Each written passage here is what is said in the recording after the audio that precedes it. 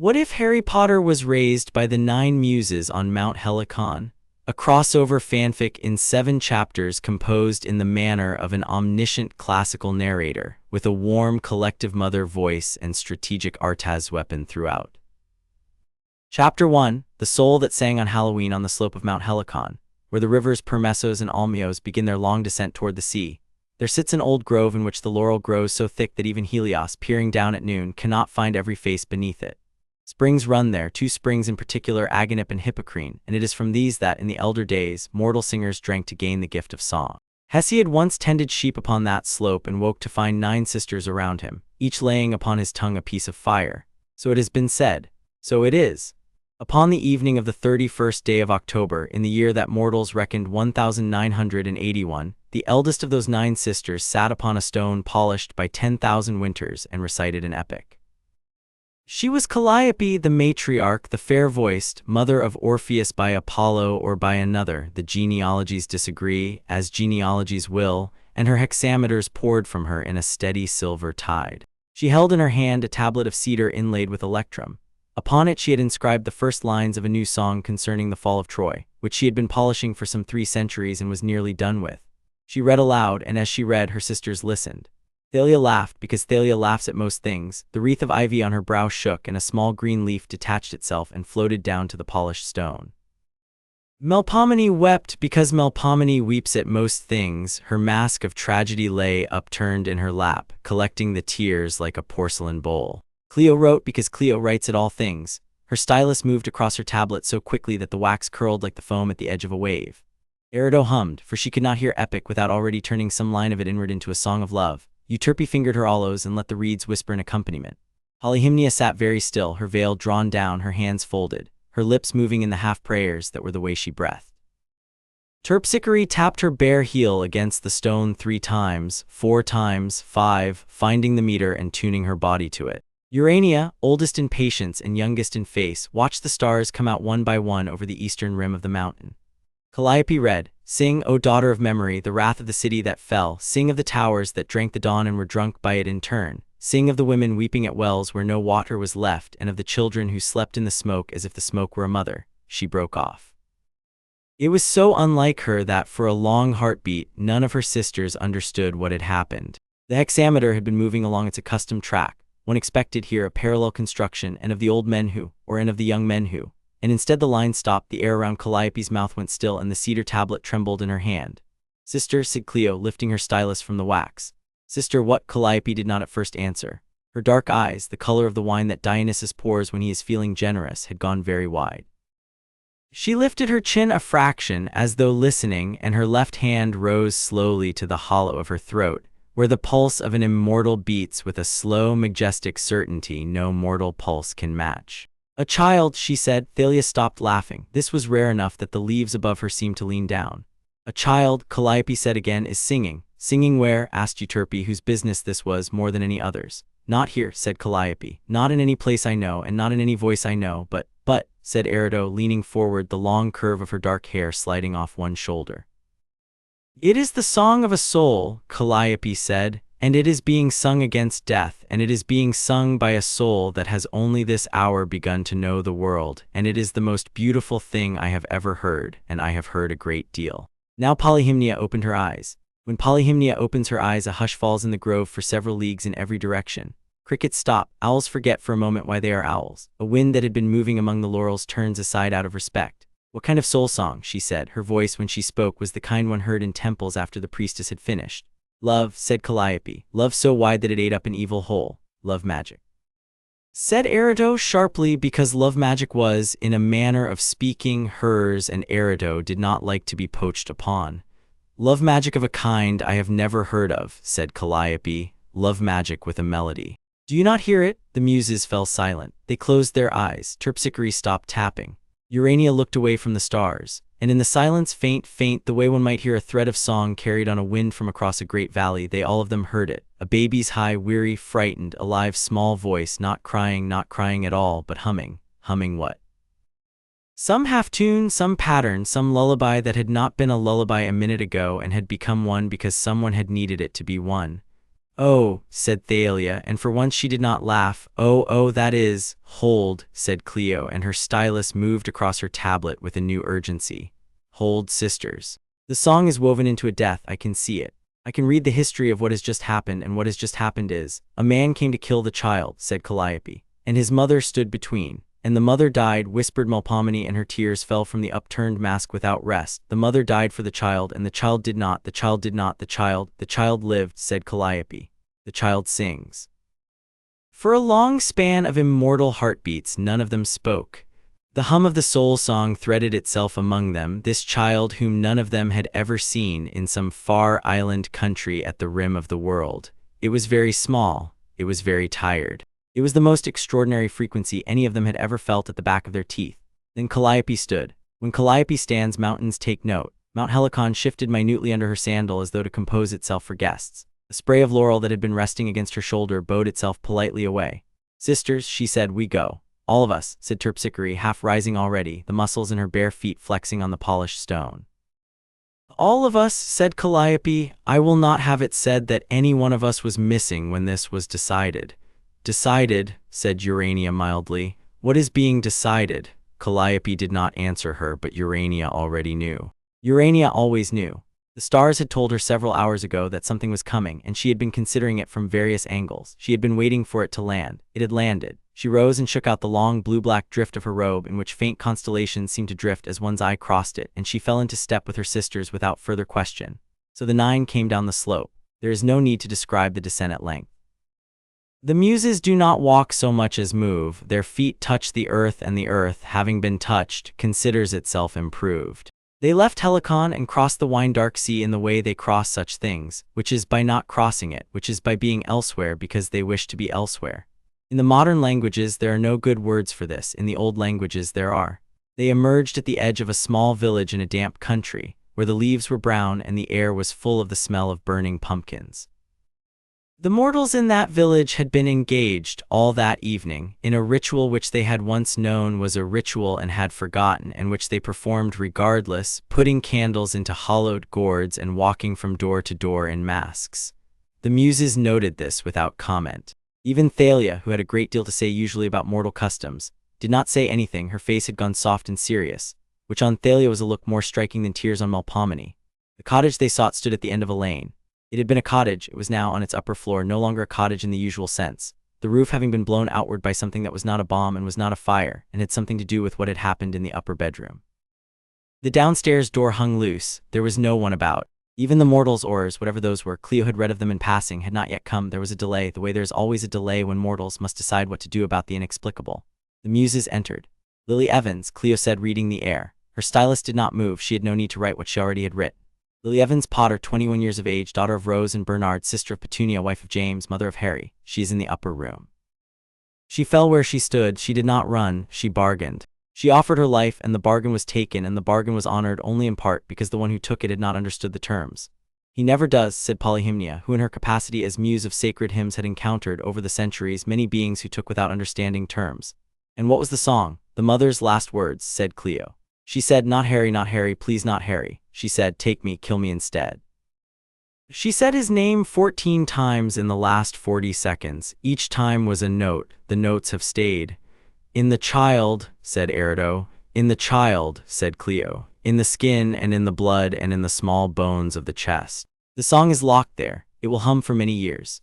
They went up the broken stair. The room at the top of the broken stair had a hole in its ceiling and another in its outer wall through which the moonlight came in, and on the carpet in front of an overturned crib lay a woman with red hair, and the air around her still had the texture that air has after something terrible has just happened, a sort of held breath. The Muses regarded her for a moment in respect. Melpomene knelt down and put one hand on the woman's cheek, which was already cool, and said something into her ear that was not language, but that the woman, wherever she now was, would have heard. Then the Muses turned to the crib. It was tipped onto its side, the bars at angles, the small mattress askew. From beneath it came a small wet snuffle and a small new hum, and then a small wet snuffle again, as though the singer were also a little annoyed about all of this. Thalia laughed. She could not help it. Then she clapped her hand over her mouth and looked guilty. Calliope knelt. Calliope, who in the ages of the world had knelt to no one, knelt to a crib that lay upon its side, and with her own hands she lifted away the mattress and the bars and reached into the dark with both arms and brought out the child. He was small. He was very small. He was wrapped in a blanket the color of old gold, and his face was streaked with dust and tears, and there was upon his forehead in the most upper left quadrant of it a wound, fresh and angry red lightning bolt mark perhaps 2.5 inches long, weeping a little, but only a little. The wound was not, properly speaking, a wound. Although it had broken the skin, it was an inscription. Something had been written there by a power that intended to write much worse than that and had failed. Cleo, peering, said and then said nothing more for some time. The child looked up at Calliope. His eyes were green. Green as the laurels of her own grove, green as the sea by Lesbos, green as the meadow at the foot of Olympus where the river Styx in better moods can be seen winding away. The child stopped humming. He looked at her, and at Erido, and at Thalia, and at Polyhymnia, and at Terpsichore, who had stooped to put her brow against his, and at Euterpe, who was already weeping very softly, and at Melpomene, who had stopped weeping, and at Cleo, who was writing him down at last, and at Urania, who was thinking about constellations into which his name would fit. And then he smiled, not broadly. Babies do not smile broadly when they have just had what he had just had, but a small smile. A welcoming smile. He is ours, said Calliope. There was no debate. There ought to have been a debate. By all the conventions of the world, there ought to have been a discussion at this point about whether one might in fact remove from a mortal cradle a mortal child whose mortal aunt yet lived. There ought to have been an objection raised, a precedent cited, an ethical pause. None was. They had no need of debate. They had heard the soul song, and they had seen the eyes, and they had recognized what they had recognized. But because the Muses are not lawless, even though they are old, Urania said quietly, there will be one who has the right to forbid us. Who? Said Thalia. The aunt, said Urania, by blood, by the binding the mother made. The protection is woven against the place where the blood lives. If the aunt receives him, the blood protects him. If she does not, the protection has nowhere to go.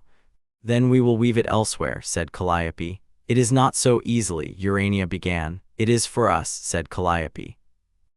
And here it must be said that the Muses are very old, older than the Olympians in some sense, since their mother Mnemosyne was a Titan, older than memory because their mother is memory, and there are powers in the world that bow to the Muses simply because without the Muses no one would know the powers' names. The binding that Lily Evans had made was the binding of a young witch who had only known a witch's life for some 6 years. The Muses are not witches and have never been. They are something older. Polyhymnia said, we will sing the binding into a new shape. Erido said, I will write the scene where mother love joins mother loves. Cleo said, I will record the alteration that no later age can deny it. And so they did. They stood in a ring around the child in his blanket of old gold, and they laid each upon his small chest the kiss that meant adoption. And the binding that had been a binding of one mother became a binding of 9, and the protection that had been a protection of one place became a protection that traveled with him as the smell of laurel travels with anyone who has ever slept in a grove. It was done before the child had time to grow tired of the procedure. He looked from face to face with grave, green-eyed interest. He hummed once, experimentally, and Euterpe answered him with a single low note that had in it the entire range of the human voice from before there was a human voice. The child laughed, the small, surprised laugh of someone who has discovered that the world contains a great deal. There, said Calliope. Now, but Cleo, who never wholly forgets the matter of records, said, and the aunt. The aunt, said Calliope, will not know. That is unkind. The aunt would not have loved him, said Cleo after the briefest hesitation, because Cleo is honest and Cleo reads. Forgive me, sister, I have looked. The aunt would have done her duty toward him in the way that the cruel do their duty toward what they have not chosen. He would not have flourished there.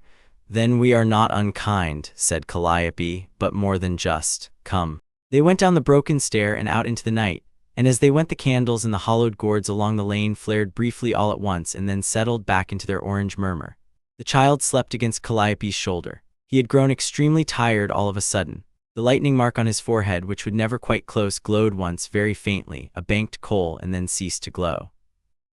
In the back room of the cottage there sat, upon a chair, a third figure whom none of the Muses had at first attended to. A man who had also fallen, the child's father, a long lean man with hair like crow's feather and round spectacles bent at one hinge. Melpomene paused over him as she had paused over the mother, and she said something into his ear which he, wherever he was, would also have heard. Then she rejoined her sisters. None of them spoke as they passed back through the broken door. The night air smelt of pumpkins and burning candle wax and wood smoke and small clean rain. Now there was, at this hour, beginning to be a kind of motion in the village. Mortals who had felt something pass them in the lane, mortals who had not understood that they had been visited, were going to their windows and pulling back curtains. One large bearded man on a small flying machine, a thing of leather and wheels and unlikely wings, was descending out of the dark above the cottage, and his face, when it caught the moonlight, was wet. Calliope considered him. "He came for the child," she said. "He believed the child would be his to carry away. He's a great-hearted man, and his heart will break tonight." "I am sorry for him," said Erido. "I am sorry for him also," said Calliope, "and I will leave him a song."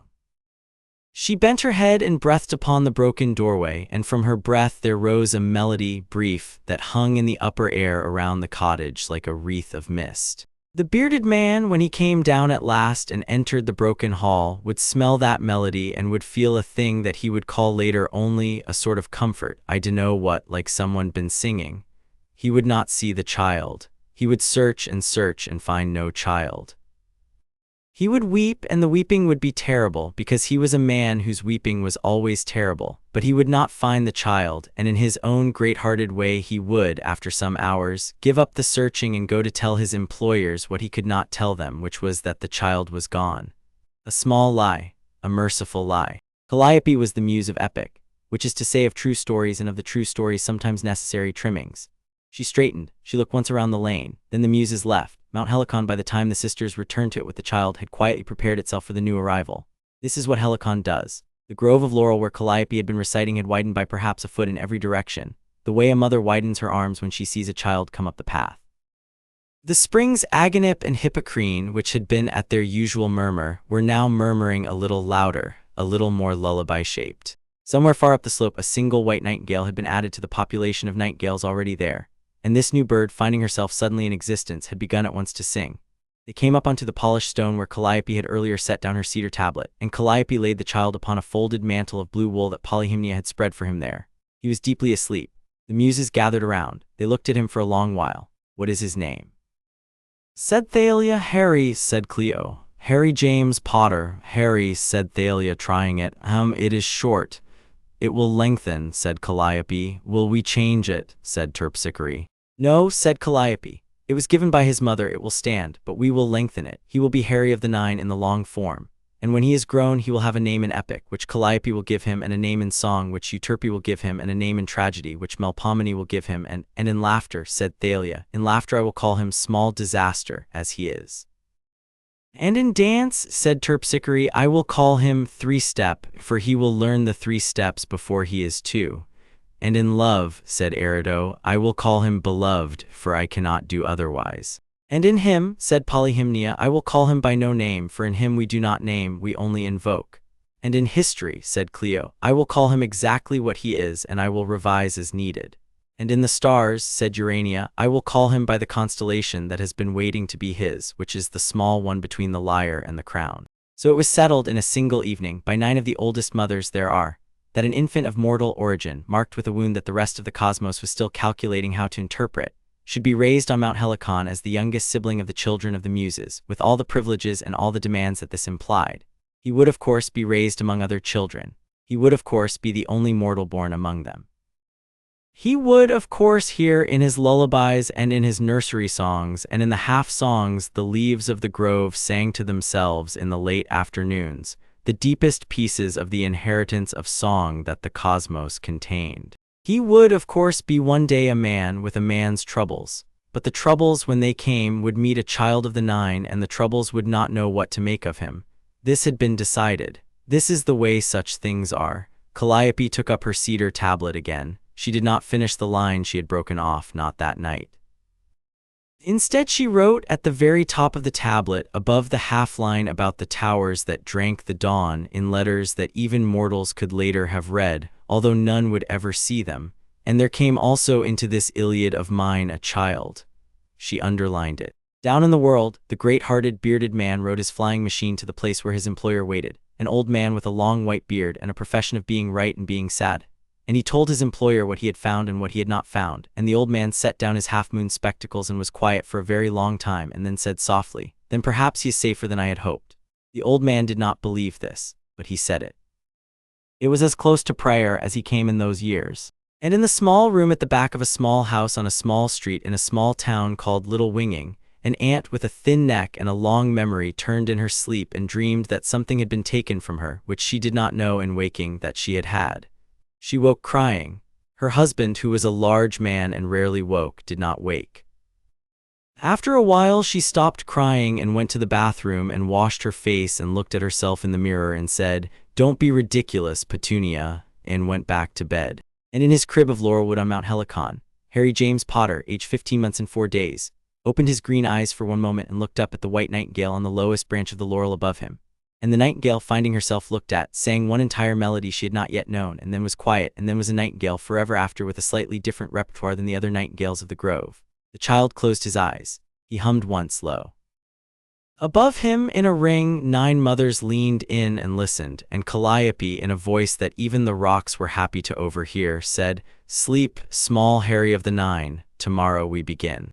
Interlude the first, the night before of all the cosmic ironies, perhaps the most piquant is this, that on the evening of October the 30th, one night before the Muses would come down for Harry Potter, Calliope had already been informed by a casual visitor from Olympus that something interesting was about to happen on Earth. The visitor had been Hermes, who as messenger god kept abreast of such intuitions. He had stopped by Helicon on his nightly rounds, perched on a low branch of the laurel, helped himself to a fig, and said, conversationally, "Aunt Calliope, you should keep your ear to the ground tomorrow night. The fates have been whispering. Some sort of pivot is coming. Where? Britain, a baby, a wraith, a mother." Calliope had said in the non-committal way she had when she did not want to telegraph her interest. "Thank you, nephew, I will listen." Hermes had been pleased with himself for the warning, the way Hermes was always pleased with himself. He had taken a second fig and gone off to attend to a delivery in Egypt. Calliope had said nothing of the warning to her sisters. She had not at that moment been certain whether the warning had been intended as a kindness or as a small piece of mischief from the trickster's standing arsenal. She had decided to wait and see. She had waited and seen. She had heard the soul song. She had recognized in it not merely an event but an invitation. The invitation was to her, personally, as eldest of the 9 and as the deepest student of epic in the cosmos. The soul song was, in its inflection, addressed to her by name, although no mortal child of 15 months could have known to do that. The cosmos itself had addressed Calliope through the medium of a humming baby. She had, on hearing it, considered briefly what to do. She had decided, in the space of one immortal heartbeat, that the only acceptable response was to descend with all 8 of her sisters and to take the child up the mountain. Hermes' warning had been incorporated into the decision, but it had not made the decision. The decision had been made by the song.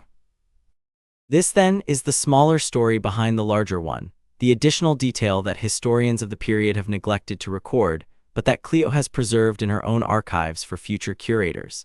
That the 9 had in some manner been forewarned, that the Muses had not been wholly improvising, that the cosmos had taken pains to ensure that the child would be received by the proper hands. It is the kind of footnote that distinguishes a thorough chronicle from a merely competent one, and it is the kind of footnote that, in the long run, matters. The waiting room of Helicon after the Muses had returned with Harry.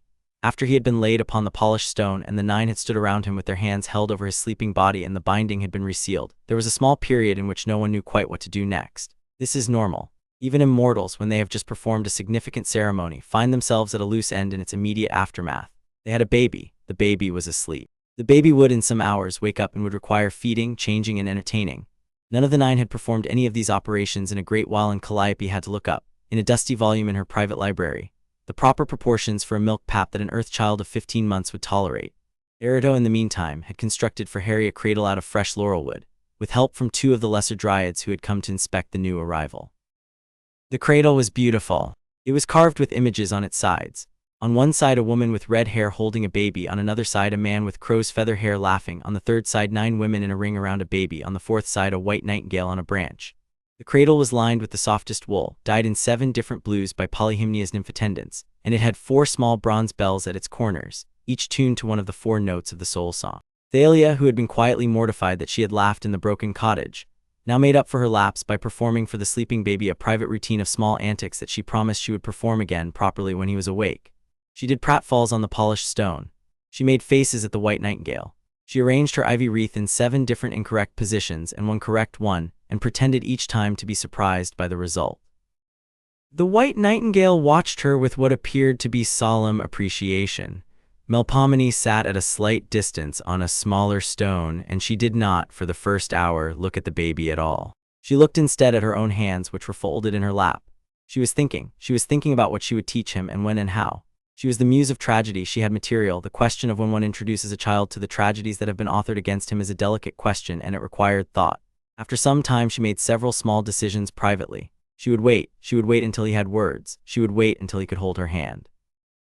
Then she would begin gently. She would begin with Niobe, then Hecate, then his own. The order had been determined. Polyhymnia, who had been standing apart on the rim of the upper grove, came back at last. She came up to the cradle, she bent over it, she breathed a hymn over the sleeping baby. The hymn was very old. It was older than the language in which it was hummed. It was a hymn of welcoming into house, the kind of hymn that older households had used to welcome a foundling. The baby in his sleep sighed once and then turned his small head a fraction toward her voice. Polyhymnia, satisfied, straightened. She inclined her head to the cradle in the manner of one who has acknowledged a guest. She returned to her own corner. Cleo, of course, was already writing. She had begun the records of the new household immediately upon the Muse's return. She had a fresh wax tablet, a new stylus, and a clear hand. She wrote down the date and hour of the arrival, the names of all parties present, the words spoken by Calliope during the rebinding, the substance of the binding itself, the dimensions of the cradle, the names of the dryads who had assisted in carving it, the name of the white nightingale, whom she designated for archival purposes Nightingale Heliconia Prime, the position of the moon, the position of the stars, the weather over the grove, mild, with a small breeze from the south-southeast. And the temperature of the baby's forehead at the moment of rebinding, slightly elevated. This was normal after a binding ceremony of that magnitude. She noted it as such. She filed this tablet under Harry of the Nine, year, day 1. She would maintain the file for the rest of his life. Urania, the last to move, walked off down a small side path to a place where she could see the eastern sky clearly. She wished to confirm a calculation. She had had, for several decades, a hunch about a small star that did not yet have a name. She had thought on hearing Calliope name the child the youngest brother-son of the Nine, that the small unnamed star would, in due course, be the proper place to fix his small mortal name. She wanted to look at the star to be sure. She looked at it. She nodded in her small, dignified way. The arrangement would work. She returned to the grove. The baby slept. The 9 mothers gradually arranged themselves around the cradle in various postures of attention. Calliope sat on her usual polished stone and took up her cedar tablet again and looked at the line she had broken off, and then she set the tablet down without writing further. She would write tomorrow. Tonight she would simply sit. The baby was here. The mountain had received him. The cosmos had registered the change. The work of his upbringing would begin in the morning. There was no need to start it tonight. There was only the need to be present, in the way mothers are present on the first night.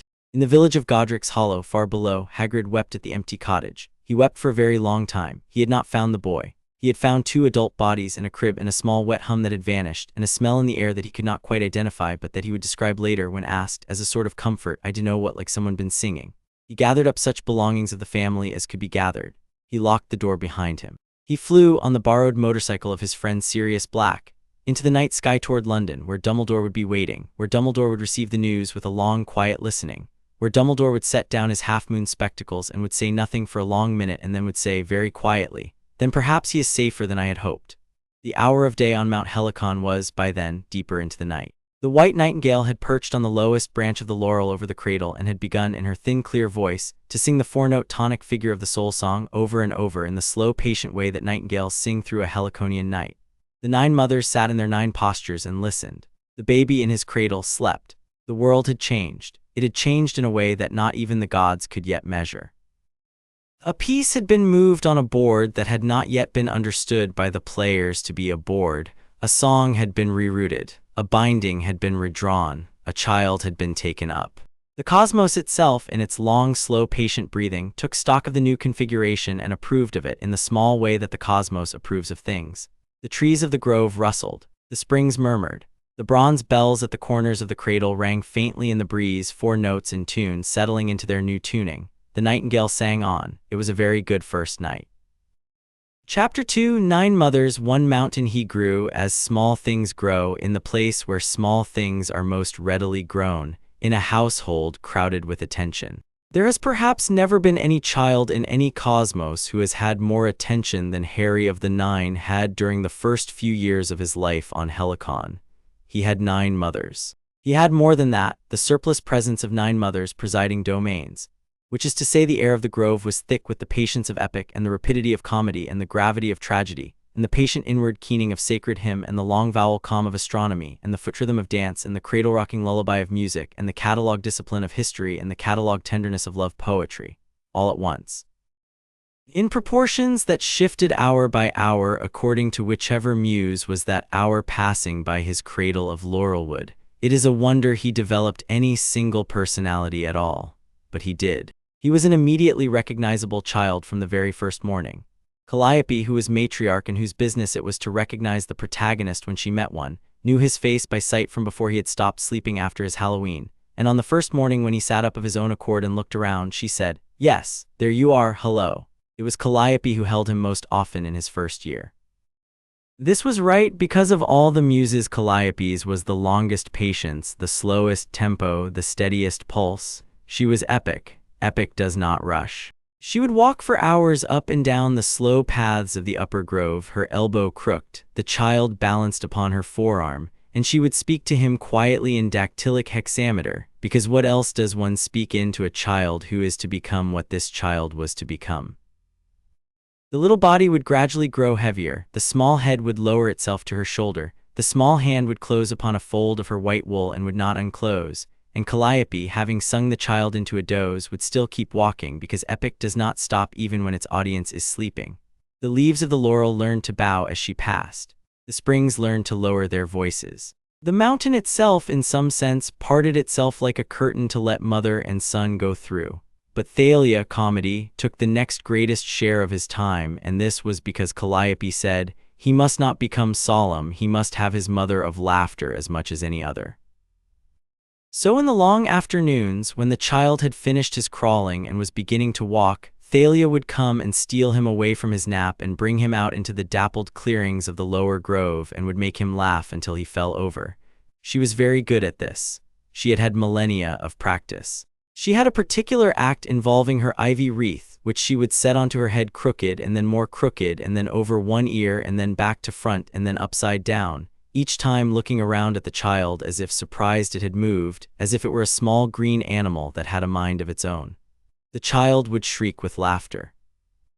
Thalia would catch him before he fell over and toss him into the air to catch his shriek as it came down, and the shriek and the child would land together in her arms and she would say, "There, that is what is called comic timing, little master, remember." It was Thalia who taught him to fall down, which is to say to fall in such a way as to gather himself instead of being scattered by the falling, which is to say to fall as a comedian and not as a victim.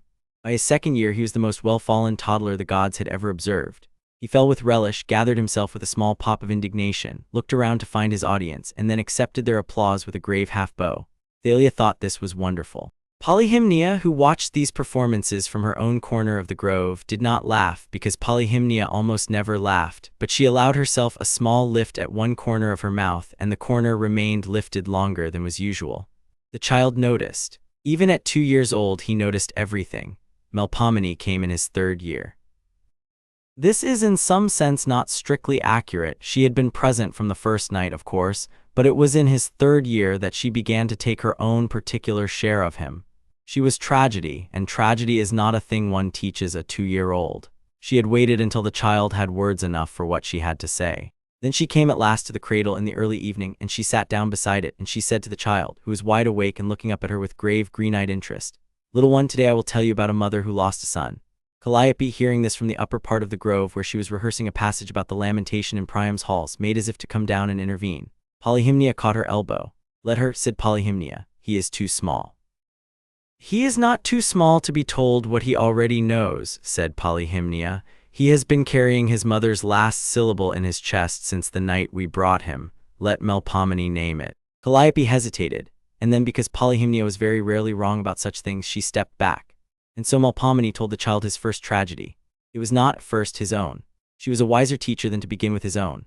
She told him the story of Niobe, who had had 14 children and had been proud and had lost them all, and had wept until her weeping turned her into stone on the side of a mountain in Lydia that still wept water 7,000 years afterward. She told it simply, she told it without varnish, she did not raise her voice. When she was finished, the child looked at her for a long moment with his face perfectly composed. And then his lower lip trembled once, and tears came, and they were not the loud howling tears of a toddler in distress, but the quiet too slow drops of someone who had been told something he had not heard before and had understood it. Melpomene wiped his cheeks with the corner of her tragic mantle. "There," she said, "now you know that the world contains that. You will be sad for Niobe sometimes all your life." "That is right, you will be sad for many, that is also right. Tears, little Harry of the Nine, are a kind of singing. Mine is one." He nodded. He could not say much yet. But he reached up and put his small palm against her cheek, and Melpomene, who had not been touched gently by anyone in some centuries, lowered her own cheek into it and closed her eyes. It is not at all certain that this was the first moment at which Harry of the Nine began to understand that he had to take care of his mothers as well as be taken care of by them. But it is one of the first such moments that the records preserve, and Cleo, who watched it with her stylus in her hand, marked it down carefully and underlined it later. It became a pattern of his upbringing. He would do the lesson of one of his mothers, and then he would, in some small offering, attend to her in return. Calliope had hexameter from him, he had her arm to lean against. Melpomene had his quiet tears in the appropriate places, she had his hand on her cheek when he had heard a story she had needed to tell. Thalia had his shrieks of laughter, and she had also, this surprised her at first, his small efforts to make her laugh, which she allowed to succeed even when they did not entirely deserve to. He would imitate her ivy wreath trick, only with a wreath of clover that he had picked himself, and she would laugh as though it were the funniest thing she had ever seen, and he would beam and she would say, comic timing, you will be a wicked one when you are grown," and his cheeks would be pink with pride. Euterpe had given him a small lyre by his 5th year.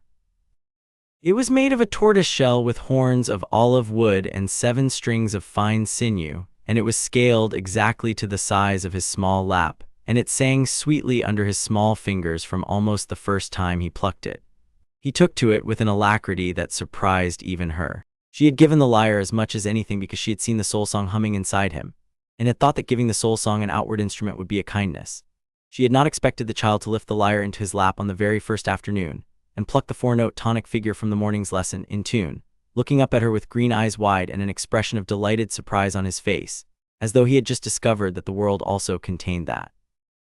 Euterpe wept that night. She wept very seldom. It was a peculiar weeping, almost a laugh. "He has the gift, sisters," she said to the others later. "He has it as I have it. I do not know yet whether that is because I gave it to him or because he came with it from his mother. It does not matter, he has it." "He came with it," said Polyhymnia quietly. "All of these gifts, he came with them, we are only naming them." Polyhymnia was, as I have mentioned, very seldom wrong, so they named the gifts, they named them by inviting them out. Each muse in her own time and in her own season would take the child aside, and she would offer him the instrument of her domain, and the child would receive it, and the gift would flower. Erido gave him love poetry. She would lie on her back in the long grass at the edge of the lower grove, with her dark hair fanned around her like a sea, and she would recite to him the love songs of Sappho and of Catullus and of Bilitis and of those whose names had been lost but whose lines remained, and the child would lie beside her and listen, and his small chest would rise and fall, and at the end of certain passages he would sigh, the small sigh of a boy who had felt something and did not yet have a word for what he had felt. Erido would smile up at the sky and let him sigh. She did not push him to name it. Love poetry, she felt, was not a thing one was taught, it was a thing one was steeped in. Terpsichore had given him his first steps almost before he could walk.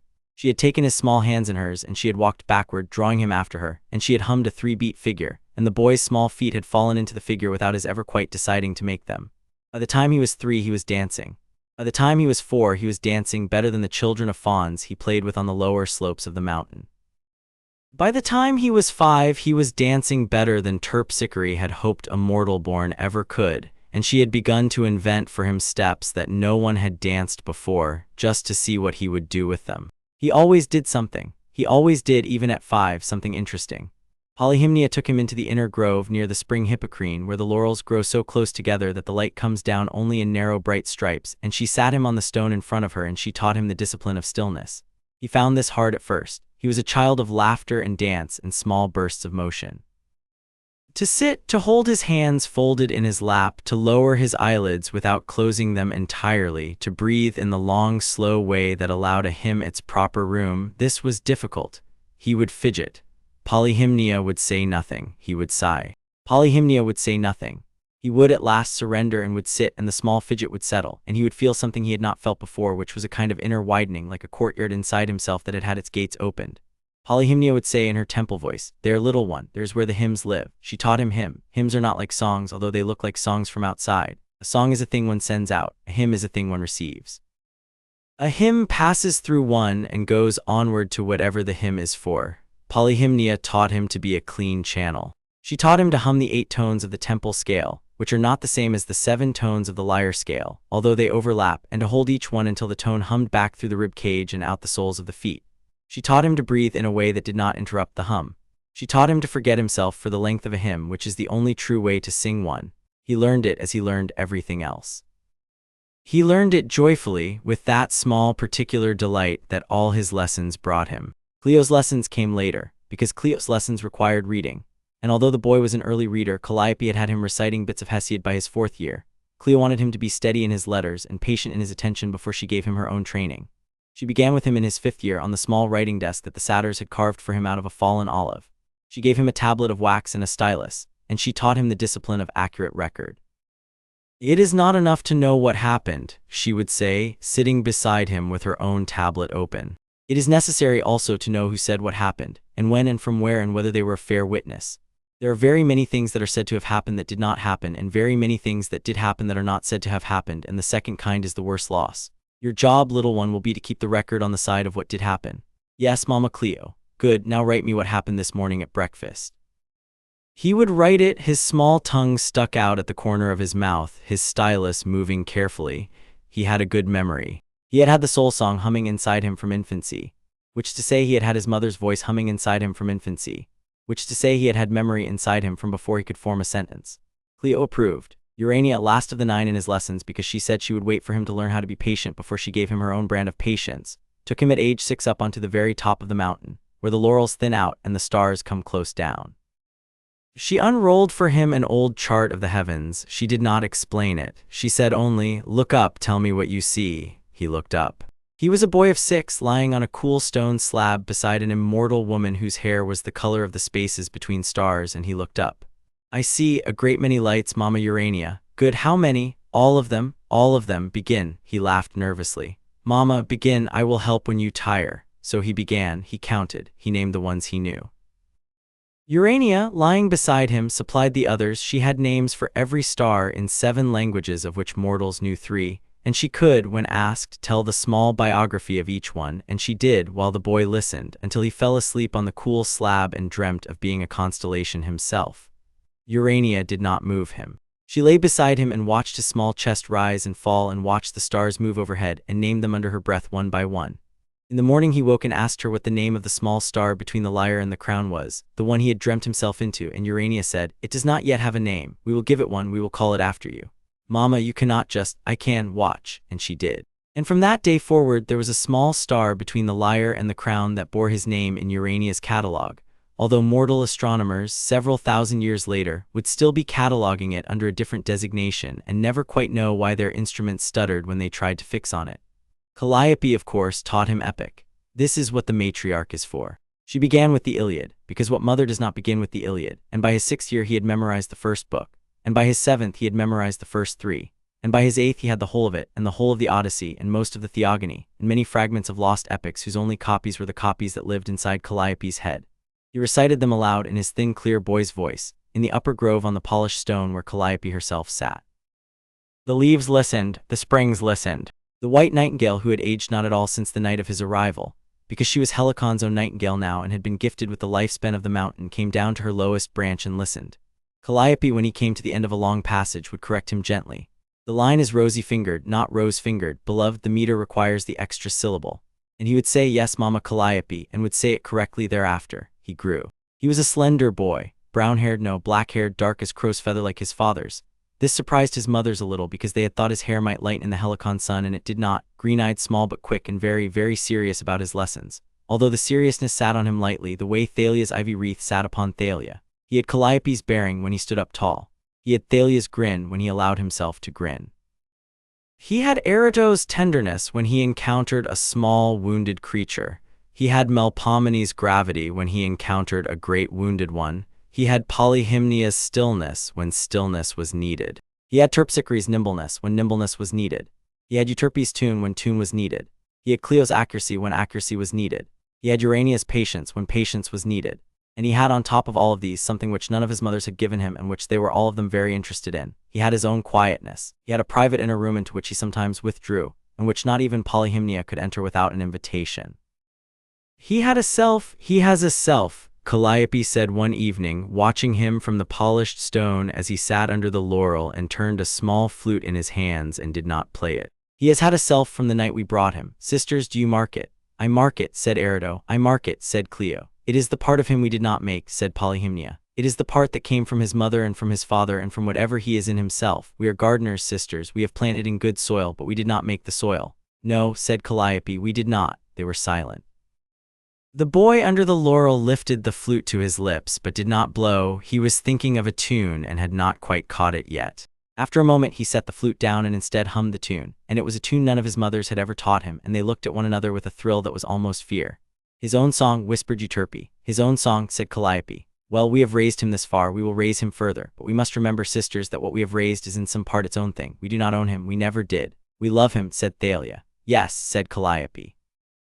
We love him, that is enough. That is, in fact, the thing required. There were also, on Mount Helicon, other children. This perhaps requires noting. The Muses are mothers in many ways. Some of them had borne children long before this Harry came among them, and those children, immortal or half-immortal, lived on the slopes around the grove or visited often. Orpheus, Calliope's eldest, had been long gone, of course, down into Hades and out and down again in the way of his sad story, but Linus, his half-brother, lived still, an old harper now, who had taken to dwelling in a cave on the lower slope and emerging once in a while to listen to the music of his small new half-brother and to nod approvingly. There were others. Neos, whom different traditions assigned to different muses, came up sometimes from the wedding feast where he was busy and stayed for an afternoon or two. He was charming, the boy adored him. The small new lyre got a great deal of attention. Rhesus, the Thracian king who in mortal history had been killed in a single bad night before Troy, lived now half on Helicon and half elsewhere as a sort of ghost unto Calliope, and he too came and sat and listened and ruffled Harry's dark hair when he passed. There were faun children, satyr children, naiad children, the children of nymphs whose mothers helped with the housekeeping of the grove, river children whose voices were brook bright, dryad children whose laughter sounded like leaves being shaken. Harry had many playmates. He was not a lonely child. He was, however, the only child who was wholly mortal-born, and he knew this, and his mothers had not hidden it from him. You are different, Calliope had said to him in his 7th year when he had asked. You came from below, you came from a place where everything ends. You will, in time, return to that place. We will not keep you here forever, we cannot, and to try would not be love. But while you are with us, we will pour into you every gift we have, that when you go you will not go empty-handed. Mama, yes, beloved. Will I have to go? You will have to go for a while. You will come back to visit. We will not lose you. The mountain will always be open to you. But your story is not entirely here. There is a place below in the country your mother was born in where there is a school for those with the kind of magic you also have, and you will go to that school when you are 11. We have decided this. You will not stay there forever. You will come back to us, but you will go. He was quiet for a long while. Why? Because there is something in your story that is yet to be finished, and it is to be finished there. The man who killed my mother and my father. Yes, he is still there. He is still there. He is not whole. He is in pieces. The pieces are scattered, but he is still there, and one of him is in some sense in you. She touched very gently the lightning bolt scar on his brow, and you will deal with that when the time comes. He looked up at her. Will you come with me? When the time comes, said Calliope, yes, all of us, but not until then. Until then you will go alone among mortals, and you will have to learn to be alone, although, she smiled, you will never quite be. He nodded. He was old enough at 7 to be brave about such things, although the braveness sat lightly on him also. He climbed into her lap and put his arms around her neck. She was in form a tall, slender woman. In another sense she was a mountain. He rested his head against the mountain's shoulder. She held him. Until then, she said, we have 4 more years. 4 more years, beloved. We will use them well. Mama Calliope, yes. What is comic timing? She laughed. It was a rare laugh from Calliope. It was as though a great old bronze bell had decided, just once, to chuckle. It is the discipline of Thalia. Go ask Thalia. She has been waiting for you. She is teaching today, I think, the timing of pratfalls. Run. He ran, and in the lower grove Thalia ivy-wreathed was indeed teaching pratfalls. She had a small audience of fawn children seated in a half-circle, and she was demonstrating by the simple expedient of pretending to trip on a stone that was not there. The fawn children shrieked with laughter every time. Harry came up at a run, his lyre in his small hand. and Thalia broke off mid-stumble and said, "Ah, my favorite small disaster." "Take a seat. Today we cover the timing of the unexpected fall." He sat. She demonstrated again. He laughed. Thalia laughed because she could not help it. The fawn children laughed because Harry was laughing. The grove laughed in its leaf-shaking way because all of its children were laughing. It was, considered from any reasonable distance, a very good childhood. And from the upper rim of the grove, where she had been quietly observing, Polyhymnia said to no one in particular, though Calliope, who had come up beside her, heard it, "He will have to be very strong, sister." "He will be," said Calliope. "There will come a year when he must hold against all that we have built and against all that has been built against him, and he must hold by himself for one long instant.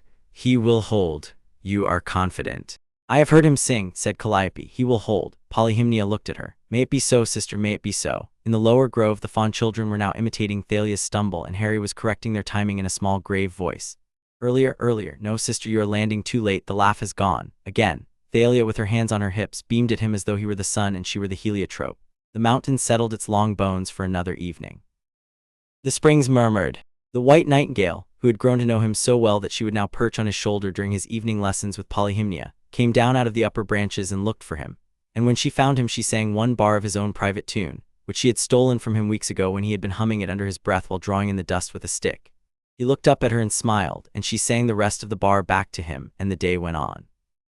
Interlude the second, a small catalogue of mothers. It may help here, before this chapter concludes its account of his early years, to set out a more particular catalogue of the 9 mothers, considered each by the small private signal she gave him to know that she was near. Calliope's signal was a single low hum, 3 notes in succession in the Dorian mode. He had only to hear that hum to know that his epic mother was within calling distance. He could hear it from any part of the mountain. Thalia's signal was a small distinctive sneeze. She had never quite learned to sneeze without flair. He could be in the inner grove, deep in a Polyhymnia lesson, and hear from the lower slope a small high t-che. That meant Thalia was about, possibly mischievously.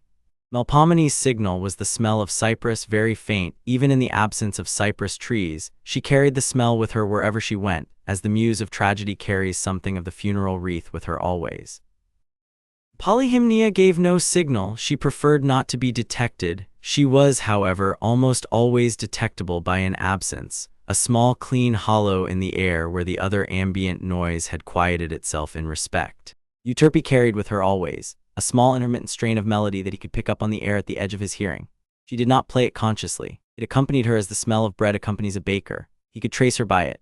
Terpsichore signaled her presence by the soft tap of her bare heel upon stone or floor. She could not stand still for very long. She tapped a small rhythm at whatever surface she was nearest, and the rhythm gave her position to anyone who knew how to listen. Erido signaled by sighs. She sighed often. She sighed in a way that managed to be neither weary nor melodramatic. Her sigh was a kind of long, contented breath that she released at the end of a thought. Cleo signaled by the small, dry scratching of stylus on wax. She was almost always writing. He could find her on any given day by the scratching. Urania signaled by a particular small light at the back of her eyes. In dim places he could see her by the light. The light was the same light that one saw at the back of the eyes of certain old astronomers in the moment they identified a constellation in a dark sky. It was the light of recognition. These signals were not given to him deliberately. He worked them out in his first 6 years by observation. He had at his disposal a fine private map of the mountain in his small head, in which each of his 9 mothers was located at any given hour. By her signal he could, if he wished, go to whichever of his mothers he needed without searching on the strength of the signals alone. He used this map sparingly. He did not wish to disturb a mother who was working. He used it most often at night when, occasionally, he woke from a dream and wanted simply to know where each of them was. He would lie in his bed of laurelwood in his small inner room and listen. Calliope's hum low from the upper grove. She had been working on the Iliad. Thalia's sneeze from somewhere by the springs. She had been telling a joke to the satyrs. Melpomene's cypress very faint from her own alcove. Polyhymnia's hollow also from her own quarter. Euterpe's strain of melody from the lower clearing where she was sitting with a fawn child who had been trying to learn the syrinx. Terpsichore's tap from a stone 200 feet downslope. Erido's sigh from her favorite patch of grass. Cleo's stylus from her writing desk. Urania's light somewhere up on the open ridge. All present, all accounted for. The mountain was as it ought to be. He could go back to sleep. It is no small thing to have, for the duration of a childhood, a complete map at one's disposal of the location and disposition of 9 immortal mothers, all of whom love one. The boy did not, at the time, know that this was unusual. He learned later. He came with time to understand that mortals do not have such maps. That a mortal child has, at best, one or two parents and perhaps a few aunts, and that these grown-ups are not always findable, and not always tracking their child by signal and turn, and not always answerable to the question, "Where are you?" with a single low confirming hum. He came to understand that he had been, in this respect as in many others, exceedingly lucky. And yet this also is part of the catalogue. He understood also from quite early on that even 9 mothers could not give him absolutely everything. There were things they had not had themselves. They were daughters of memory, they were not mortals, they had not had childhoods in the mortal sense. They could not, when he scraped his knee at age 4, give him a hug that smelled of the kitchen soap and the laundry flour of an earth mother, because they did not smell of these things. They smelled variously of cedar and laurel and starlight and cypress and ivy and parchment and honey and old wine and sea wind. Their hugs were the hugs of immortals. They were excellent and they comforted, and they were almost but not quite the hugs that on the night of the broken cottage Lily Evans had been about to give him for the rest of his life. The Muses knew this. They did not pretend otherwise. Polyhymnia had said to him the first time he had brought it up, "Beloved, you will not have what your mother would have given you. We are not your mother, we are your mothers. The plural is not a substitute. It is a different thing. We will be that different thing for you. We will not pretend to be the singular thing." He had nodded. He had understood. He had not pressed the matter. He had instead internalized it. That there was a small place in him that would be empty for the rest of his life, regardless of how 9 mothers filled the rest of him. That this small empty place was where Lily Evans Potter, his actual mother, had been about to live in him. That this small empty place would always be empty, that he would carry it, that he would not resent his 9 immortal mothers for not being able to fill it, because they had never claimed to be able to, that he would instead fill the place himself with the work of remembering her, and with the work of writing her into his epic, and with the work of singing her 4-note tonic figure into the cosmos at intervals, and with the work of, in time, naming his own daughter. He hoped to have one Lily. This is the secret discipline that the Muses gave him beyond their 9 domains. This is the 10th discipline, although it had no muse and could not be assigned to one. It was the discipline of carrying. The discipline of carrying what one has lost while still being held by what one has gained in such a manner that neither the lost nor the gained falsifies the other. It is a discipline. He learned it.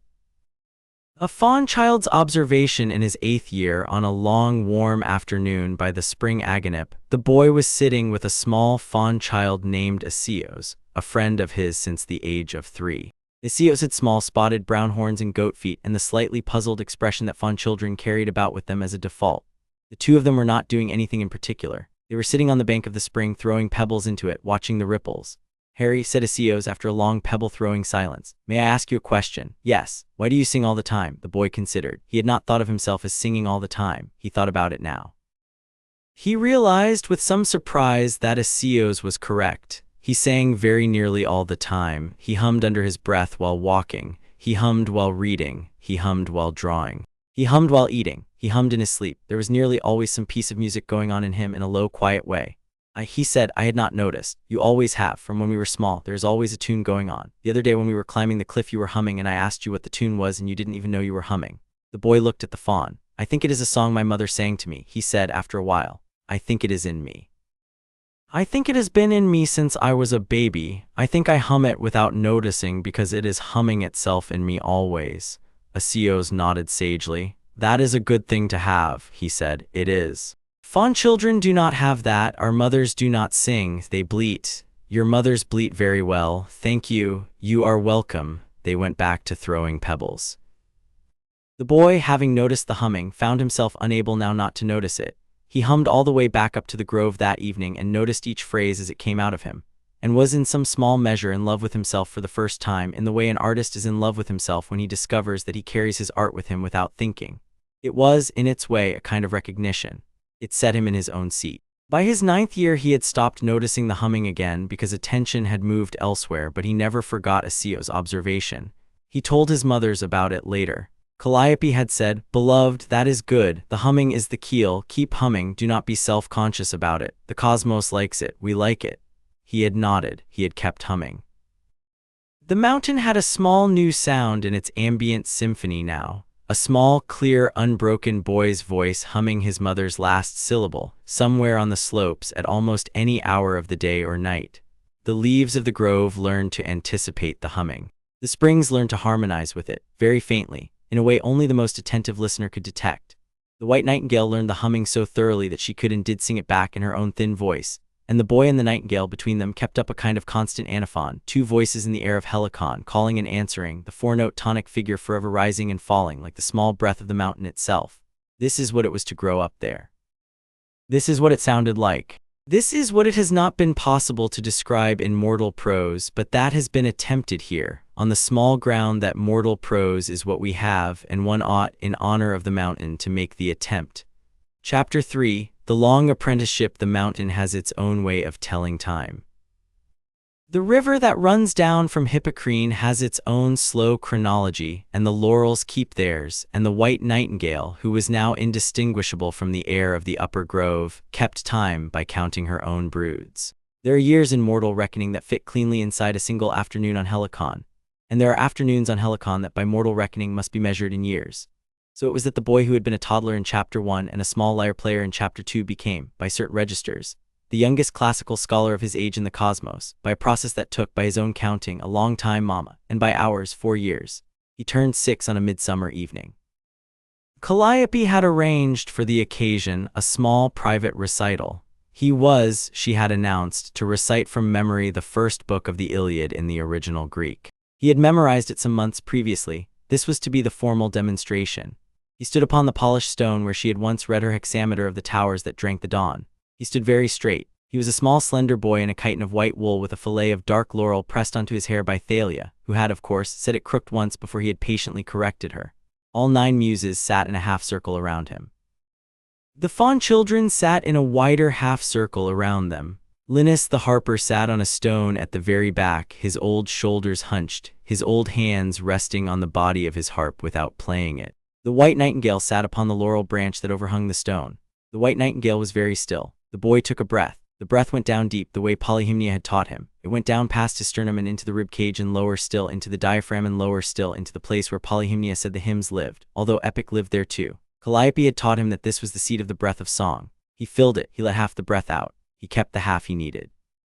He opened his mouth. Mu letter 1 FC6 nu iota nu letter 1 F04 epsilon iota delta epsilon theta epsilon alpha pi eta lambda iota alpha delta epsilon omega letter 1 F00 chi iota lambda letter 1 FC6 omicron sigma. He sang the first word, Manon, the great opening word of the Iliad, which is the word for wrath, and he sang it with such exact pitch and such precise weight that the laurels above him stilled and then bowed in a great green susurrus.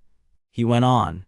The hexameters fell from him in their accustomed track. He had a clear, thin boy's voice. Not yet broken, not yet anywhere near broken. He had a perfect ear. He had Calliope's tempo and Euterpe's tune and Polyhymnia's breath control and Erido's understanding of the tender places and Melpomene's recognition of the tragic places and Thalia's instinct for the small, unexpected laughs that even the Iliad permits and Terpsichore's sense of rhythm and Cleo's accuracy about what each word actually said, and Urania's calm regarding the long view.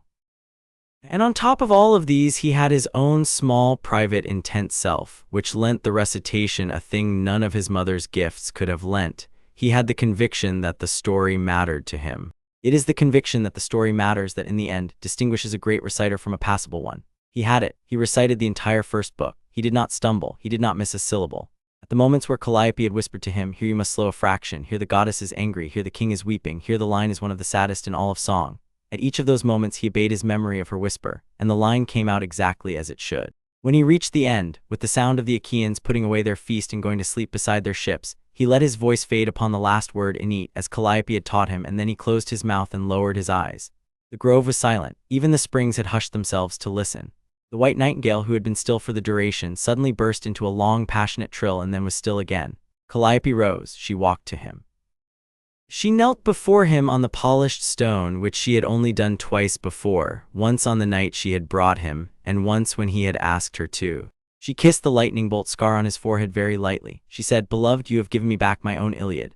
The boy looked up at her. His green eyes were enormous with the seriousness of the gift he had just given her. "I have memorized the rest, Mama," he said in his small, thin voice. "All of it, yes." She closed her eyes. When she opened them, they were wet. The mountain made of itself a slow and very dignified rustling. "Come," she said, "sit, we will have a little feast for you." Thalia has been hiding cakes. He went to sit. Thalia had indeed been hiding cakes. They were small honey cakes with figs in them, and they were piled upon a large brass platter, and they smelled wonderful. Thalia presented him with the platter as though it were the throne of Aphrodite. He selected one cake. She made the platter disappear under her cloak. He laughed. The laughter, like the recitation, did not stumble. Comic timing and epic timing in the same small mouth. So began his 6th year.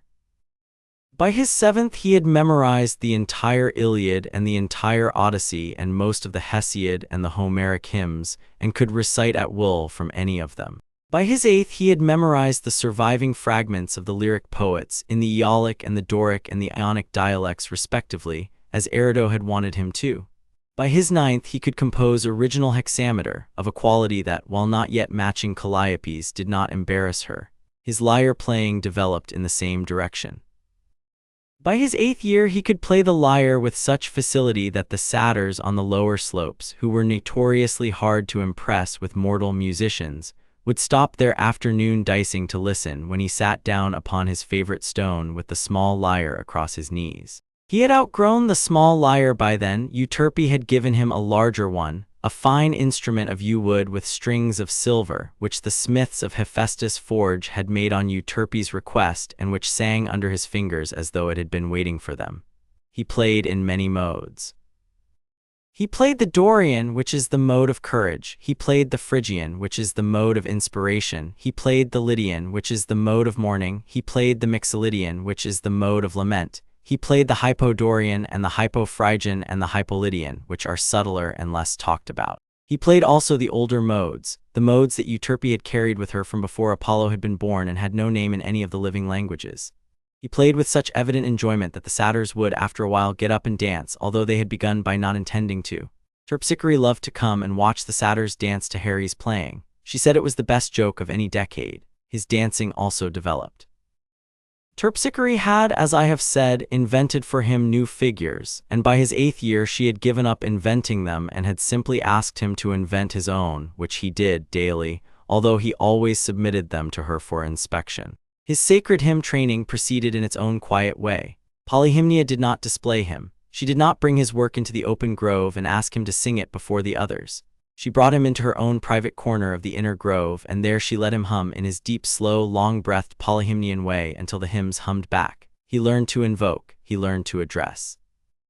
He learned the kind of song that does not present itself for the praise of any audience but is sent up like incense in trust to the powers above. He never spoke of these lessons to his other mothers. They never asked. Erido's love poetry training had, by his 9th year, produced in him an unsettling capacity. He could write a love song for any subject. He could write a love song for an old jug of olive oil that Thalia had once tripped over, and the love song would be so tender that Thalia would weep into the jug. He could write a love song for a snail. He could write a love song for the white nightingale. He had written a love song for each of his mothers, separately, on her birthday, and he had sealed each one in a small clay capsule and presented it on the appropriate morning. None of his mothers had read out her own love song aloud. Each had kept it close to her chest. Each had wept in private in her own room in the way that immortals weep when they have been seen, which is not the way mortals weep but is, by all accounts, more searching. Melpomene's tragedy lessons had become, by his 9th year, an exchange. She did not only tell him stories, she invited him to tell them back to her. He told her the story of Niobe the way she had told it to him. He told her the story of Hecate, who had lost her city. He told her the story of Cassandra, who had been right about everything and believed about nothing. He told these stories sitting upon a low stool at her feet, his hands folded in his lap, his voice quiet. He had Melpomene's gravity perfectly. He never embellished, he never softened, he let the stories say what they said. Melpomene, listening, would sometimes nod and sometimes weep and sometimes both at once. One evening in his 9th year, when he had finished telling her the story of Iphigenia, she said to him, "Beloved, you do not yet know the worst story I know." "Which is that, Mama?" "Yours." He looked up at her. The room was very quiet. The two of them sat in a small alcove of the inner grove that Melpomene had made her own, hung with dark fabrics that absorbed sound and softened the air. He had known, of course, what she meant. He had known about his mother and his father from his earliest awareness. He had been told the bare facts as Cleo had reconstructed them. But he had not heard the story told. "Will you tell me?" he said. "Tonight," she said, "if you wish." "I wish." She told him. She told it as she had told him Niobe. She did not raise her voice. She did not embellish. She told him that there was a man who had hated so well that he had remade himself in the shape of his hatred. She told him that this man had decided to kill a baby because of a prophecy. She told him that the baby's mother had stood between and had bargained well, and that the bargain had cost her her life and her husband's life and her child's safety. except in that part where the bargain had also been broken in the baby's favor. By the very wickedness of the man who had taken it, she told him that the man had been undone for a time, but not destroyed. She told him that the baby had been brought by the 9 of them to Mount Helicon, that this was, as far as Cleo could find, the first time the Muses had ever adopted a mortal child, although the precedents for adoption in the wider Olympian family were many, that this was a story still going on and that he was the protagonist of it and that he would have to live it himself and that they would not be able to take that from him, although they would always be near him while he did. He listened. He did not weep. He had wept already many times in many quiet evenings on Melpomene's shoulder and on Calliope's and on Polyhymnia's. He had wept his early weeping over the story of his mother some years before. He listened now with his small face composed and his green eyes fixed on Melpomene's face. When she had finished, he said, "Mama, yes, beloved, thank you for telling it as it is. I have wanted to hear it as it is." She lowered her head and pressed her cheek against the top of his. They sat for some time in the dim alcove. Outside in the open grove, a wind moved among the laurels. The white nightingale on her branch made a small, sympathetic sound. The boy went after a while to Calliope and asked her if he might begin a new project. Calliope looked at him and saw that something in him had shifted that evening, not broken but rearranged. She said, "What project, beloved?" "I would like to write the story of my mother in epic verse." Calliope considered him. "Beloved, that is a project of years. I know. I would like to begin. You will be working on it the rest of your life. I know. Show me what you have." He took from a fold of his chiton a small wax tablet on which he had already inscribed 5 lines. Calliope read them. First line was, "Sing, O muse of the woman who stood / sing of the green-eyed one who would not run." She read the rest. She handed the tablet back. She said, "You may begin, beloved. Bring me the tablet each evening. I will not correct your meter unless asked. Write what you wish." "Yes, Mama." He went out into the grove. He had with him the wax tablet and a stylus. He sat upon his usual stone. He wrote slowly in his careful hand. He wrote for a long time. The sun went down. Euterpe came and lit a candle for him without speaking. He did not look up. He wrote until past moonrise. When he finally looked up, he saw that Calliope had been sitting at a respectful distance on the polished stone the whole time, watching the back of his head with an expression of indescribable tenderness. She rose when she saw him look up. She walked over. She held out her hand. "Bed, beloved," she said. "It will be there in the morning." He gave her the tablet. He took her hand. He walked beside her up the slope toward the inner grove where his small bed of laurelwood was. The white nightingale flew before them and settled on the rim of his bed and waited. He climbed in. He pulled up the woolen coverlet. He closed his eyes. He hummed, drowsy, the 4-note tonic figure that was his mother's last syllable. The nightingale answered him. Calliope sat beside the bed and watched until he slept. Then she rose, kissed his brow upon the lightning mark, and went out. The other muses were waiting in the open grove. They had been hovering. Calliope joined them. "He has begun the work," she said. "His mother's epic," said Cleo. "I know. He is 9 years old," said Thalia, "and he has begun a project of years." "Sisters, what have we made?" "We have made a child," said Calliope. "A wide and resonant child. The work is his. Let us tend it gently." She looked around her sisters. They nodded. Even Thalia, whose business it was rarely to nod, nodded. The work of the epic proceeded. It did not become his only project, but it became one of his projects, a long, slow one that he returned to in the evenings after his lessons. By his 10th year, he had finished the first book. It was not the equal of Calliope's own, of course, he was 10, but it was, by any reasonable measure, a remarkable poem. It described in 248 lines of careful hexameter the meeting of a young woman with red hair and a young man with crow's feather hair, and their wedding, and the small house they had moved into. It did not yet reach the night of Halloween. He had decided to take a long approach. He told Calliope, to write the whole woman first. He wanted the woman to be alive before he wrote her death. "That is wise, beloved," Calliope said when he told her this. "Mama, do you think she would have liked it?" Calliope considered the question with full seriousness, because she always considered his questions with full seriousness.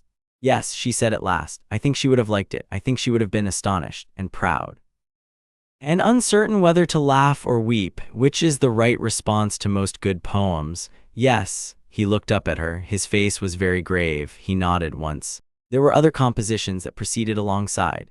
By age 10, he had written a comedy in the manner of Aristophanes, on Thalia's suggestion, in which a group of fauns try to invent a new festival and quarrel about whose god gets to be the patron. Thalia had laughed so hard at the third scene that she had fallen off her stool. He had written a small choral hymn in Polyhymnia's manner, which Polyhymnia had not yet allowed him to perform, but which she had kept in a folded square against her own chest. He had written a sequence of 7 love songs for the white nightingale on the occasion of her 7th brood. He had written an astronomical poem in Urania's manner about the small star between the lyre and the crown that bore his name. He had written, on Cleo's instruction, an entire history of the lower grove and its inhabitants, including the satyrs and their dicing habits, with proper footnotes. The astronomical poem had, on the night he completed it, caused a small commotion among the gods. Urania had taken it up to Olympus to show Mnemosyne, her grandmother. Mnemosyne had read it. Mnemosyne had pressed it to her own breast for a long moment and had then said, "Child of my daughters, this is excellent." She had passed the poem to Athena, who had been visiting. Athena had read it. Athena had asked who the author was. Urania had told her. "The mortal-born," Athena said, "the mortal-born. I have heard of him. My owls have been hearing him sing for some years." "Are your owls reliable?" "Reasonably." "Then they have been hearing him sing accurately. He is a remarkable child, sister cousin." Athena had handed the poem back. She had said, "When his hour comes, send for me. I should like to be present." Urania had nodded. She had not asked Athena what she meant. They had both known. But this was 9 years and some months and a few days after Halloween, and the hour, although coming, had not yet come.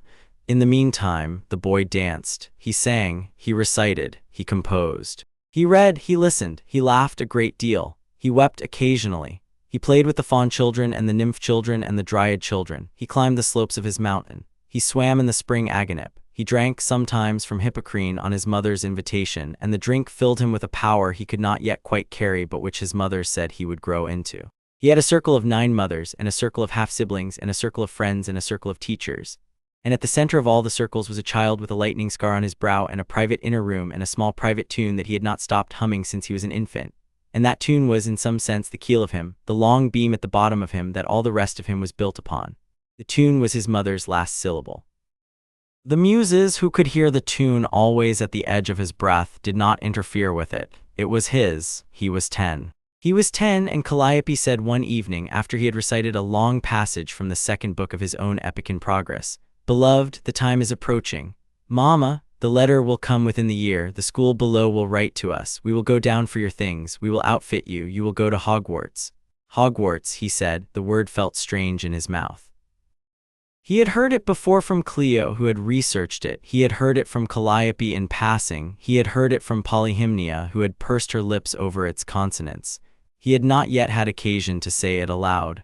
"Hogwarts," said Calliope. "It is a school in the country your mother was born in. It will teach you the mortal magic that you have. You will be ready for it. We have prepared you. Will I have to leave the mountain forever? You will leave for school. You will return for the long vacations. You will come back here as your own home always. You will not be cut off. We will visit. We will write. We will sing to you when you wish it." She paused. "But you will be in a place where for the most part you are alone among mortals." "Are mortals so very different, Mama?" "Yes, how?" she thought.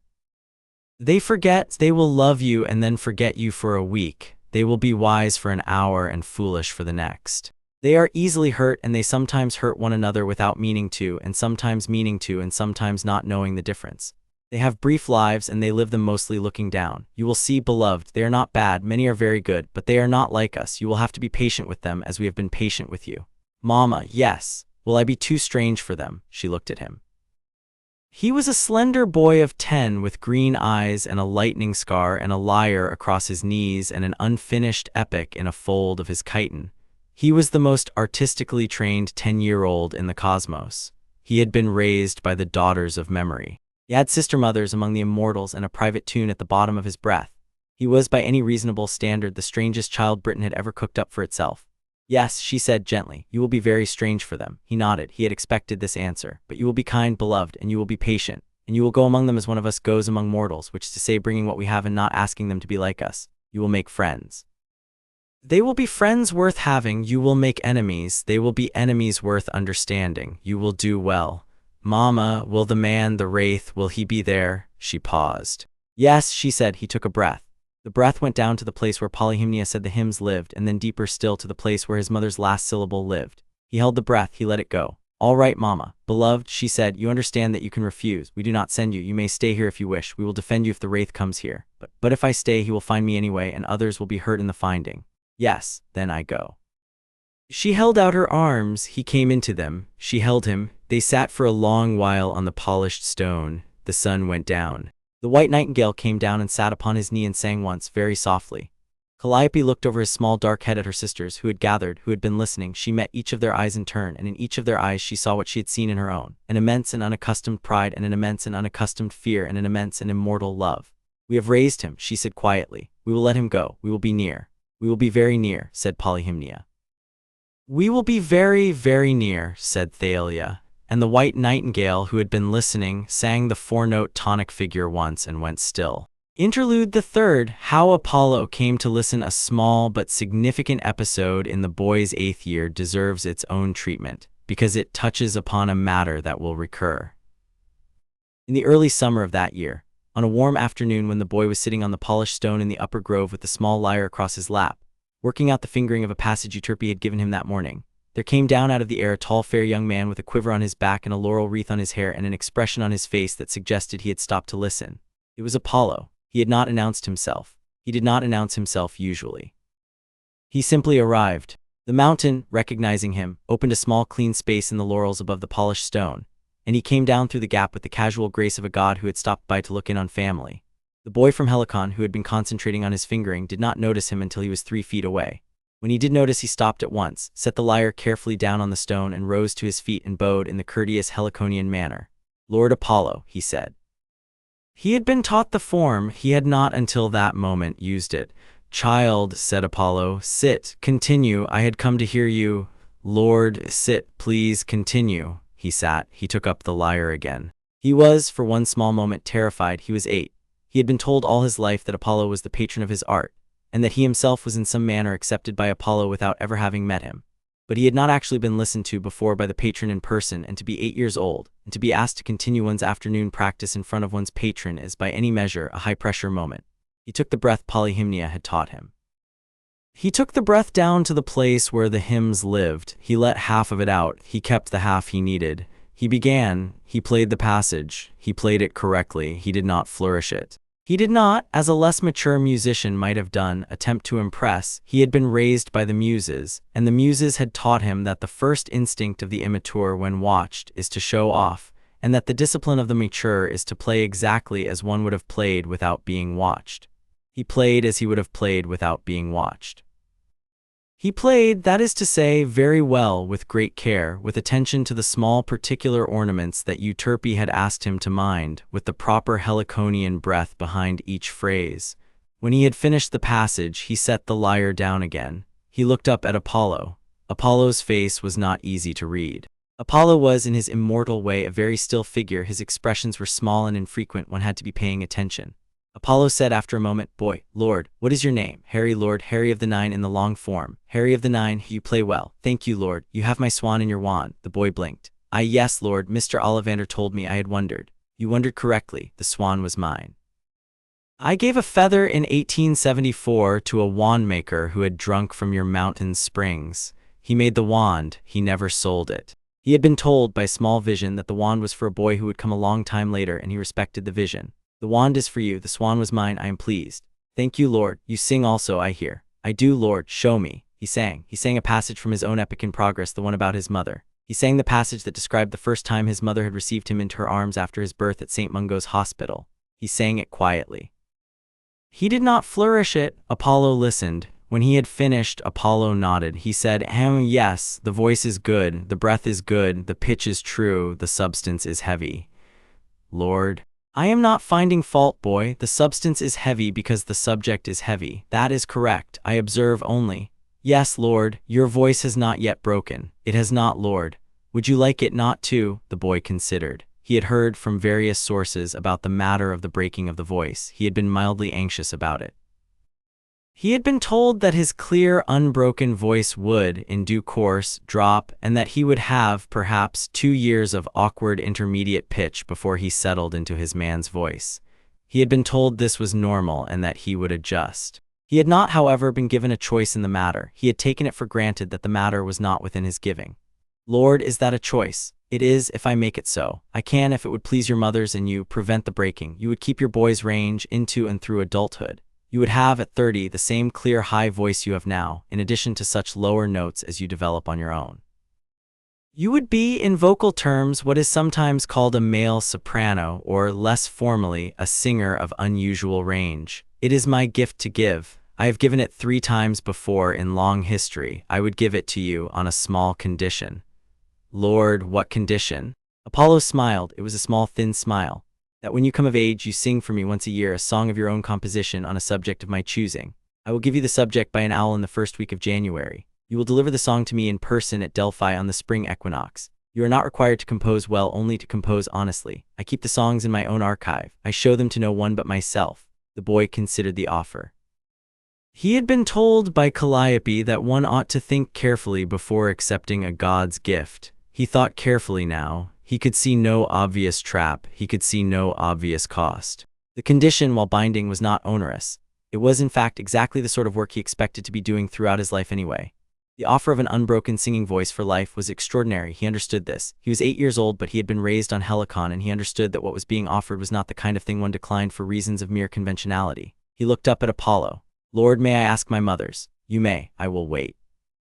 "I do not mind," he called. He hummed Calliope's 3-note signal back to her in the upper grove tone, and Calliope was there in moments. She came up. She saw Apollo. She bowed. He bowed back. They were on good terms. They always had been. They spoke. Apollo explained. Calliope listened. She turned to the boy. "Beloved, the choice is yours. There is no objection from us. The condition is reasonable. The gift is generous. We have no reason to recommend either acceptance or refusal. It depends on you." "Mama, what would you do?" Calliope considered. "I would accept, beloved, but I am partial. I love your voice. I have loved it since you were 15 months old. Then I accept." He turned to Apollo. He bowed. He said, "Lord Apollo, I accept your gift with the condition you have named. I will compose for you a song annually on a subject of your choosing, to be delivered at Delphi at the spring equinox. I thank you for the gift." "Done," said Apollo. He extended his hand. The boy took it. There was a small warmth in the boy's throat for a second, and then it was gone. Apollo nodded. He stepped back. "Well," he said, "I will go. I have other appointments. Calliope, sister cousin, you have raised a fine one. I commend you." "Thank you, Lord. He will be loud someday." "I know. He will be louder in some moments than he himself realizes." "I know. Care for him. We do." Apollo bowed once to the boy. He bowed once to Calliope. He went up through the gap in the laurels and was gone. The mountain closed the gap behind him. The polished stone retained, for a few minutes, a small warm imprint of where his sandal had rested. The boy returned to his lyre. He played another passage. The voice did not break. That year or any year after, the gift held, the song condition held, and in the years after he came of age, the boy from Helicon dutifully composed one song a year on a subject Apollo provided, and delivered it at Delphi at the spring equinox, and the song was archived, and no mortal heard it but the singer and the god. This is recorded by Clio for completeness in her own files. It is given here also. The Fawn children's teaching. In his 9th and 10th years, the boy had begun, on his own initiative, to teach the Fawn children. He had observed that the Fawn children, while sweet, were musically untrained. Their parents bleated rather than sang. Their cultural inheritance, while rich in other respects, did not include systematic instruction in pitch, rhythm, or breath. He felt this was an oversight. He proposed to Calliope that he be permitted to set up small lessons. Calliope considered, conferred with Polyhymnia and Euterpe, and approved. He taught, twice a week, in a small clearing on the lower slopes, a class of perhaps a dozen Fawn children of various ages. He taught them the basics. He taught them how to find a tonic note and stick to it. He taught them simple intervals. He taught them 3 modes, the Dorian, the Phrygian, and the Lydian, and the difference among them. He taught them a small repertoire of songs that he had composed himself, simple enough for Fawn voices. The Fawn children adored him. They were, of course, not always disciplined. They wandered, they nibbled grass, they buted heads. But they came twice a week and they sang, and by the end of his 10th year there was, on the lower slopes of Mount Helicon, a small choir of Fawn children who could perform, in 3-part harmony, a simple anthem of welcome that the boy had composed for the purpose. The mountain was pleased. The muses were pleased. Asios, his old friend, who was the lead tenor of the Fawn children's choir, was particularly pleased. He had finally found something he was good at. The boy taught with a quietness and a patience that surprised some of the older satyrs who came to watch. He did not raise his voice. He did not scold. He did not, in the manner of certain earth schoolmasters, set himself above his students. He sat on the ground with them in the long grass, and he sang the line, and he asked them to sing it back, and when they sang it incorrectly, he simply sang it again in his clear, unbroken voice and asked them to try again. The Fawn children, finding that they were not scolded, tried very hard. They learned. They were, by the end of his time on Helicon, a respectable little choir, of whose performances Calliope herself sometimes attended. This also is recorded by Clio.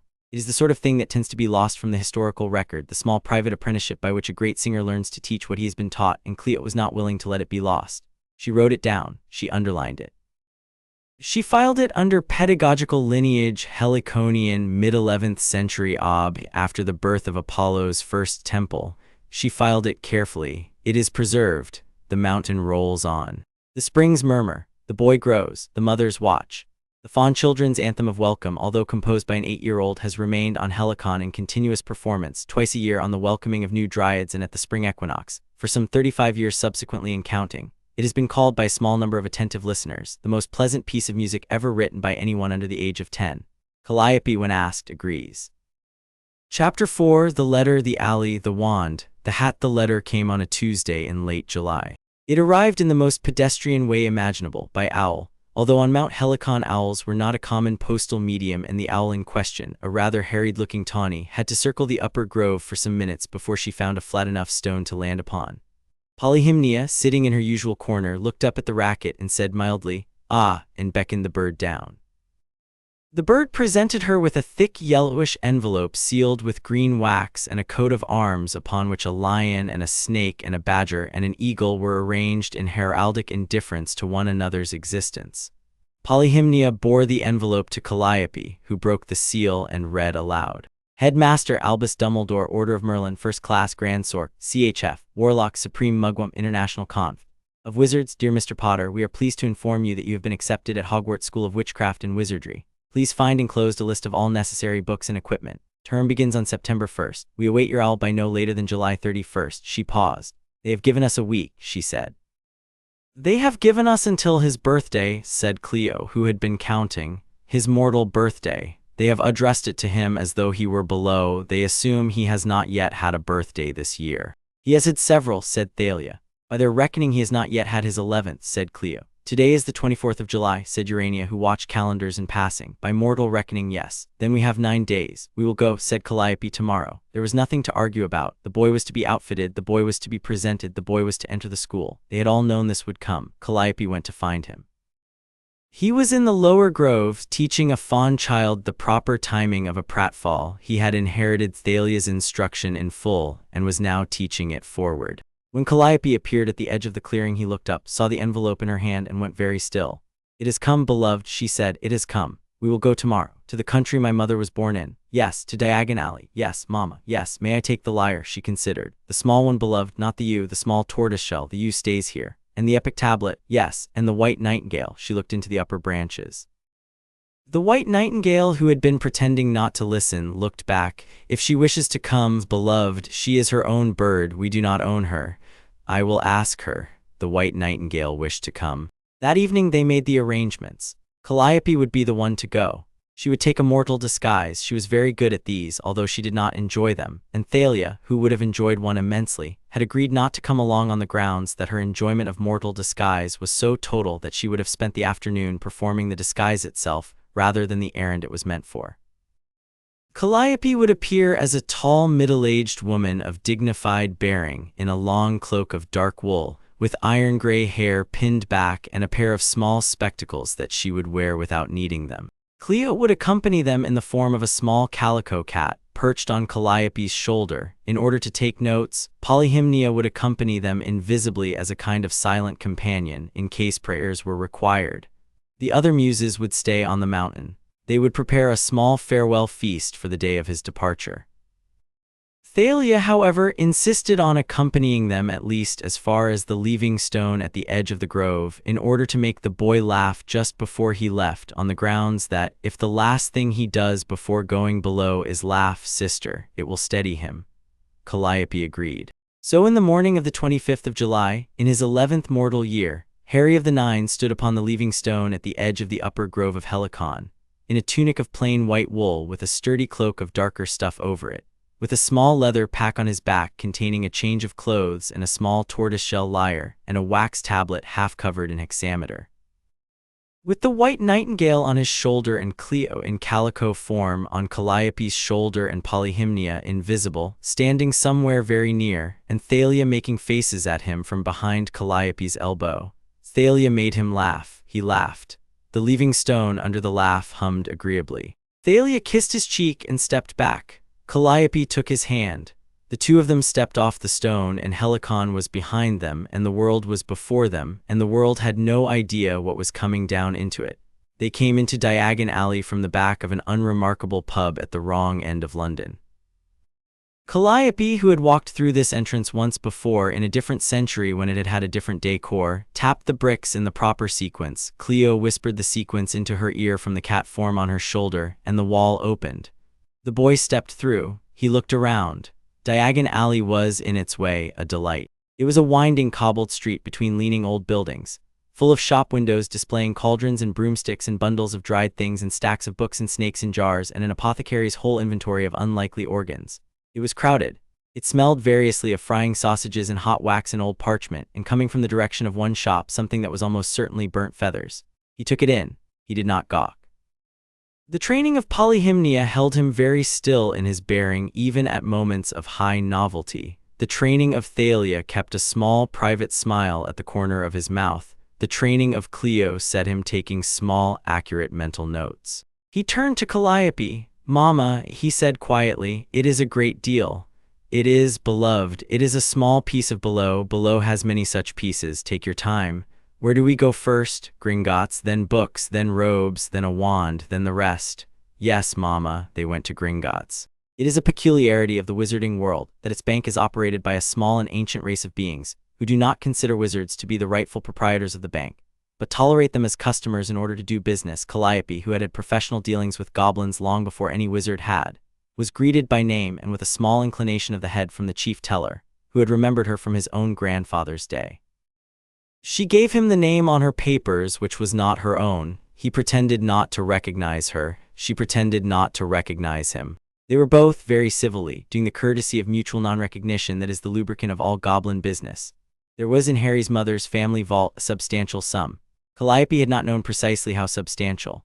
The boy was, it turned out, not poor. His parents had been comfortable, and his father's parents had been more than comfortable. Calliope took out a sensible quantity of galleons in a leather purse and signed for it without comment. The boy watched. He had little experience of money on Helicon. Money had no meaning, but he was a quick study. He noted the names of the coins. He noted the look of the goblins. He noted mostly that the goblins were operating an economy alongside an economy and that the two economies did not quite see each other. He asked Calliope about this later, and she answered him with great care. From Gringotts they went to Flourish and Blots for the books. The list was long. The boy read each title with interest as the shop assistant fetched it. He had heard of some of the authors from Cleo. He had heard of others from Erido. One of his Transfiguration textbook authors had, in his youth, written rather good love poetry. He had heard of none of the herbology authors, but found himself looking forward to them. From Flourish and Blots they went to Madame Malkin's for robes. The boy stood upon a stool while the witch fitted him with a school robe of plain black wool. He was patient. The witch made a small remark about his green eyes. Calliope, who had been watching from a chair, did not respond, although her own eyes had narrowed very slightly. The witch fitted the robe. The boy thanked her courteously. The witch said, "What a polite young man." The boy bowed his head a quarter of an inch in acknowledgement. Calliope's mouth twitched once at the corner. From Malkin's they went, at the boy's request, into a small dim shop with no sign that sold owls and other postal birds. The boy stood at a long row of perches, the white nightingale on his shoulder, and looked into the eyes of each owl in turn.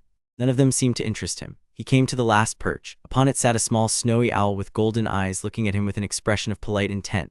The boy bowed to the snowy owl. The owl bowed back. He turned to Calliope. "Mama, may I?" "Beloved, you already have a bird. The nightingale is the mountains, Mama. She will come and go."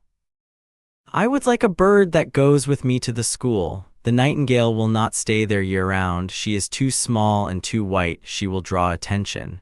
Calliope considered. He was right. The white nightingale, who had been listening, the white nightingale was always listening, gave a small chirrup of agreement and rubbed her head against the boy's cheek.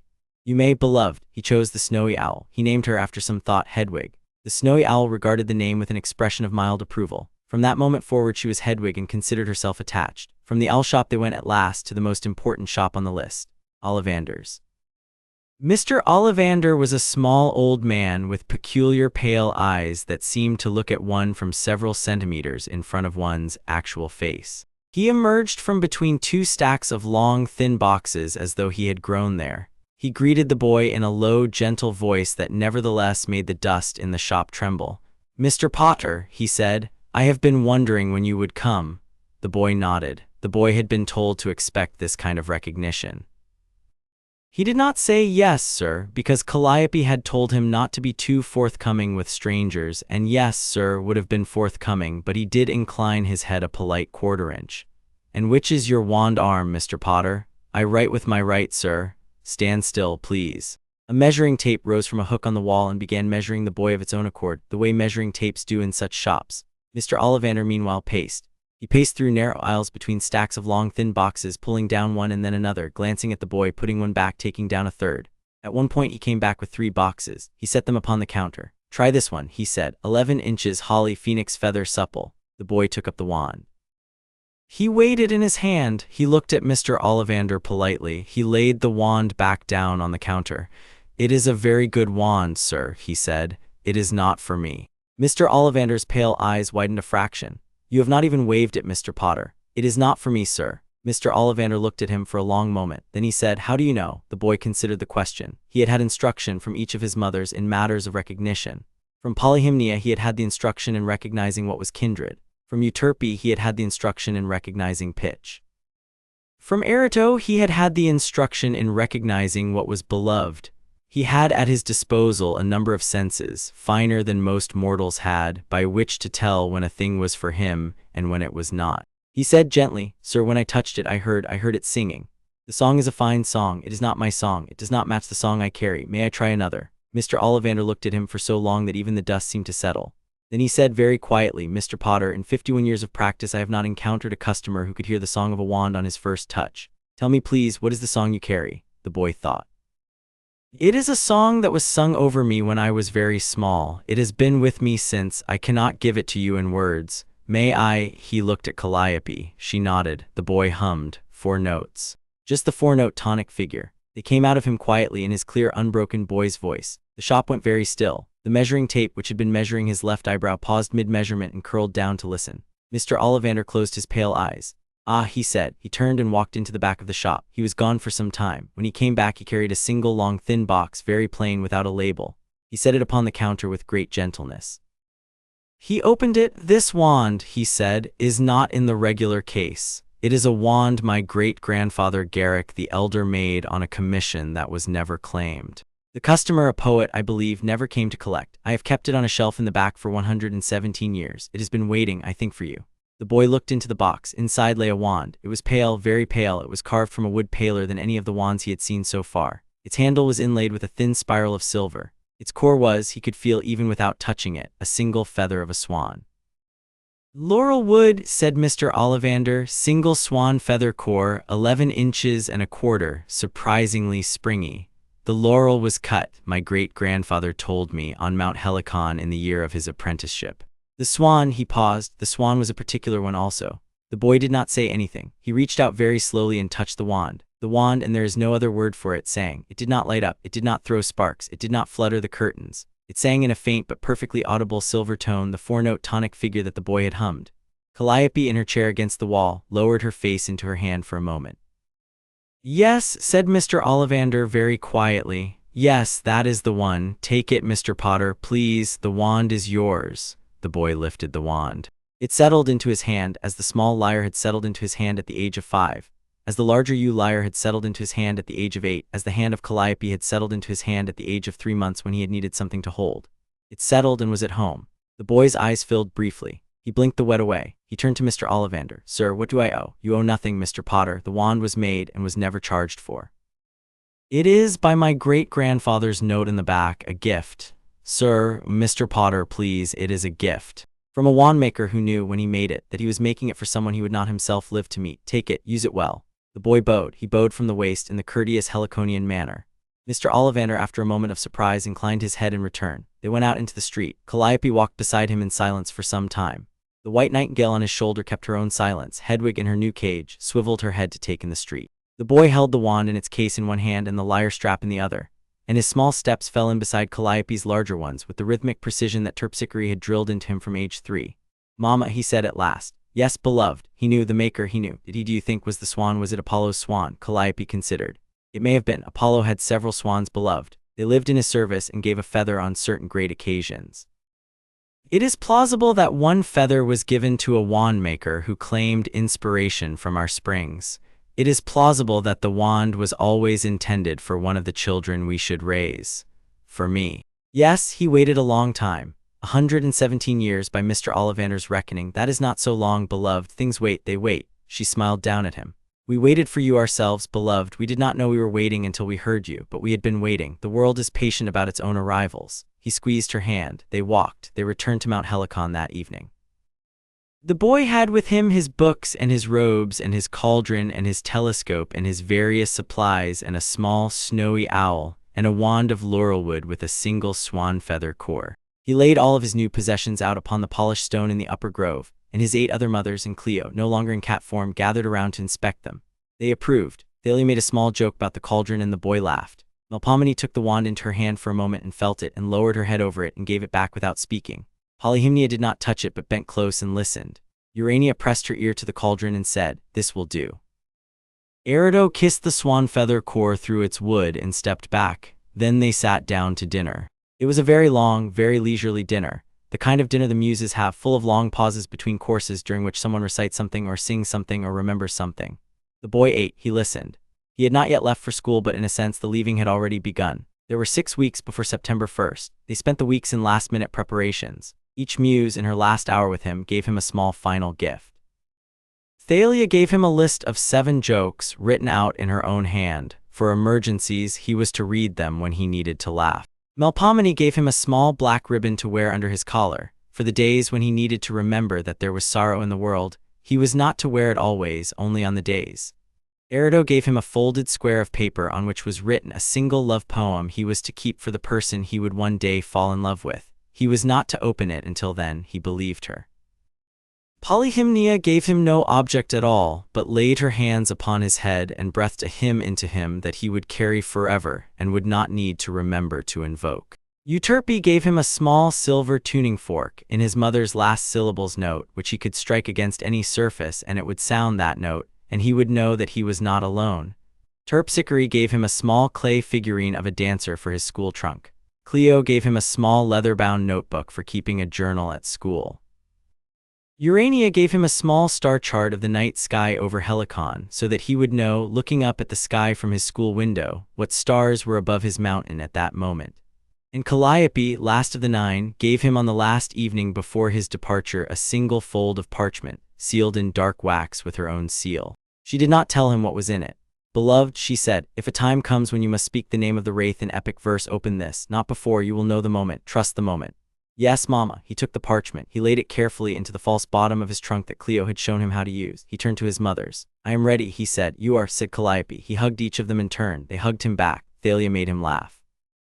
Melpomene made him solemn. Erato made him sigh. Polyhymnia made him still. Euterpe made him hum. Terpsichore made him sway slightly on his feet. Cleo made him recite his date of departure and date of expected return for the record. Urania made him look at the stars one last time from the leaving stone.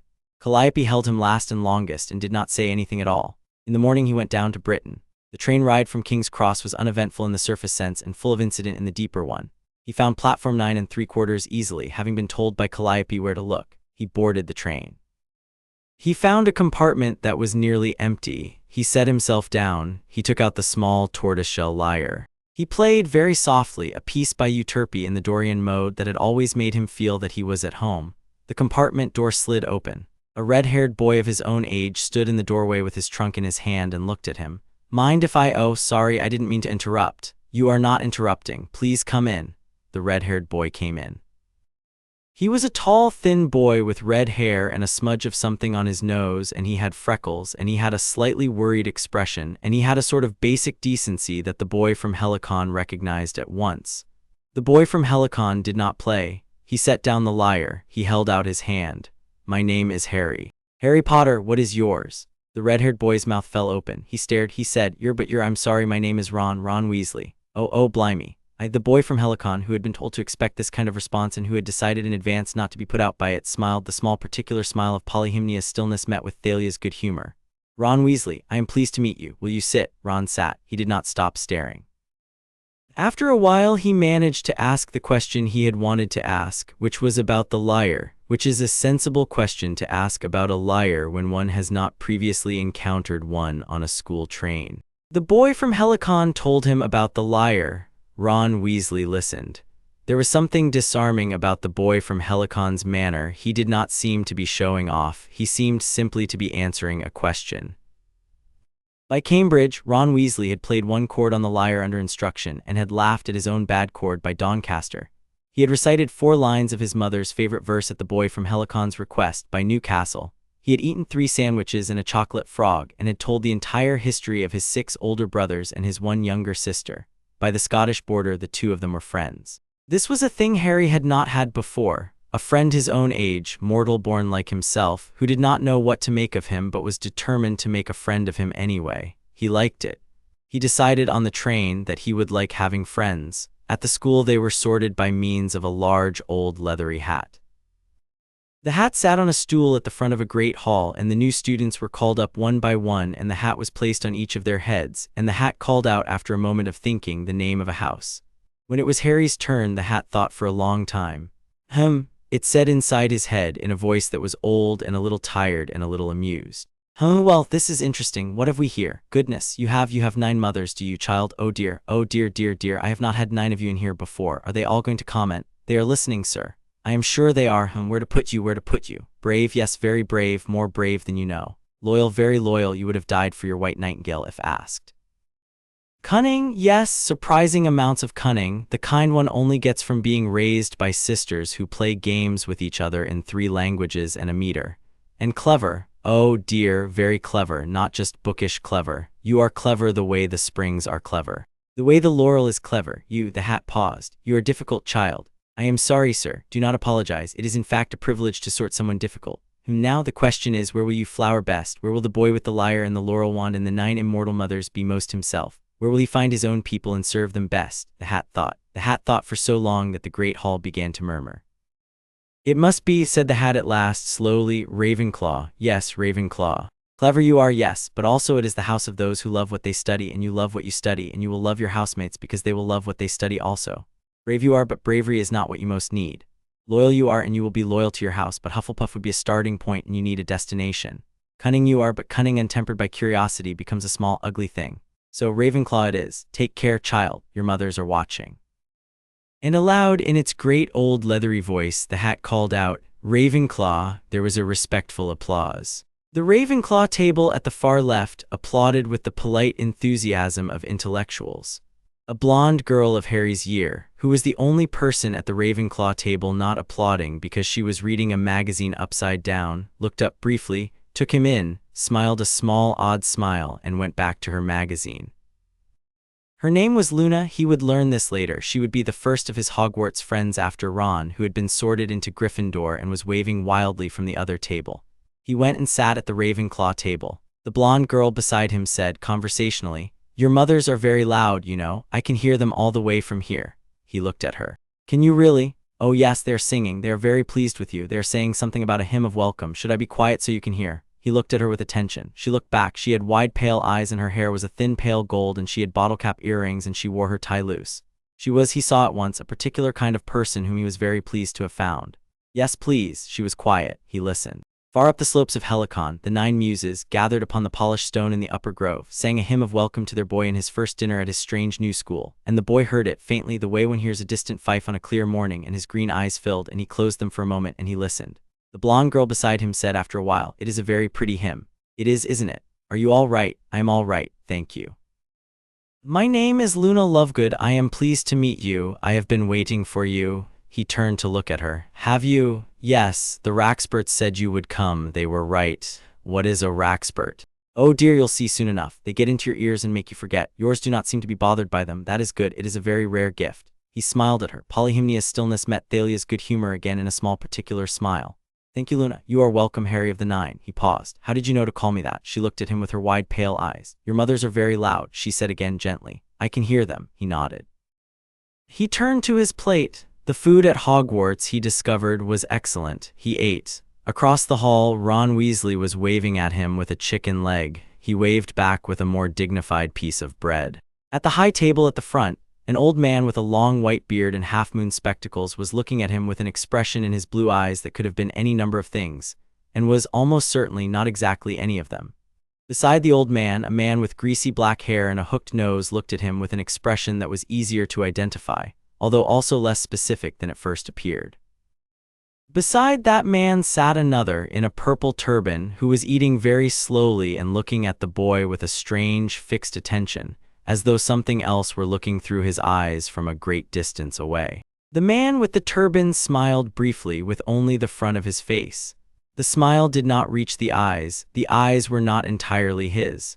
The boy from Helicon felt, for the first time on his first day in his strange new school, the small low pulse that was a wraith trying to recognize him. He did not look away. He met the gaze calmly, as Polyhymnia had taught him to meet such gazes, and he hummed very softly in his clear, unbroken voice the four-note tonic figure of his mother's last syllable, and the man in the turban, whose name Harry would learn later was Quirrell, suddenly grimaced as if his head were hurting him, and the boy from Helicon turned his attention back to his plate and ate his dinner. Above the high table where the enchanted ceiling showed the night sky over Scotland, a single white nightingale, who had certainly not been there earlier, was perched on the highest of the floating candelabras, watching everything with her small, bright eyes. Sources unsourced. The boy was at school. Interlude the fourth. The first night in Ravenclaw Tower. The Ravenclaw Tower at Hogwarts is a tall, round structure at the western end of the castle, and the first-year boys' dormitory in it is a circular room with 5 four-poster beds and a window that looks out over the lake. The boy from Helicon, on the night of his sorting, came up to this room with his 4 new dorm mates.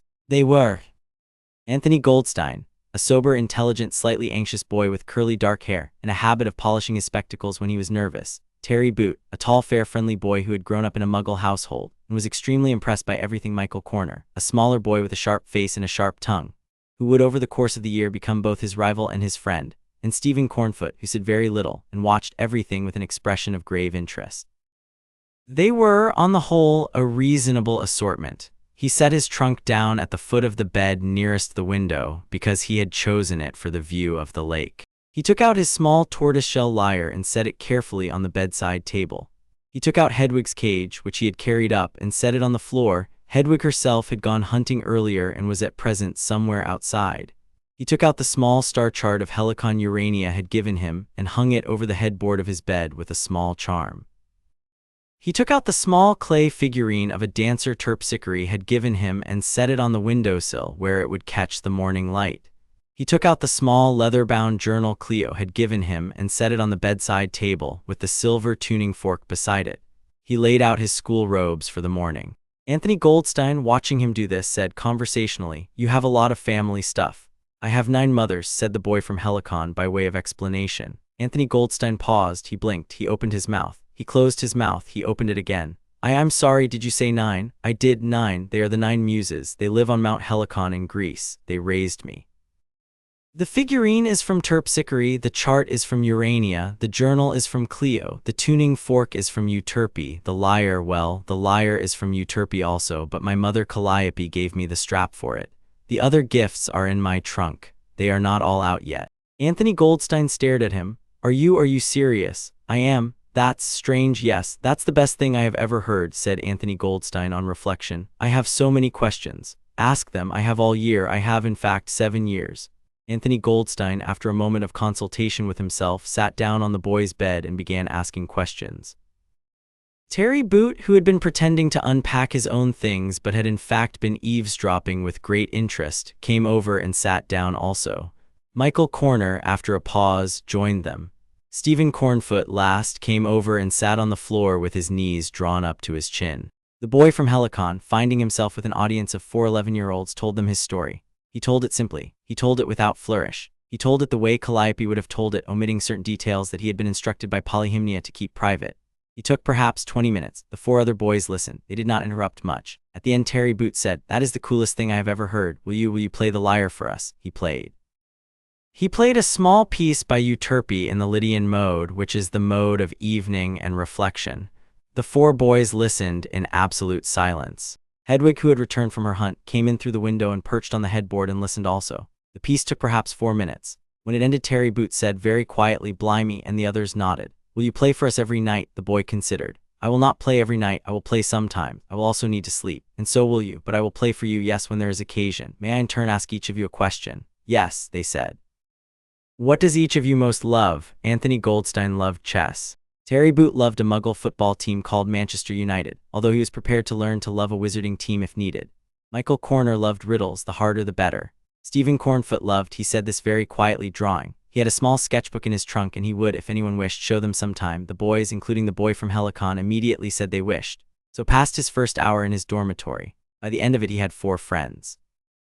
They were not the same friends as Ron Weasley downstairs in Gryffindor, but they were friends. He was, in his first night at Hogwarts, surrounded. He went to sleep that night with the lyre under his pillow and Hedwig on the headboard and the small star chart of Helicon above his head, and he slept the sleep of a boy who had been provided for. In the morning he wrote his first letter home. It went by Hedwig to Helicon. It read, Mama Calliope, I am sorted into Ravenclaw. The hat thought a long time but settled on it in the end. It said you were watching. It said you were listening. It said I am difficult to sort. Mama Thalia, please do not laugh too much. My dorm mates are Anthony, Terry, Michael, and Stephen. They are agreeable. Anthony loves chess and Terry loves football and Michael loves riddles and Stephen loves drawing. I have played the lyre for them once. They liked it. Hedwig as well. The food here is excellent. There is a girl named Luna who can hear you all the way from the mountain, which surprised me. There is also a man in a turban whom I will write to you about separately. I miss you. I have been here only one day and I already miss you very much, but I am all right. I am well. I think this will be a good year. With love, your Harry. The letter arrived on Helicon by mid-morning. Calliope read it aloud to the assembled sisters. Each muse smiled in her own particular way. Thalia, who had been told not to laugh too much, laughed too much, and Calliope did not scold her. The white nightingale on her branch sang her 4-note tonic figure once and was still. Polyhymnia closed her eyes. She listened in her polyhymnian way across the long thread that connected mother and son. She nodded very slightly. The boy was well. The mountain was satisfied. A short report of FLITWICK's office, Professor Flitwick's office, into which the boy was invited on his 3rd day at Hogwarts, was a small round chamber at the top of one of the charms corridor turrets, lined with bookshelves and crowded with curious devices. There was a small replica of the dueling rings of Florence on a table by the window. There was a music stand in the corner with an open score on it. There were 3 lyres on a shelf above the desk of various sizes. There was a poster of an old dueling champion in a doublet, his wand raised in a flourish. There was a small leaded teapot which Flitwick used to brew a tea blend of his own design. Flitwick offered the boy tea. The boy accepted. Flitwick sat down across from him in a chair that looked, from the boy's perspective, as though it had been made specifically for a small person. The chair was indeed Flitwick's own, scaled to his goblin proportions, and Flitwick fit into it perfectly. The boy sat in a slightly larger chair, scaled to human proportions, which had been brought in for visitors. Mr. Potter, said Flitwick brightly, I am delighted to meet you properly. Your enrollment file contains a number of remarkable notations. Forgive me if I am direct. I should like to ask you about your upbringing. I have heard only by rumor that it was unusual. It was, Professor. May I ask in what particular? The boy considered. He had been instructed by Calliope to be discreet but not deceptive. He told Flitwick the broad outline. He told him about the mountain, the 9, the lessons. He told him about Euterpe in particular, given that Flitwick was a musical man and would appreciate her. He did not for the moment mention Apollo's gift or Athena's interest or the specifics of his epic project. These were private, but he told enough. Flitwick listened. Flitwick listened with a kind of growing wonder. By the end of the boy's account, Flitwick's small bright eyes were wet. He took out a handkerchief. He blew his small nose. Mr. Potter, yes, Professor. I had heard in my youth in my homeland certain stories about Mount Helicon. My grandmother used to tell them. She had visited it once in her youth. She had brought back a small dried laurel leaf which she kept in a locket. I have that locket still. She had always said the mountain was the place from which all music came. I had thought it was a manner of speaking. I find today that it was not. No, Professor, it was not. And you were raised there by the 9 themselves. Yes, Professor. Mr. Potter, I am in some sense your grandfather's countryman. We are both in a sense of the mountain. May I be permitted to, may I be your friend, Mr. Potter, in addition to your professor? I should like to be. Professor, you may. I would like that very much. I had been hoping to ask. Flitwick smiled. The smile transformed his small old face. He stood up.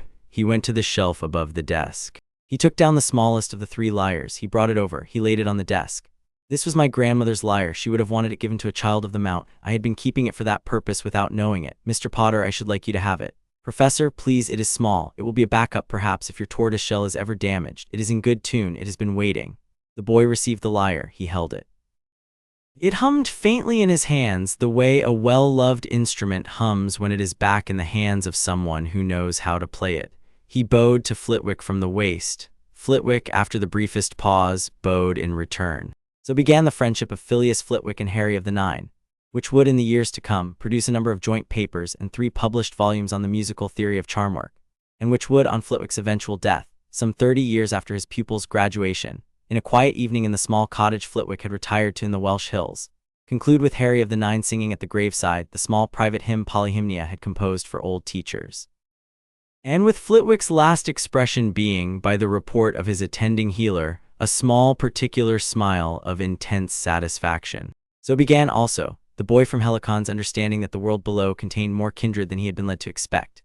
He had been told by Calliope that mortals were not like immortals. He had been led to expect a great gulf. He was finding on his 3rd day at Hogwarts that the gulf was smaller than he had feared. Mortals were not immortals, but they had, some of them, kept small dried laurel leaves in lockets for 60 years on the chance of one day meeting a child of the mountain. They had, some of them, hearts as wide as their containers. He took note. He filed the observation in the small leather journal Cleo had given him. Chapter 5, The Song of True Sight. The first year at Hogwarts settled around him in the way a robe settles upon shoulders that have not worn it before. There was a brief discomfort. There were small adjustments. There was, after a few weeks, the realization that the robe fit and that the wearer had grown into it and that the wearing was now natural. He did well in his classes. Of course he did. He had been raised by 9 immortal teachers. He read the Standard Book of Spells, grade 1 in 2 evenings. He read his Transfiguration textbook in 3. He read Magical Theory, the part of it that was theory rather than mortal anecdote, in an afternoon. Professor McGonagall, on the first day of Transfiguration, asked the class to attempt to turn a match into a needle, and the first attempt of the boy from Helicon produced not only a perfect needle, but a needle through whose eye a thread of silver had been drawn in advance, the silver having been transfigured along with the wood. Professor McGonagall lifted the needle from the desk, examined it, set it down again, and said, 5 points to Ravenclaw, Mr. Potter. Please attempt the next exercise, which is matchstick to porcupine quill, in a tone slightly higher than her usual. The boy from Helicon did the porcupine quill in 1 try. Professor McGonagall, who was a fair woman and not given to favoritism, awarded 5 more points and moved him to the back of the room with the 3rd-year sample texts. Professor Flitwick, the head of Ravenclaw, who was also the charms master, was even more delighted. Flitwick was a small old half-goblin of impeccable musical training. He had been a dueling champion in his youth and had retained in his teaching a love for the precision and beauty of charm work. When the boy from Helicon performed Wingardium Leviosa for the first time on the 2nd day of charms, Flitwick noted that the feather did not merely rise but described, as it rose, a small spiraling figure that looked very much like a Doric dance step. Flitwick clapped his small hands together. He said, Oh, Mr. Potter, was that intentional? Yes, Professor. And the figure, a pure-hike professor, a simple step. My mother Terpsichore taught it to me. Your mother? Flitwick paused. Flitwick, like Mr. Ollivander, had had hints. Flitwick had read carefully through the boy's enrollment file, which had contained certain ambiguous notations. Flitwick had had questions. Flitwick was professional and would not ask the questions in class. He cleared his small throat. Excellent, excellent. 5 points to Ravenclaw. Mr. Potter, would you come to my office at end of day, please? I have some additional resources you may find useful. So began Flitwick's particular friendship with the boy from Helicon. They spent many evenings in Flitwick's small office discussing the points of contact between charm work and music. Charm work, Flitwick said, was just music carried on a different medium. The medium was intention rather than air, but the principles of melody and harmony and counterpoint and resolution applied. The boy from Helicon thought this was the truest description of magic he had yet heard. Flitwick in turn learned from the boy a quantity of musical theory that even his own master had not known. By Christmas the two of them were collaborating on a paper, which would be published in Charms Quarterly in the spring under both their names, titled Modal Considerations in Nonverbal Casting, a Pedagogical Note. Flitwick was very pleased with it. The boy from Helicon was modest, but quietly pleased. Professor Snape did not like him. This was, the boy from Helicon learned in his first potions class, a matter of inheritance from the boy's father. Snape had hated James Potter at school, and was disposed to hate James Potter's son before the son had said a single word.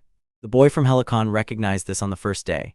He had had instruction from Cleo in the recognition of inherited grievances. He had had instruction from Melpomene in the recognition of inherited grief. He saw both at work in Snape's face from across the dungeon. He did not, therefore, take offense. He did not argue. He did not let Snape's small, sour remarks land in him. He heard them, classified them, set them aside. He brewed his potions correctly. He answered Snape's interrogations correctly. He did not allow himself to be drawn. After several weeks, Snape was, in some part of him, unbalanced by the failure of the boy to be drawn. He could not quite tell whether the boy had heard him or not. The boy had heard him perfectly. The boy was simply polyhymnia still and calliope calm, and would not be moved by a bait that any other 11-year-old would have bit. This was not the only relationship in which the boy's training served him well.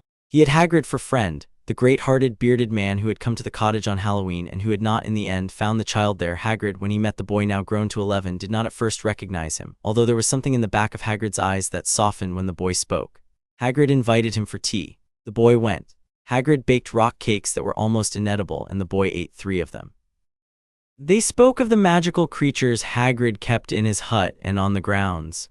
Hagrid spoke for almost 2 hours, and the boy listened with great courtesy, asking small, intelligent questions. When the boy got up to go, Hagrid said abruptly, "You remind me of someone, Harry. You got something in your face, I can't think who. My mother, perhaps, Mr. Hagrid. Maybe, although also," Hagrid scratched his great beard, "also something I dunno. Something like an old song, like when I were a young lad and someone singing the evenin', and ye'd know it were a good song before ye even understood the words. You got that in ye. Thank you, Mr. Hagrid. Any time, Harry. Come back, bring your little owl. Hedwig likes the rock cakes." The boy went back many times. Hagrid was, the boy noted, one of those mortals whose hearts were larger than their containers and overflowed by accident. The boy approved of him. There was also Ron, and there was Luna, and there were a number of other children in his own year. There was Hermione Granger, a busy, clever girl whose first impression of him had been somewhat skeptical, but who had, by the 3rd week, sat down across from him at the Ravenclaw table during a homework session and asked him with great seriousness whether he would explain the principle behind Wingardium Leviosa to her, because she had not quite understood it from the textbook. The boy from Helicon had explained, gently and carefully, and Hermione Granger had become a friend. There was Neville Longbottom, a round-faced, anxious boy who was bad at almost every subject and who had, on the 2nd day, dropped his Remembrall and stepped on it. And the boy from Helicon had transfigured the broken pieces back into the Remembrall using a charm that was not in the first-year syllabus, and had given it to Neville without a word, and Neville had cried and then had thanked him. Neville had also been a friend ever since. The first year in its slow Hogwarts way unrolled. Autumn turned to winter. The lake froze in slabs around the edges. The boy went home for Christmas to Mount Helicon, where his mothers met him at the leaving stone in a row, weeping each in her own particular weeping, and held a feast of 7 days for his return and let him sleep late, and read his journal aloud at his request and listened to his report of his first term as though it were the Iliad itself. He returned to Hogwarts in January refreshed. In the meantime, he had been observing. The man in the turban, Professor Quirrell, taught defense against the dark arts. He was a stammering, nervous man with a faint odor of garlic about him and an inability to look any student steadily in the eye. He was, the boy from Helicon knew from his first dinner, not entirely a man at all. The wraith of the one who had killed his mother was bound to the back of Quirrell's skull under the purple turban and was reading the world through Quirrell's eyes. The wraith was weak, the wraith was incomplete. The wraith was like an old fishing net with most of the knots gone, more whole than not, but the wraith was there. The boy from Helicon had felt it on the first night and had hummed it briefly into a wincing pain. He had since been careful not to hum it into anything further lest he tip his hand. He watched. The wraith was up to something. The wraith was using Quirrell. Quirrell was haunting the corridors at odd hours.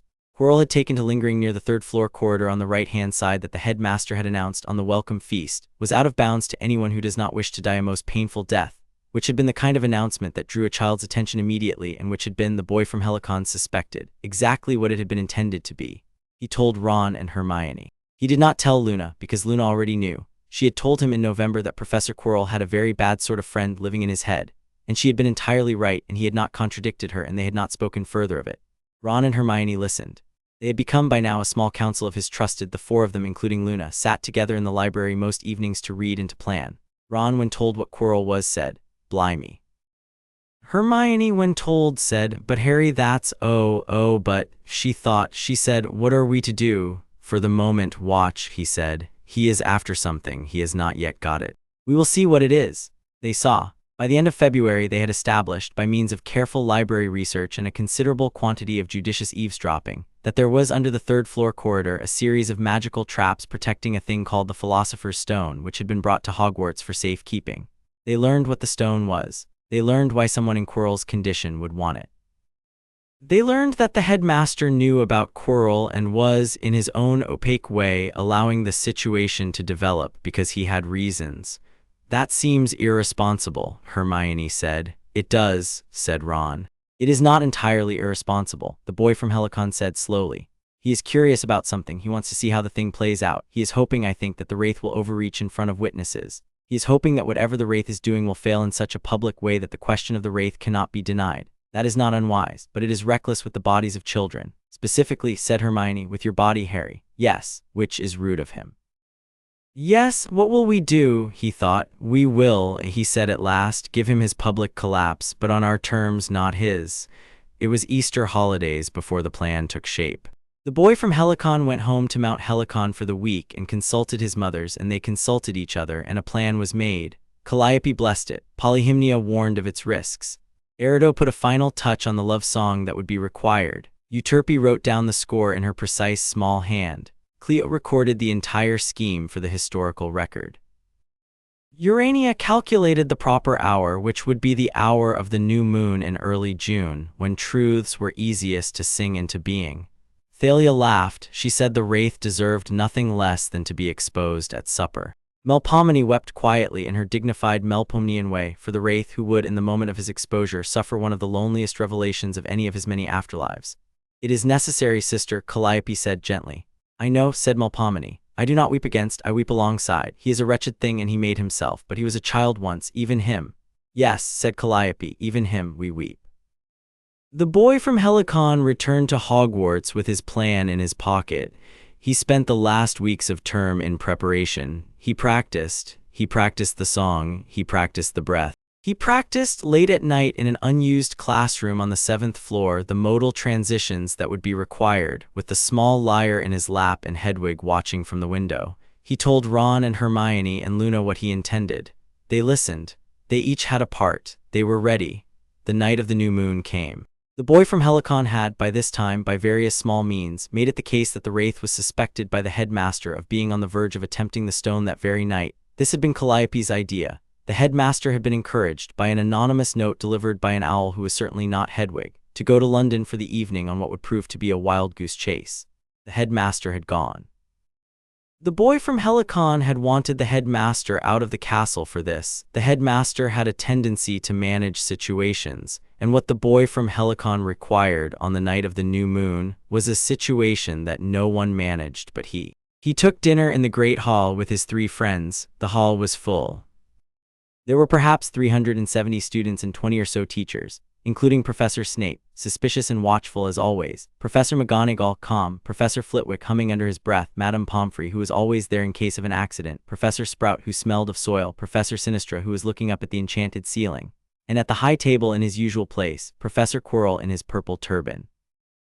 Eating very slowly and watching the boy from Helicon over the rim of his goblet with an unfocused gaze that was not entirely his. Boy from Helicon stood up. He had not done this before in the great hall. There was a small ripple of attention as he stood. He was 11. He was a slender, black-haired boy with green eyes and a lightning bolt scar. He was holding the small tortoise-shell lyre. He set the lyre against his hip. He took a breath. The breath went all the way down to the place where Polyhymnia said the hymns lived and lower still to the place where his mother's last syllable lived. He held the breath. He let half of it out.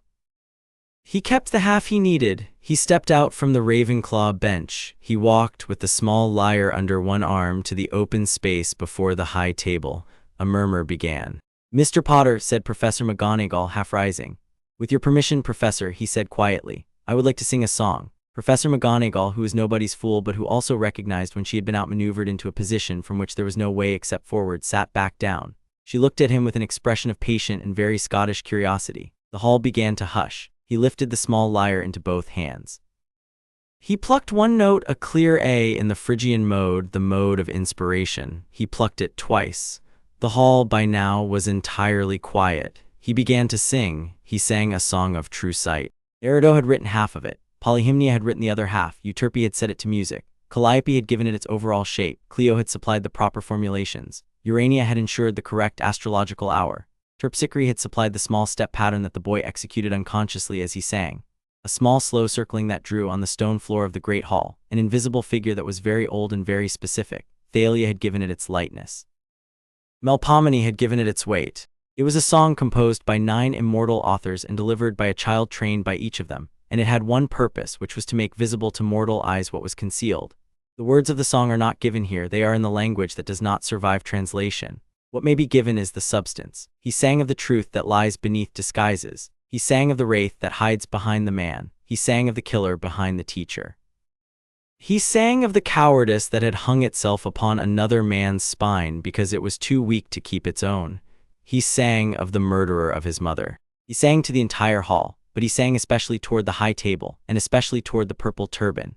He sang in a voice that was clear and unbroken and very young, and that was nevertheless the most authoritative voice that the great hall of Hogwarts had heard in some 400 years, because the voice carried in it the resonance of 9 elder mothers who on Mount Helicon at that very moment were singing the same song into the same air, and the boy was their conduit. Professor Quirrell rose. He rose because he could not help rising. The song was upon him. He gripped the edge of the high table with both his white hands, and his face contorted, and his purple turban began to unwind. He tried to grip it, his hands would not obey him. His hands belonged to the wraith, and the wraith was very busy. The turban fell. The back of Professor Quirrell's head was bare. The hall gasped. What was upon the back of Professor Quirrell's head was a face. It was a flattened, pale, narrow face with red eyes and slit nostrils and a thin, lipless mouth. It was a face that everyone in the hall recognized at once, because the face had been on 1,000 wanted posters before its disappearance 10 years before. It was the face of Lord Voldemort. The wraith of him, the small portion of him that had survived, but it was recognizably him. The hall did not scream. The hall did not in the moment know how to scream. The hall stared. Several teachers stood up. Professor Snape, halfway down the table, went white and then very red. Professor McGonagall's hand went to her wand. The boy from Helicon did not stop singing. He turned his face fully toward the high table. He sang now directly to the wraith. He named it. He named it with its own true name, the name it had been given by its mortal mother, the name that the wraith had spent decades trying to bury under its self-chosen sobriquet. The wraith, hearing the name, opened its lipless mouth. "Stop," it hissed. "Stop, you cannot." He did not stop. He sang on. He sang the truth of what the wraith was. He sang the cowardice that had made it. He sang the small, ugly fear of death that had driven a small, ugly boy to break his own soul into pieces and stuff the pieces into various objects in the hope of stretching his unworthy existence across the centuries. He sang what no one in any year of the wraith's career had dared to say aloud in its presence, which was that the wraith had once been a boy named Tom Marvolo Riddle who had been afraid, who had always been afraid, who had remained afraid, who had built an entire architecture of terror around himself because he could not bear the small fact of his own coming death. The wraith began to scream. It was a thin, high scream. It was the scream of a thing that has been seen by the only kind of seeing it cannot survive. Professor Quirrell's body convulsed. The wraith was tearing loose from him. The wraith could not bear the song, could not bear the naming, could not bear the 700 witnesses now looking at it, and was trying to flee. The song held. The boy did not let it go. He stood in the center of the cleared floor with his small lyre against his hip and his green eyes wide and clear and steady, and his mouth open in the long sustained vowel of the final phrase of the song, and the song held the wraith in place. Then, and this was the moment in which Urania's calculation came into play, the moment for which the new moon was required, the boy looked up. The enchanted ceiling of the great hall, which had been showing the cloudless dark sky of a moonless June night, suddenly bloomed with a single new light. It was not a star. It was something brighter than a star and shorter than a comet, and it came down through the ceiling without breaking it because the ceiling was an illusion in any case, and it took the shape as it descended of a tall, slender woman in a helmet, with gray eyes that were very nearly silver and an owl on her shoulder and a spear in her right hand. The hall, having gasped at the wraith on the back of Quirrell's head, now gasped a second time, although by now several individual students were sufficiently dazed that they were past gasping and could only stare. The owl on the slender woman's shoulder cried once. "Sister cousin of mine," the slender woman said in a voice that was very calm and that carried to every corner of the hall, "the muses have praised you to me for many years. Your song has carried up the mountain. I have come as I promised to take this thing in hand." The boy did not stop singing. He held the long vowel. He held the song. The wraith, half extracted now from Quirrell, was thrashing in the air above the high table like a torn fish on a beach. It was shrieking. It was reaching for an exit which did not exist. The slender woman in the helmet stretched out her left hand. She did not even raise the spear. She simply opened her left hand. From her open palm a small clear glass jar leapt up of its own accord, the way a horse leaps to its master's whistle. The jar opened in midair. The wraith, having been seen and named and held, was sucked into the jar in a single thin gray thread. The jar closed. The slender woman closed her left hand around it. "There," she said. "There, you small wretched thing. You will be looked after now. You will not be loose any longer." The boy let his song end. The final vowel descended in a slow phrase to silence. The hall took a long breath together. Professor Quirrell's body slid to the floor behind the high table. He was breathing, but he was unconscious. Madame Pomfrey was already moving toward him, having, it must be said, recovered her professional composure much faster than most. The slender woman in the helmet turned to the boy. The gray eyes met the green. Athena, daughter of Zeus, born of his head, owl-eyed, gleaming-helmed, the protector of cities and of clever children, looked at her sister cousin of the nine, and she smiled. It was not a wide smile. It was a small, particular, perfectly weighted smile. It was a smile that ought to have been impossible in a goddess of strategy. "Well sung, child of the nine," she said. "Your mothers will be proud, I shall tell them." "Mama Athena," he said. He had been told to call her this, and she had said she would not mind. "Thank you. You are welcome. Tend the man. He has been used by what was upon him. He will need care." "Yes." She inclined her head once. She turned. She rose into the air slowly, with the dignity of an Olympian taking her leave. As she passed the upper edge of the illusion ceiling, she became a star, or more precisely, the illusion ceiling resumed its rendering of the night sky, and there was, briefly, a small clear point of white very high up that ought not to have been there, and was not there an instant later, and the ceiling settled back into its accustomed display. The hall, having now had a 30-second pause to process what it had just seen, began at last to do what halls do under such circumstances, which is to murmur, then to talk all at once until the talk was a roar. Professor McGonagall stood up. She raised her wand. She made a single sharp bang. The hall went quiet again, although it would not stay quiet for long. "Students," said Professor McGonagall in her firm, clear voice, "I require you all to remain seated. Prefects, please ensure your houses do so. The headmaster has been summoned. Madame Pomfrey is attending to Professor Quirrell, who, as you have seen, has been the victim of a very serious possession. There will be a great deal to discuss. For the moment, you will please remain calm." She paused. Her eye fell upon the boy from Helicon, still standing in the cleared space with his small lyre. "Mr. Potter." "Yes, Professor." "Mr. Potter, please come up to my office at your earliest convenience. I have a number of questions." "Yes, Professor." "And Mr. Potter." "Yes." She paused. Her mouth twitched. It was very slight. One would not have noticed if one had not been watching closely. 20 points to Ravenclaw." "Thank you, Professor." He took the small lyre back to the Ravenclaw bench. He sat down. He set the lyre carefully on the table beside his unfinished pudding. Luna Lovegood beside him said conversationally, "That was a very pretty song, Harry." "Thank you, Luna. Your mothers were singing it with you, you know. I could hear them quite clearly." The one with the ivy in her hair was laughing. "She liked the part where you named him Tom." "I thought she would, Luna." "Are you hungry?" He considered. He had just sung the most consequential song of his 11-year-old life. He had exposed and helped capture the wraith of the Dark Lord who had killed his mother. He had collaborated with a senior Olympian deity in a public ritual before 370 children and 20 teachers. He had, in passing, scored 20 house points for Ravenclaw. He took stock. "Yes," he said, "I am hungry. Have some treacle tart." "Thank you, Luna." He had some treacle tart. Across the hall, Ron Weasley was looking at him with an expression of stunned admiration. Hermione Granger was hiding her face in her hands and her shoulders were shaking. Although whether with laughter or relief or both was unclear, Neville Longbottom was simply staring with his mouth open. The boy from Helicon caught each of their eyes in turn and made a small steady motion with his fork, the universal motion that means all is well, eat your dinner, we will discuss later. They each, after a moment, nodded and turned back to their plates. High above, on the floating candelabras, the white nightingale of Mount Helicon, who had been quietly perched there all year, sang one bar of the four-note tonic figure of his mother's last syllable, and then went still. In the high distance, Mount Helicon was full of the sound of 9 immortal mothers crying out in joy. The cry would echo down through the upper grove all night and would settle by morning into a permanent low murmur like the springs themselves, that the mountain would carry forever afterward. The story had begun in earnest now. The wraith was contained. The wraith was at this moment sealed in a clear glass jar in the keeping of Athena of the Grey Eyes, who would carry it to a chamber under Olympus where Hephaestus would, on her instruction, make for it a vault of orichalcum and iron, in which it would remain bound, fed nothing, weakened over years, awaiting its eventual unmaking. But the wraith was not yet entirely undone. The wraith had pieces of itself in other places. The wraith was in part in a diary. The wraith was in part in a ring. The wraith was in part in a cup. The wraith was in part in a locket. The wraith was in part in a diadem. The wraith was in part in a snake. There was, as the boy from Helicon had told Calliope earlier, a project of years before him. The project had now begun. He ate his treacle tart. He ate it slowly. He had earned it. Interlude the 5th. After the song in the hours that followed the Song of True Sight, several things happened that have not yet been recorded. The first was that Professor Quirrell, lying on the floor behind the high table, did not die. This was a relief to Madame Pomfrey, who had not been cert. The wraith's departure from his body had been violent, but Quirrell, having had a wraith on the back of his head for the better part of a year, was in some sense fortified against the shock. He was alive, he was unconscious, he was, by Madame Pomfrey's quick assessment, going to recover. He was carried to the hospital wing on a floating stretcher.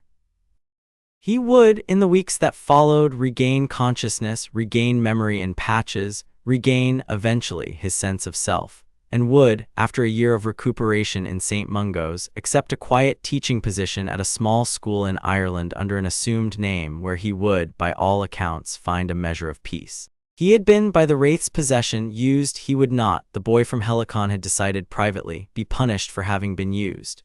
The boy had told Madame Pomfrey in the entrance hall after the dinner that he wished Quirrell to be looked after with care, and Madame Pomfrey, who had known the boy for some months by then and had taken his measure, had agreed without question.